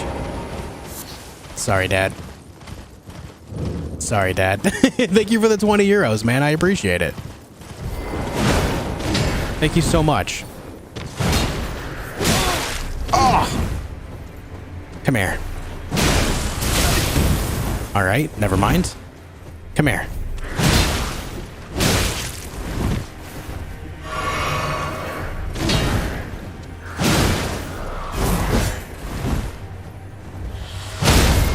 Nice. What's up, Skagster? Now, this is something that a lot of people miss out on, so I'm going to show you guys. When you first get to the mountaintops, you'll see this hero right here. What you want to do is go into this little area here. There's going to be a whole bunch of these ancient heroes of Zamor here, but you can just kind of ignore them unless you want to fight them, which is fine. I actually find them to be really gratifying to fight. They're very tough enemies. However, what you want to do is maybe use your horse and ride straight on back to the back side of this area. You'll see a stairway going down. This is a very important item if you like to upgrade weapons. Very important. This is the Smithing Stone Bell Bearing number 3, I believe. Yes, Smithing Stone Miner's Bell Bearing 3. You definitely don't want to miss that. And we're about to get the Somber Bell Bearing number 3 as well, which is by the First Church of Marika, not too far from here. It's right next. It's basically the church that's right next to the Frost Dragon, Grail, or whatever his name is. No, it's not Grail. Grail's in Caelid. But yeah, there's also a spell over there you can grab too, but I'm not worried about that myself right now. Bird, stop. Go away. I don't like you. Stop it. Get some help. Nimrod, thank you again for the 20 euros. And Gara, thank you for the $2 super chat. Why should Nimrod have all the fun? Well, I mean, you joined in. There you go. You're having fun now too. Gara, thank you for the 2 spots. The $2 super chat means a lot, man. Thank you for that. I really appreciate it. Welcome back, Slimy.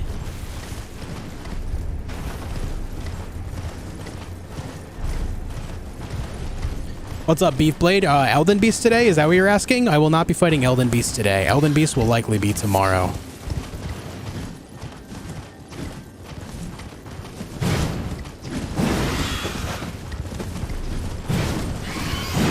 You guys want to see something also very satisfying about this axe? Watch this. Just watch. Just listen.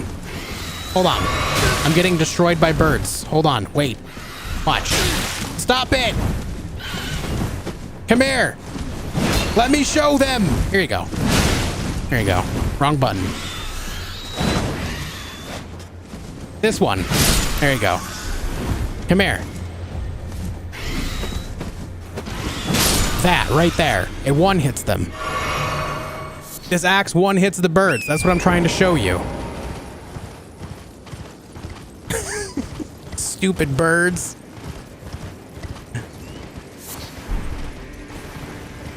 That's what I was trying to show you. It one-shots the birds. Thanks, Chancha. Thanks for hanging out with us.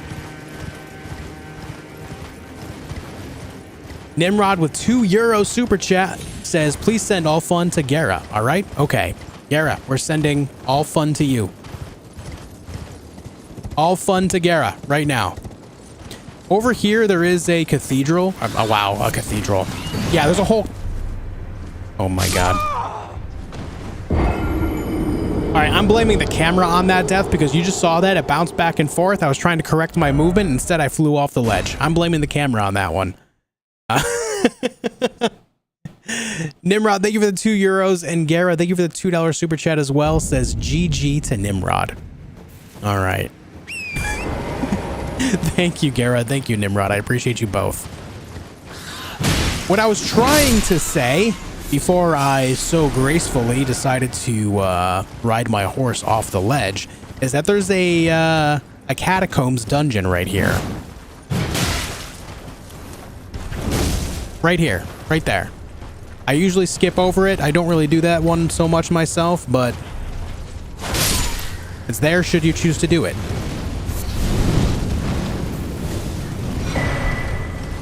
And that's also Briars of Punishment right there. This guy has a special bleed whip that you can farm from him should you choose to do so as well. If you want a, I think it's called the Thorned Whip. You can farm that from him should you choose to do so. That's an option.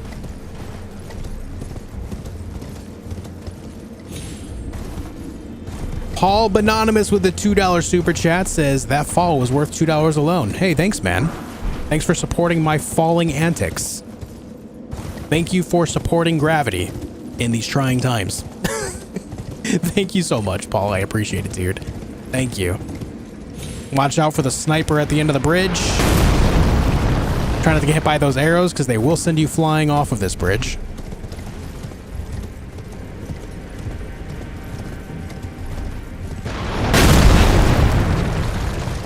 I got lucky. It hit my horse and not me.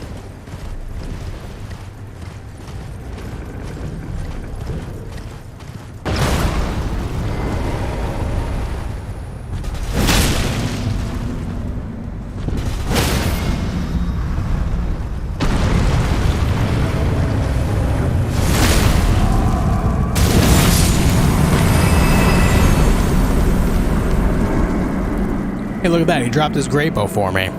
Have I gotten 2 great bows on this playthrough? Do I really have 2 golem great bows on this playthrough without farming them? I do.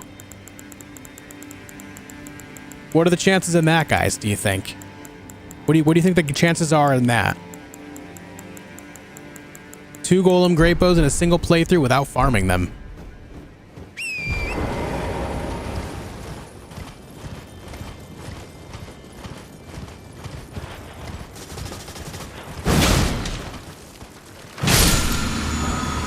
All right. King Hydra with the 5 Canadian. A few juice coins to ease the pain of your recent tragedy. Thank you, man. Thank you. You guys have alleviated my fall to gravity. Thank you very much. Hydra, thank you for the 5 Canadian, dude. I appreciate it a lot, dude. Thank you.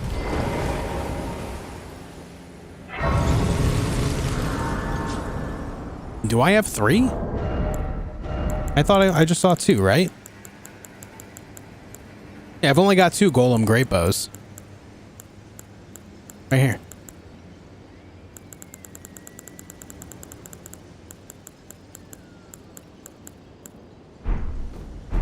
All right.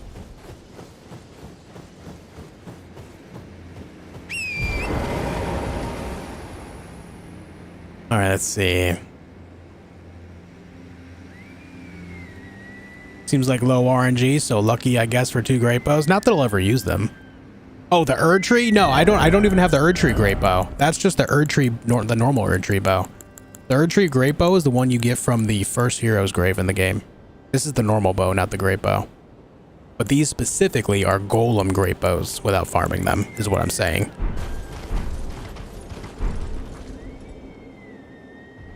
T Morts, thank you for the 5 Australian. Been good watching your channel grow, Josh. Can I ask, does Falling Star Beastjaw count as an axe? Man. It is I, Lieutenant. So let's reason with this, T Morts. Thank you for the 5 Australian. I appreciate that a lot, dude. Thank you very much for that. Now, it will grant passage to the land of it is part of a jaw. Jaws generally do crushing and chopping, right?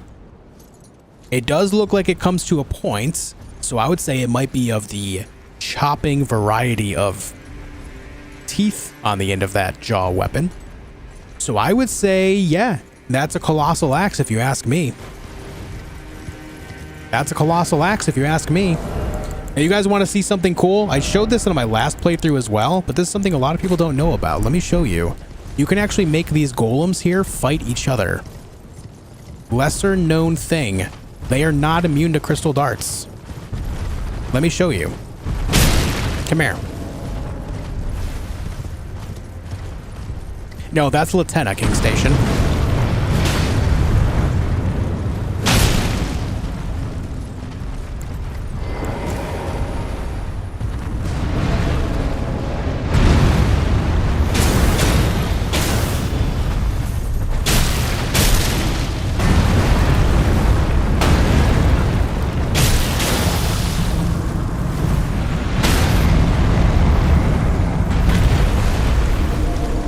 You can tell when the effect is working because you'll see like the little electric bubble thing going on there.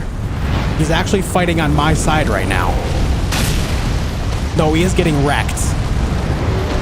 He's getting absolutely demolished. Oh my god. Get up, man. Get up, man. Hit him. Yeah. Hit him again.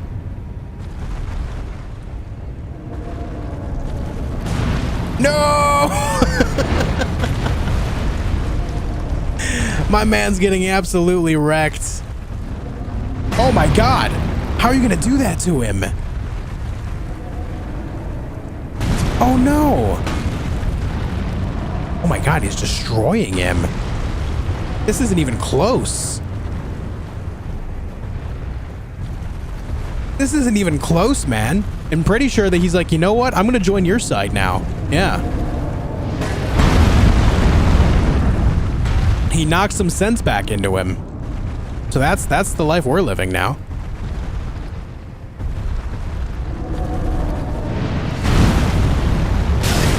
So yeah, that's the thing you can do. You can make them fight each other if you didn't know. Ow. Wait, hold on. Heal. Oh, bro, you tripped him up again. Betrayal. The absolute betrayal.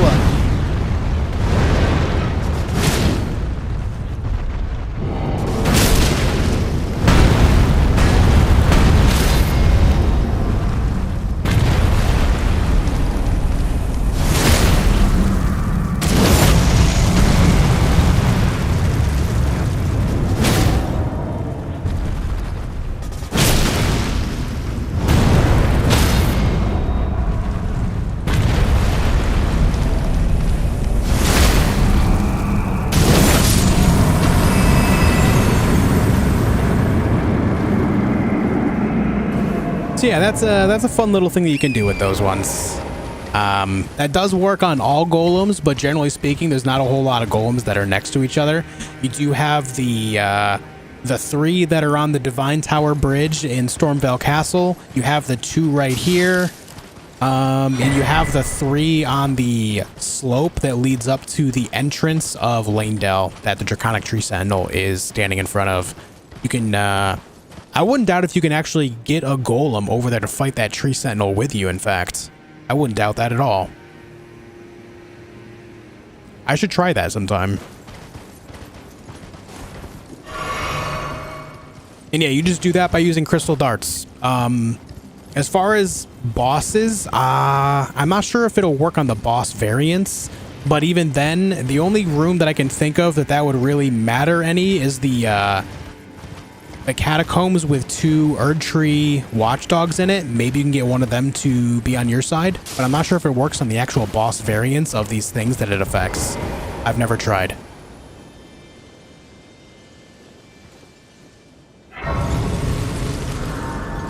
Yeah, I knew I saw a YouTube walkthrough. Yeah, I just showed you. Haha. You learned it here, folks. No. But yeah, it's something that a whole lot of people do not know about it, so I like to show it off when possible.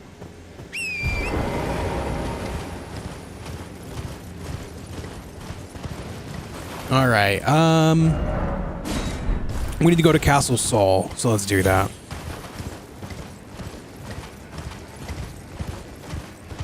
All of this nonsense here, I'm not going to bother fighting. There's no points. There's a Tibia Mariner as well as a Deathbird. Not going to fight either of them here. The Tibia Mariner here does drop a very cool greatsword, though, called Health and Steeple, that can apply, what's it called? Not Curse, but Death Blight. It does apply Death Blight, so that's a thing. That's pretty cool. And then the Deathbird here drops the Death Ritual Spear, which is pretty dope as well.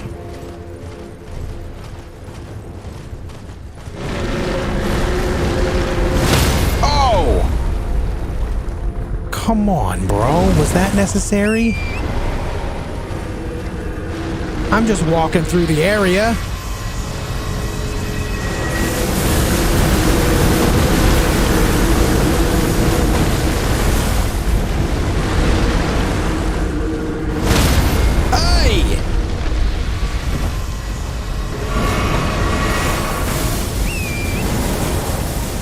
Can't have anything nice, man. Can't have anything nice. You gonna fight Mohg? I did kill Mohg earlier in the Subterranean shunning grounds, but I will be fighting his main version in the Blood Palace. Yes, I will indeed do that. Disturbing their slumber? Yeah, my bad. My bad.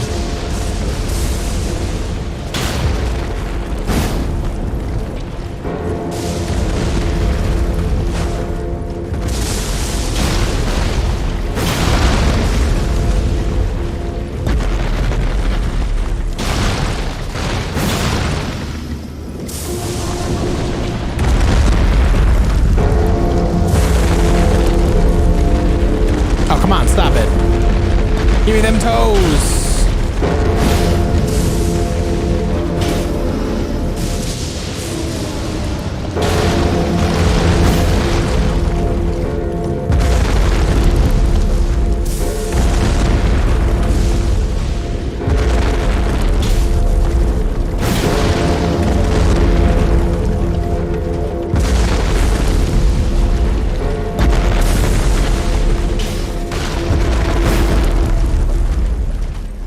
Is that it? Yes.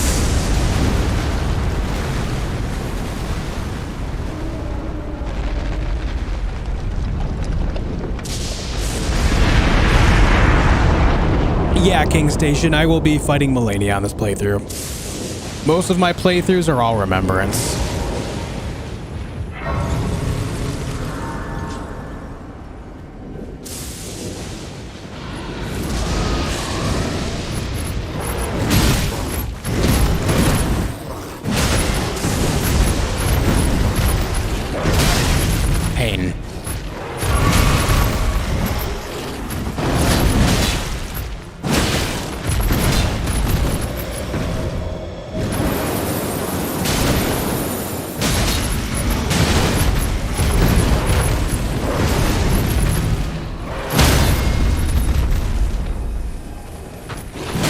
I missed it. That sucks. Oh well. Uh-oh.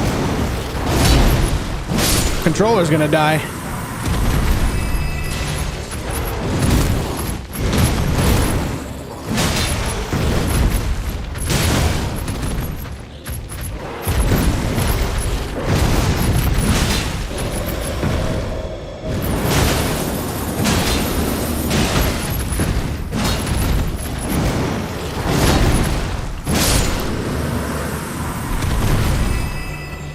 Uh-oh.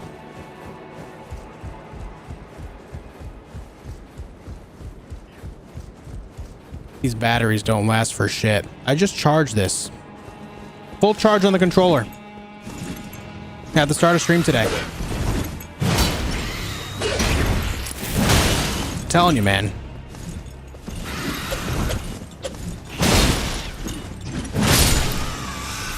Burbs.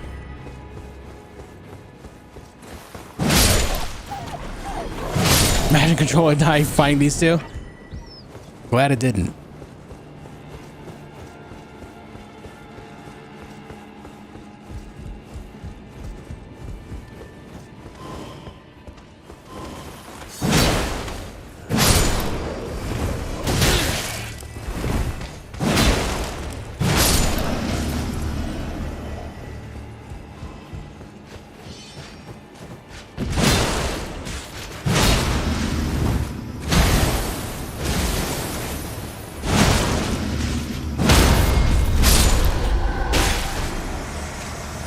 Battery life can drop the more you charge it. That's either a very poor design or simply not true.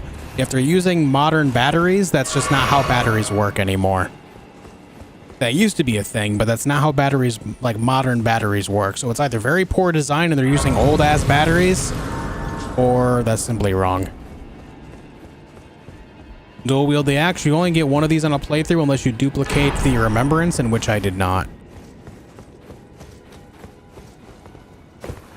Thanks for joining us, PRL Hoffy. Hello there.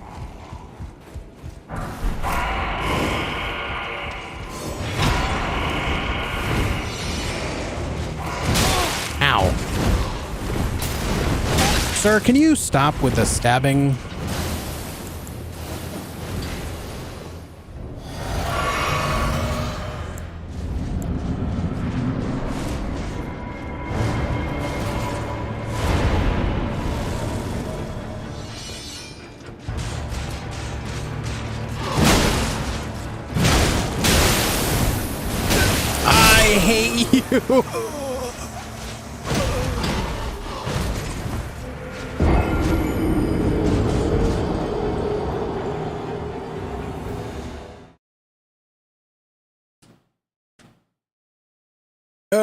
Frostbited me, man. So yeah, if that is the way of it, then that's just piss poor controller design. Denies the cells of lithium battery can be substandard, making them hold less charge. This could have been a decision by Sony to keep the controller cost lower. If that's their decision, I don't know. I don't know about you guys, but I would rather have a controller with a longer battery life as opposed to things like a touchpad and all that stuff. I feel like it's a piss poor design. If you're trying to keep the cost of controller down, get rid of features that are not standard. When I buy a controller, all I ask is that it functions and can hold a charge for more than a few hours.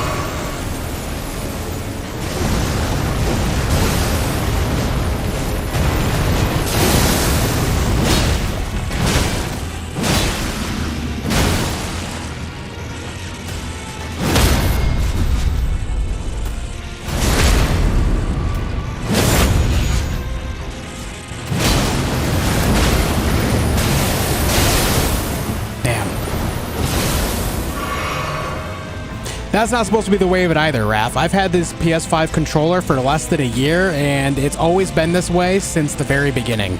I've talked about this on stream many, many times.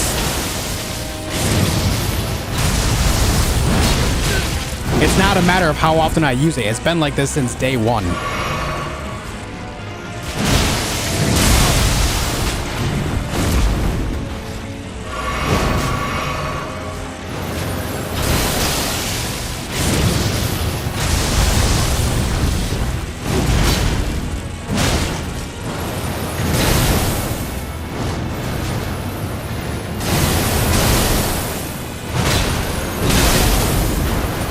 Not to mention, that's just not how ion batteries work these days anyway.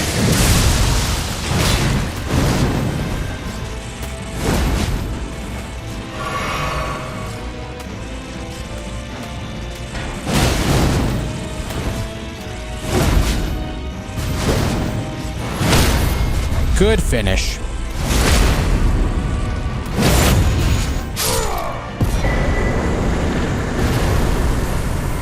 Love Josh, but he complains about a lot about everything. I'm not complaining. I'm having a conversation. If me having a conversation about a design choice about a controller that I spent money on is complaining to you, then I don't know what to tell you, man.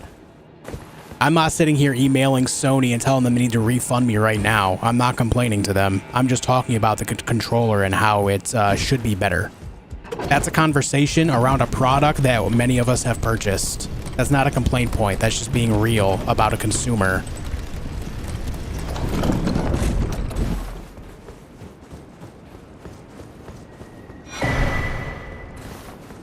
I don't know what to tell you, man. That's not complaining. If you're not talking about the poor design of something that you spent a lot of money on and you're just kind of sucking it up, then you're just kind of allowing these companies to make a profit on you with no real reason. Have higher standards, I guess. I don't know.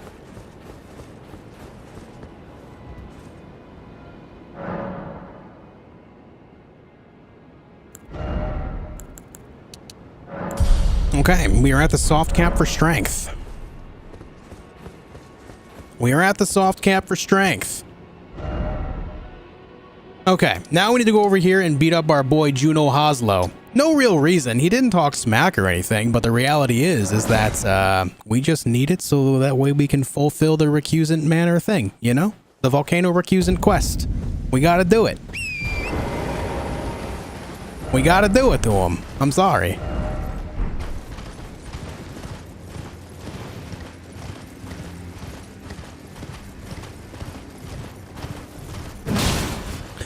Captain Marvy, I have people from all over the world that are a part of our community here.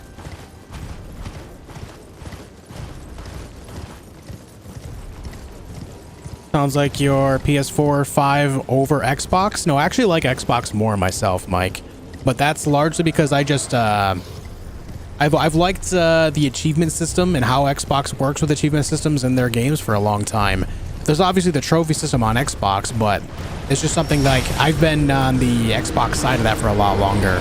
However, that said, I am playing on a PS5 right now, obviously, and I play video games on all platforms.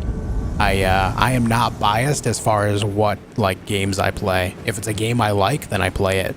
Platform doesn't matter so much in that regard.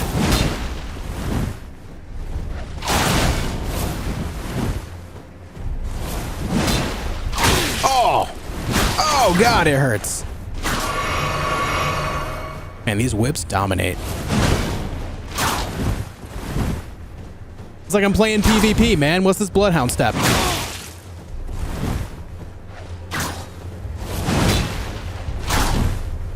What is this?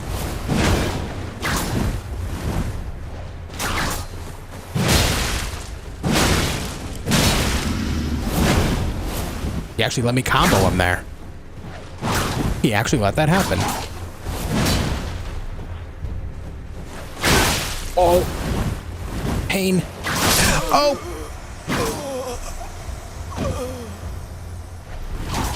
I'm in so much pain.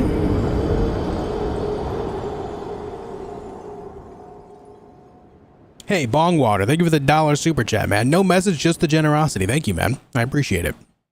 I appreciate it, dude. Thank you. He's metaing me. This is what you do for a living? Yeah. I've been doing this for full time for 3.5 going on 4 years now. Yep. He jump skipped me? Dude, my God, he destroyed me. I'm telling you, man. Bloodhound step with whips is nothing to mess with. Devastating damage. Extremely mobile. Lots of damage. It wouldn't let me put a message? Oh. Well, I'm sorry about that, Bongwater. Thanks for hanging out with us. You love the vids? Good to hear it, man. I'm glad you enjoy the streams. Thank you for hanging out with us.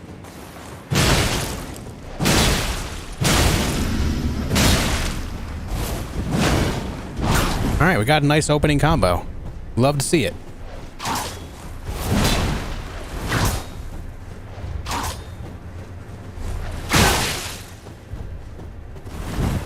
PS5 hardware is superior? I wouldn't say it's superior. The Xbox Series X and PS5 are so similar that they run games almost identically. The actual differences between the platforms are so minimal that you can't really fairly say that anymore.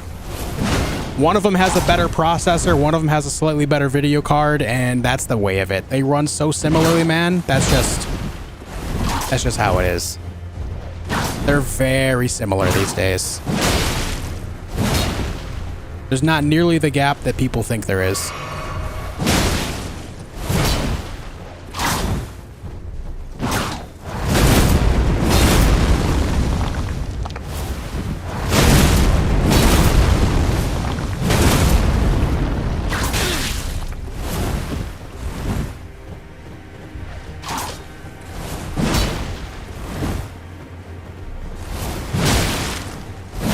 Okay, I just hit him, but it didn't appear to do damage. I saw no number pop up. Did it actually hurt his health bar? Did anyone see? Interesting. Juno seems to be reading inputs. Yeah, he definitely does. He'll read your heal inputs. He reads your attack inputs. Oh, okay, that hit him too, and it did do damage. That's good. His health bar went down.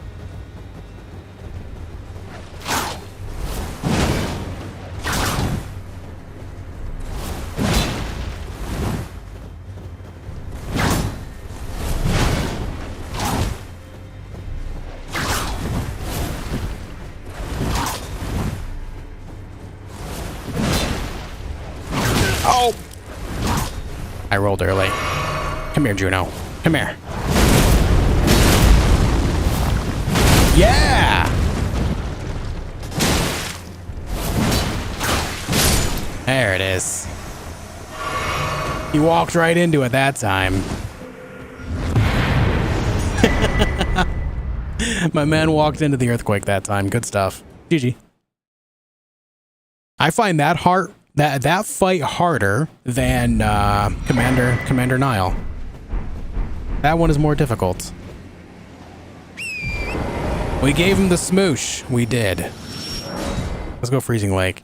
Fishman, thank you for the $5 super chat. Love the streams. This is petition donation for PS5 controller. I intended to buy one a while ago. I probably should. It's just I already own two, you know? I already own two. And this is my issue with these controllers. The battery life seems to be less than 5 hours. And on one controller, the X button is spongy and doesn't like spring back. And then the other one, the circle button, is the same way. And I've had both of these controllers less than a year. And the only games I've played on this console are Elden Ring, Bloodborne, Returnal, Curse of the Dead Gods, and what's the other one that I played? There's something else too. Salt and Sacrifice, and then Horizon Forbidden West, Demon Souls, and Kena Bridge of Spirits, and Eternal Cylinder. I've played all of these games in the last year. Just these ones here. And my controllers are already just kind of dying. Feels bad, man.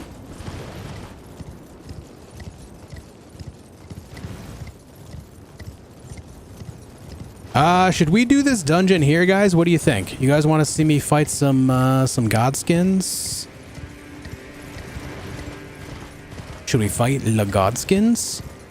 Take apart and clean? I'm gonna try that. I'm gonna see how that goes. I need to. I've been meaning to for a while. I just haven't had a whole lot of time to do it yet. That is the plan, though. Kena was a cute game. Yeah, dude, Kena is a very good game. If you've not played Kena Bridge of Spirits, I can wholeheartedly recommend it. Wonderful game. Wonderful game.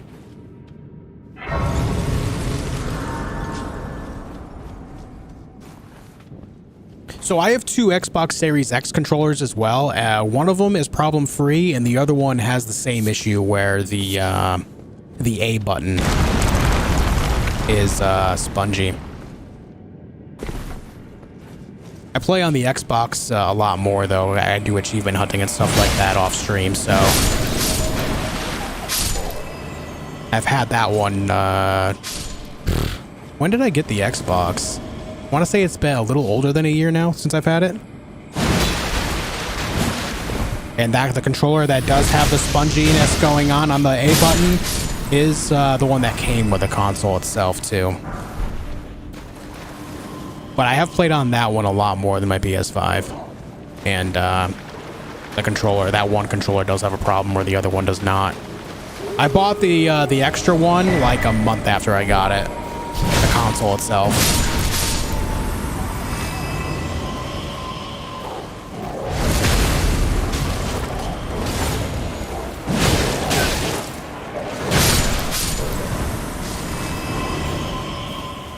Zachmar, thank you for 4 months of membership, man. I hope you've been well. Good to see you, man. Hello there. Hello there. Welcome back, dude. Thank you very much for 4 months of membership. And T Morts with 5 Australian. Do you think From Software is going to continue open world in the future or go back to original formula? Based on the sales that this game has had and how widely successful it's been, they're absolutely going to do open world in the future. In fact, Miyazaki has already expressed that they're going to keep doing the Elden Ring formula after the initial success of the game in general. He has already said that.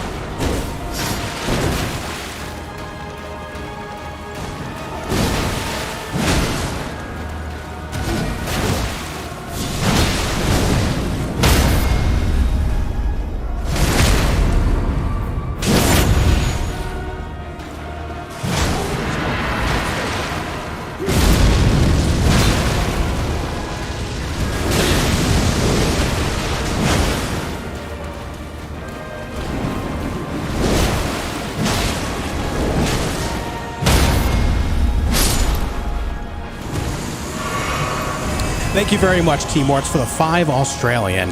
And what do I prefer out of these two, open world or the original formula? I like them both. I like them both, man. The one thing that I do hope that they avoid is if they are to release another open world game, they need to do it in a time where there's no other open world games for a little while. There is a bit of, right now, I think there is a bit of an open world fatigue going on. A lot of people want more linear games right now. Not that they'll never play another open world game again, they just want to play something that's a little more curated at the moment after all the open world stuff we've had recently.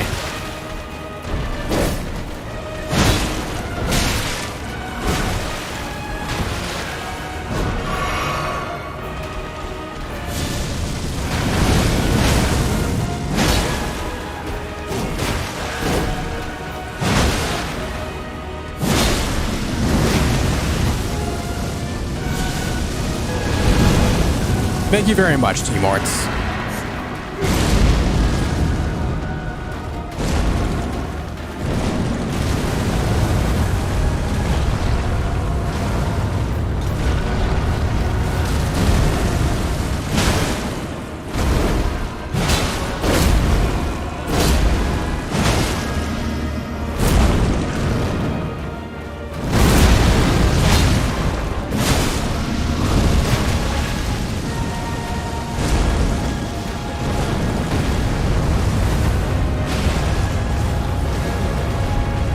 You've played Neo 2? Only a little bit. I've not played it a whole lot.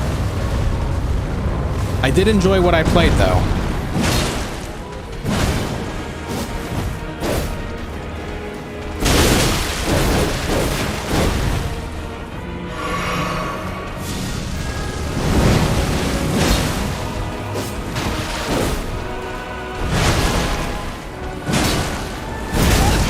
That still hit me, huh?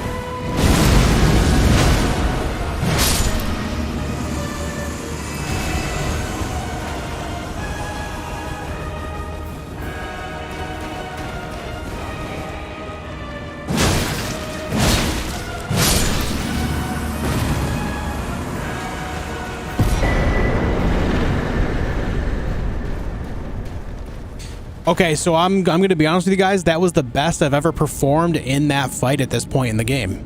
I healed, what, 3-4 times in that fight, I think? I think 4. That was probably the best I performed in that fight today. That was pretty solid. Have I played Sifu? Yes, I love that game. From the same studio that made Absolver, I hope they make more single-player experiences like Sifu. That game was excellent. That game was so damn good. Am I gonna fight this dragon? Do you want me to see the fight this dragon? I'll fight it. Let's do it right now.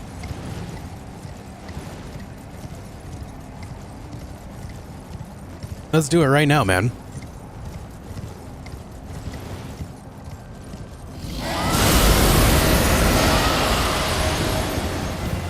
Borealis, the freezing fog.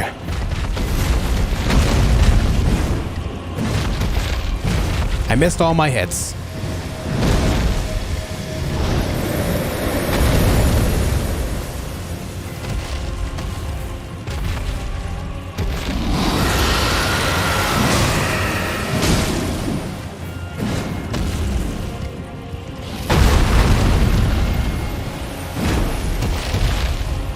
Retro Banjo, thank you for the $20 super chats.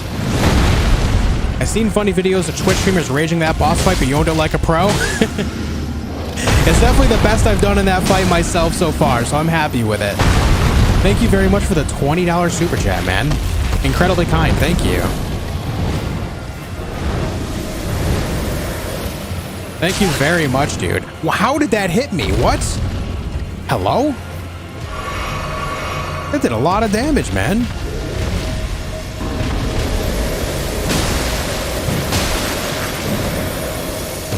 Thank you very much, Retro.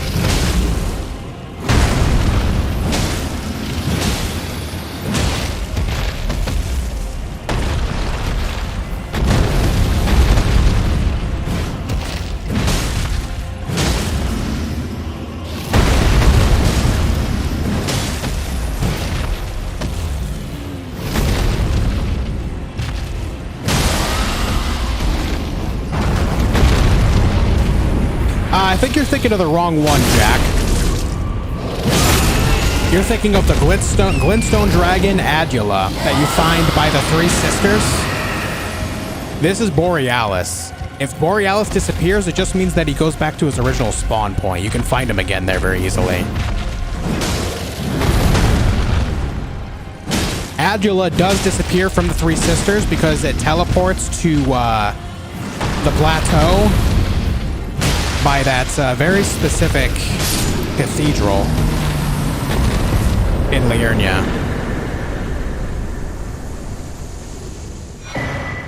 There goes Borealis.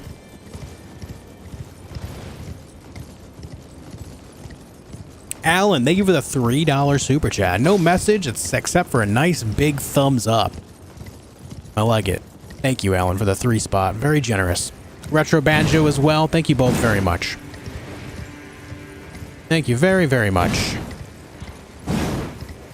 So yeah, you're thinking of Adula, who is a glintstone dragon that spawns over here by Ranni's tower, right here.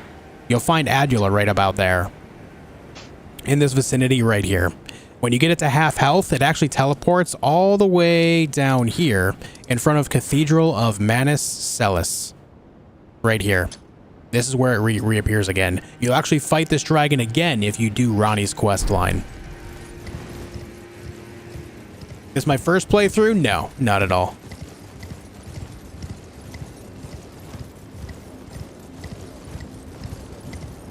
Don't fight it, annihilate it. Annihilation has been had. And also here is the somber, the somber bell bearing 3. Somber Stone Miner's bell bearing 3 right there. That allows us to buy up to level 6, I believe. Got my sub. Thanks, Devay. Thanks for joining us. Thank you very much for joining us today. All right, we got a Sacred Tier that makes us plus 10. Enjoy that. What's the next game you're playing on stream? Terrell, a game called Stray is coming out on Tuesday, the 19th. It's a game where you play as a cat in a cyberpunk city. Looking forward to playing that. As far as what comes next, I'm not quite sure. We will see what's coming out in the near future. I'll take some looks around, see what comes up. Maybe we'll end up playing another game to fill that void until then. We'll see what happens. Did I upgrade the axe? My axe is currently plus 9.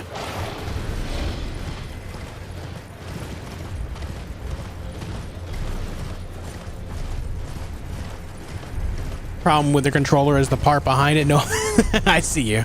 I see you. God of War. I'll be playing God of War again just before Ragnarok comes out, Wally. I'm waiting for just before Ragnarok comes out. That way it's fresh on our minds and we can experience the continuation of that story. That axe is crazy dope. Dude, this axe is amazing. I love it. I love this axe. Should upgrade it more. I'm not at a part of the game where I can get the ancient somber stones yet. We don't get any of those until we get to Crumbling Farum Azula, which is where we're going right after the fire giant. You have to defeat the fire giant to get these plus 10 and plus 25 stones.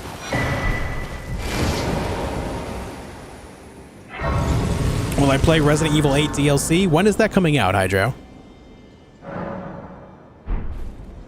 Is it already out? Is it coming out soon? I can't recall. Okay, I think our health is fine. I don't think we need more health. This is usually where I end up stopping, between 40 and 45.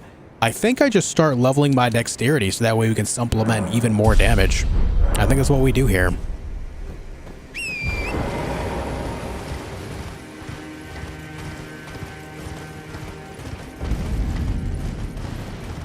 Corey, I mean, we can end up doing both, man. We can end up doing both. It's fun. I'll likely be doing more than one playthrough of that game because I'm probably going to want to get all the trophies out of it, if I'm honest.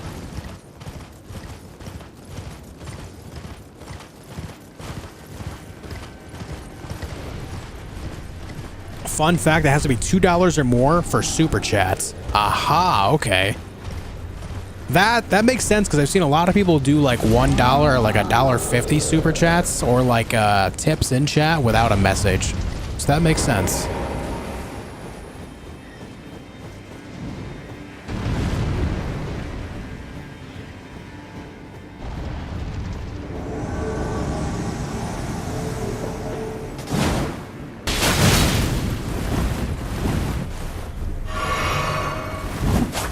Not the rivers of blood.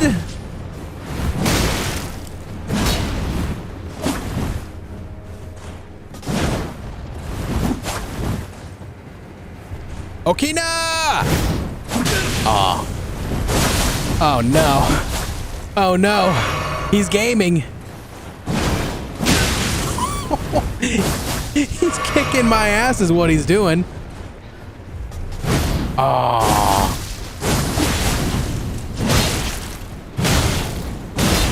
There you go. Have some of that, Okina.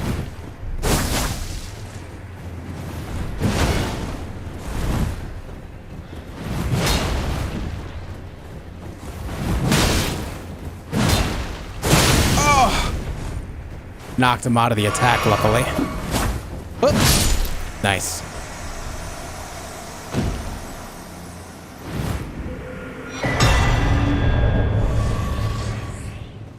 All right.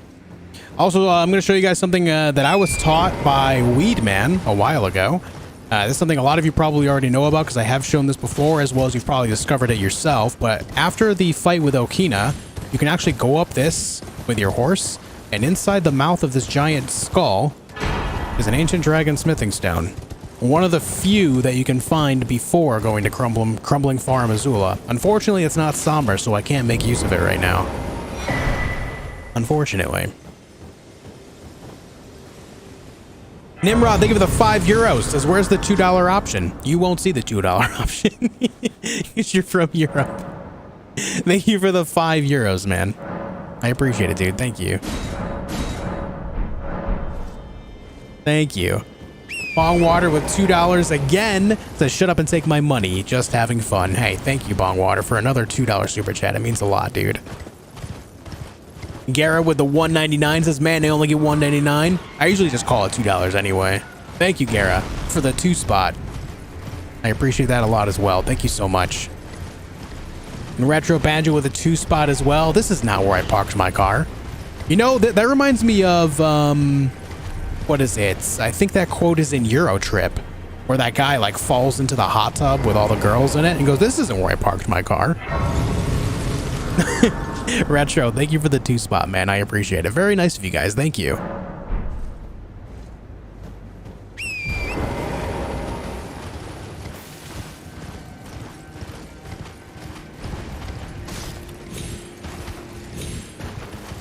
Hey, what's up, Catherine? How's it going? Nimrod. Nimrod. Thank you for the 69.69 euros. 69.69. Thank you, man. Holy crap, that's a lot of money. Is Cyberpunk on PS5? Yeah. Nimrod, thank you very much for the 70 euros. God damn. Thank you, man. I appreciate it a lot. Thank you so much. I nailed it. Erdtree? Nice. I understood that reference. Thank you so much, Nimrod. Encouraged Paladin with the 5 Canadian. You take Monopoly funny money? I mean Canadian? Absolutely. Thank you so much, Paladin.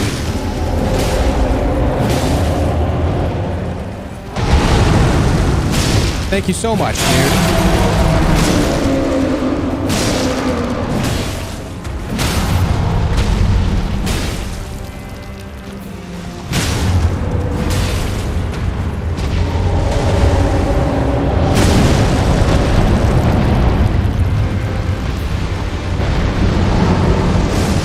I really appreciate the generosity there, guys. Thank you so much.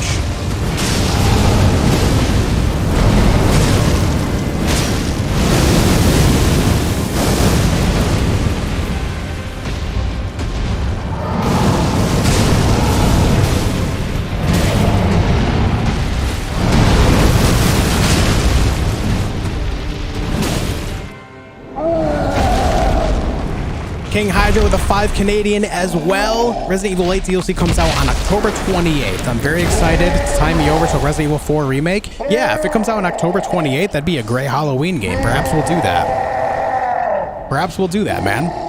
Thank you so much for the 5 Canadian, Hydra. Really appreciate it, dude. Thank you. If I do my timing right, we can do like a full playthrough of Resident Evil 7. And then do a full playthrough of Resident Evil 8. And then do the new DLC when it comes out. I'll have to plan that. You know what I mean? I'll try to do that. That sounds fun. Thank you for the 5 Canadian.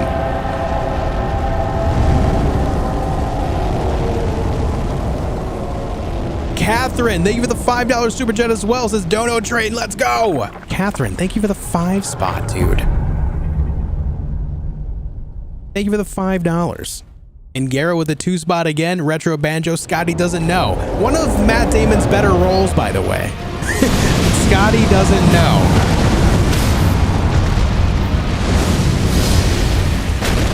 Scotty doesn't know.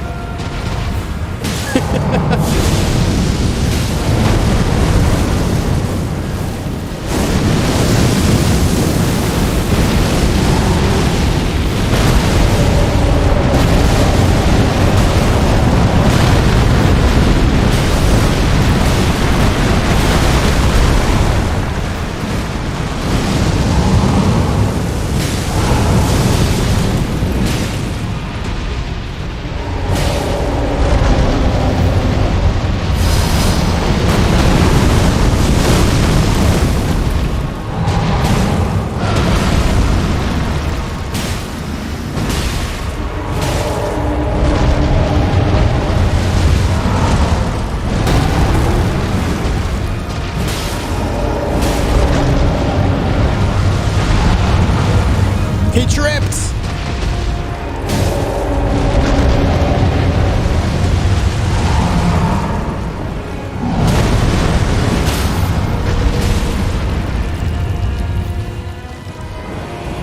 Oh shoot, I'm gonna miss it. All right, I missed it. Unfortunate.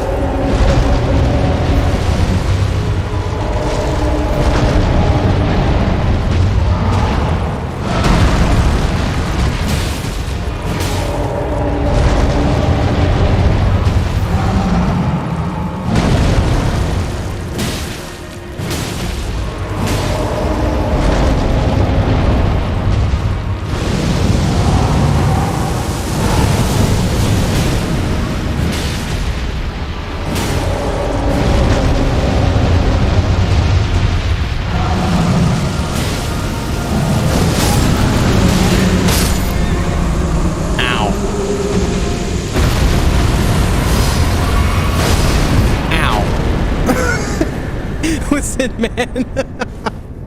The giant died. Stop hitting me. That's twice now. Pain. Oh my god, guys. Dude. Guys. We almost no-hit the fire giant, by the way. It was very close. We almost no-hit him. Holy heck. Guys, what are you doing? What is this? Steven, thank you for the $5 super chat. If I'm mispronouncing your name, if it is Stefan, you can call me stupid. I will accept it. I understand. Thank you for the $5 super chat. T-Mords, thank you for the 1 Australian once again. I appreciate it. Bongwater with the 2 spot. Dono train all aboard, he says. Thank you very much. I appreciate that. Mr. Nate with the $10 super chat says, I heard Dono train. Enough said. Listen, you guys are making me seem like a beggar at this point. Listen. Mr. Nate, thank you for the 10 spot. Machu Kombu becoming a member. Hope you enjoy the emotes you can now use in chat as well as my videos comment sections. Thank you so much, man. Thank you for supporting the channel in that way. Hope you enjoy, man. Thank you. King Hydra with a 2 Canadian. Choo choo MF. Hey, thank you, dude. Thank you for the 2 Canadian. I appreciate it. Static 2020 with the $5 super chat says, have some shekels. Thanks for the shekels, man. The schmeckles. Thanks for the 5 spot.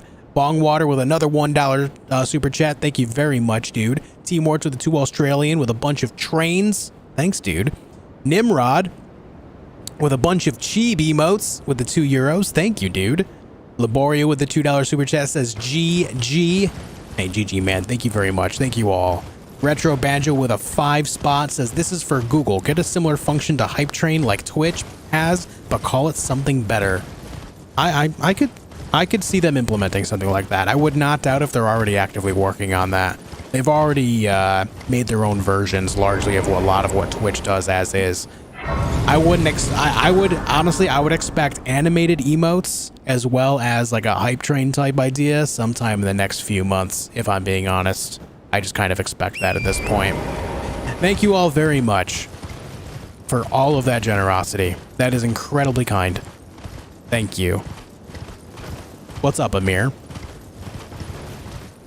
I don't know, guys, listen, I don't know what I did to deserve all of you, but thank you for the generosity. It means a hell of a lot. Thank you all. And thank you for 700 likes on the stream today as well. I'm gonna die now. I looked away. Thank you guys very much.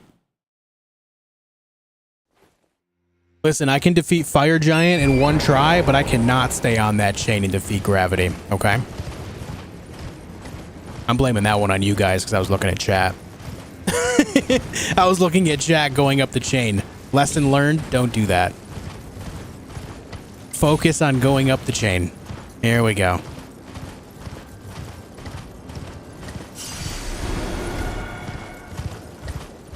straight up the middle here. There we are. End boss, gravity. True. True.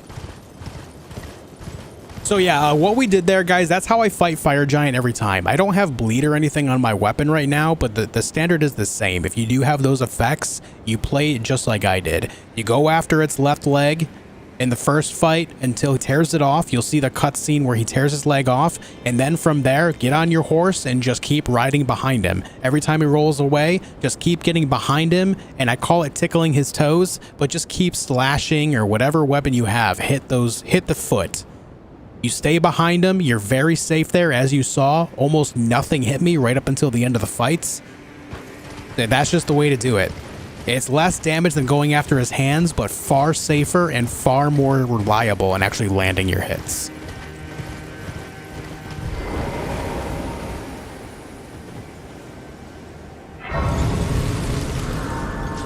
Hey, Bongwater, thank you for another 2 spot. But for real, love your streams and this chat. Y'all are great. Hey, thank you, man. Thank you for hanging out with us. And I agree. You guys are great. Thank you all for chilling with me once again. It's great to have you today. Hope you're enjoying your weekend. Hope you're enjoying the stream. Thank you very much. Gara with the 2 spot as well. Gravity wins if you look away for a second. That's all it took, man. I looked away for a second and that was it. Death. Thank you very much, Gara. I appreciate it. You guys are beautiful. Thank you so much. I can't thank you guys enough.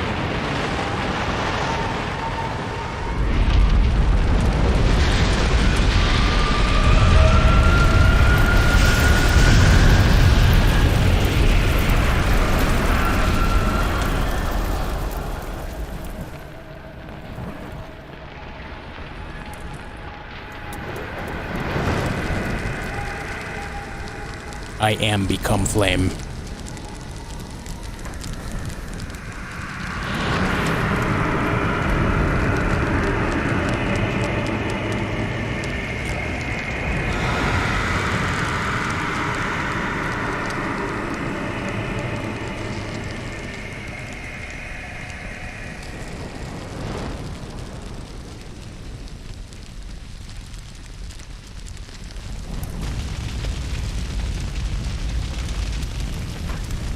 May chaos take the world.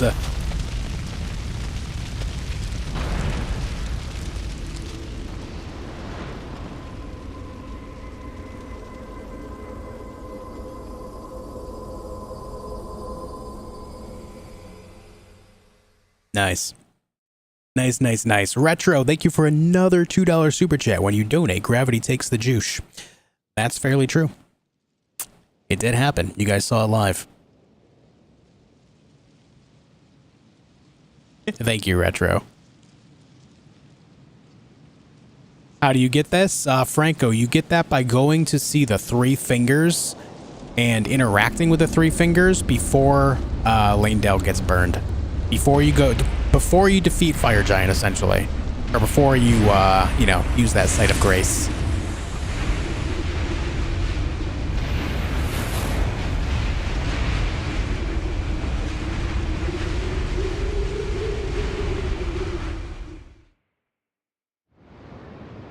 Okay, here we are. Crumbling Farum Azula, which I think is one of the best areas in the game.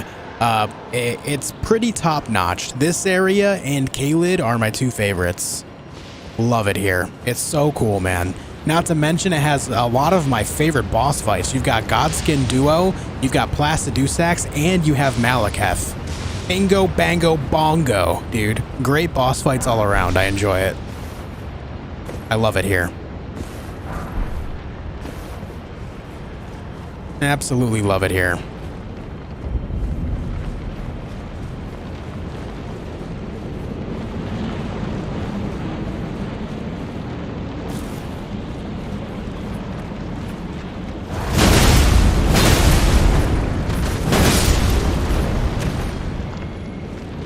Any questions?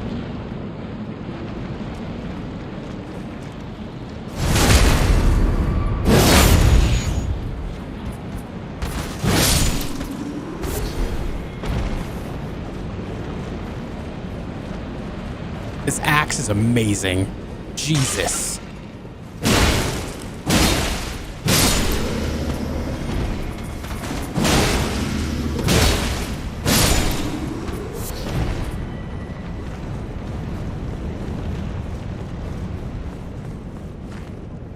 Is this going to be on the test? Yes. How do Juice do the smoosh?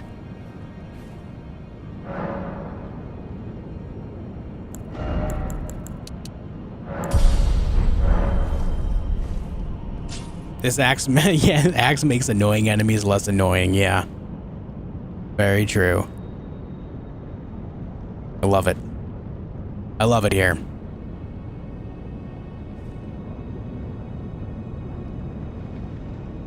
I love it here, says Josh, as 7 dogs with swords try to murder him. All right, guys, I'm out of here for tonight. It's almost 9 p.m. We made it to Crumbling Farum Azula. Tomorrow, we do the rest of the game. I'm talking Placidusax, Godskin Duo, Malekith. I'm talking Melania. I'm talking Godfrey, Sir Gideon Ofnir, Radagon, and Elden Beast. They all die tomorrow, okay? Be here, 4 p.m. Eastern Time. Tune in, come hang out with us. We're going until the game is finished on this playthrough. Sound good? It's going to be a boss bonanza. It's going to be great. I love this part of the game. It's just boss after boss after boss. So sick. Love it. Some of the best fights in the game coming up tomorrow. So stoked for it. But yeah, I'll be back tomorrow at 4 p.m. Eastern Time. If you haven't left a like on the stream, make sure you do. We're already at 725. That's incredible. Thank you guys for all the support tonight. Thank you all for hanging out with me. Thank you for subscribing to the channel. We're almost at 17,000 subscribers. That is insanity. Thank you all for hanging out with me. I really appreciate all of you. I really, truly do. I couldn't do this without you guys. You guys make this possible. So thank you for just being here. I can't thank you enough. And hope to see you guys tomorrow, 4 p.m. Eastern Time. If you don't know when 4 p.m. Eastern Time is in your time zone, subtract 5 hours from whatever time it is for you right now, and that's when I'll be live in your area tomorrow, okay? Subtract 5 hours from whatever time it is for you right now, and that's when I'll be live for you tomorrow. Until then, guys, I hope you enjoyed your stay. Be excellent to each other. Much love, folks. I'll see you next time.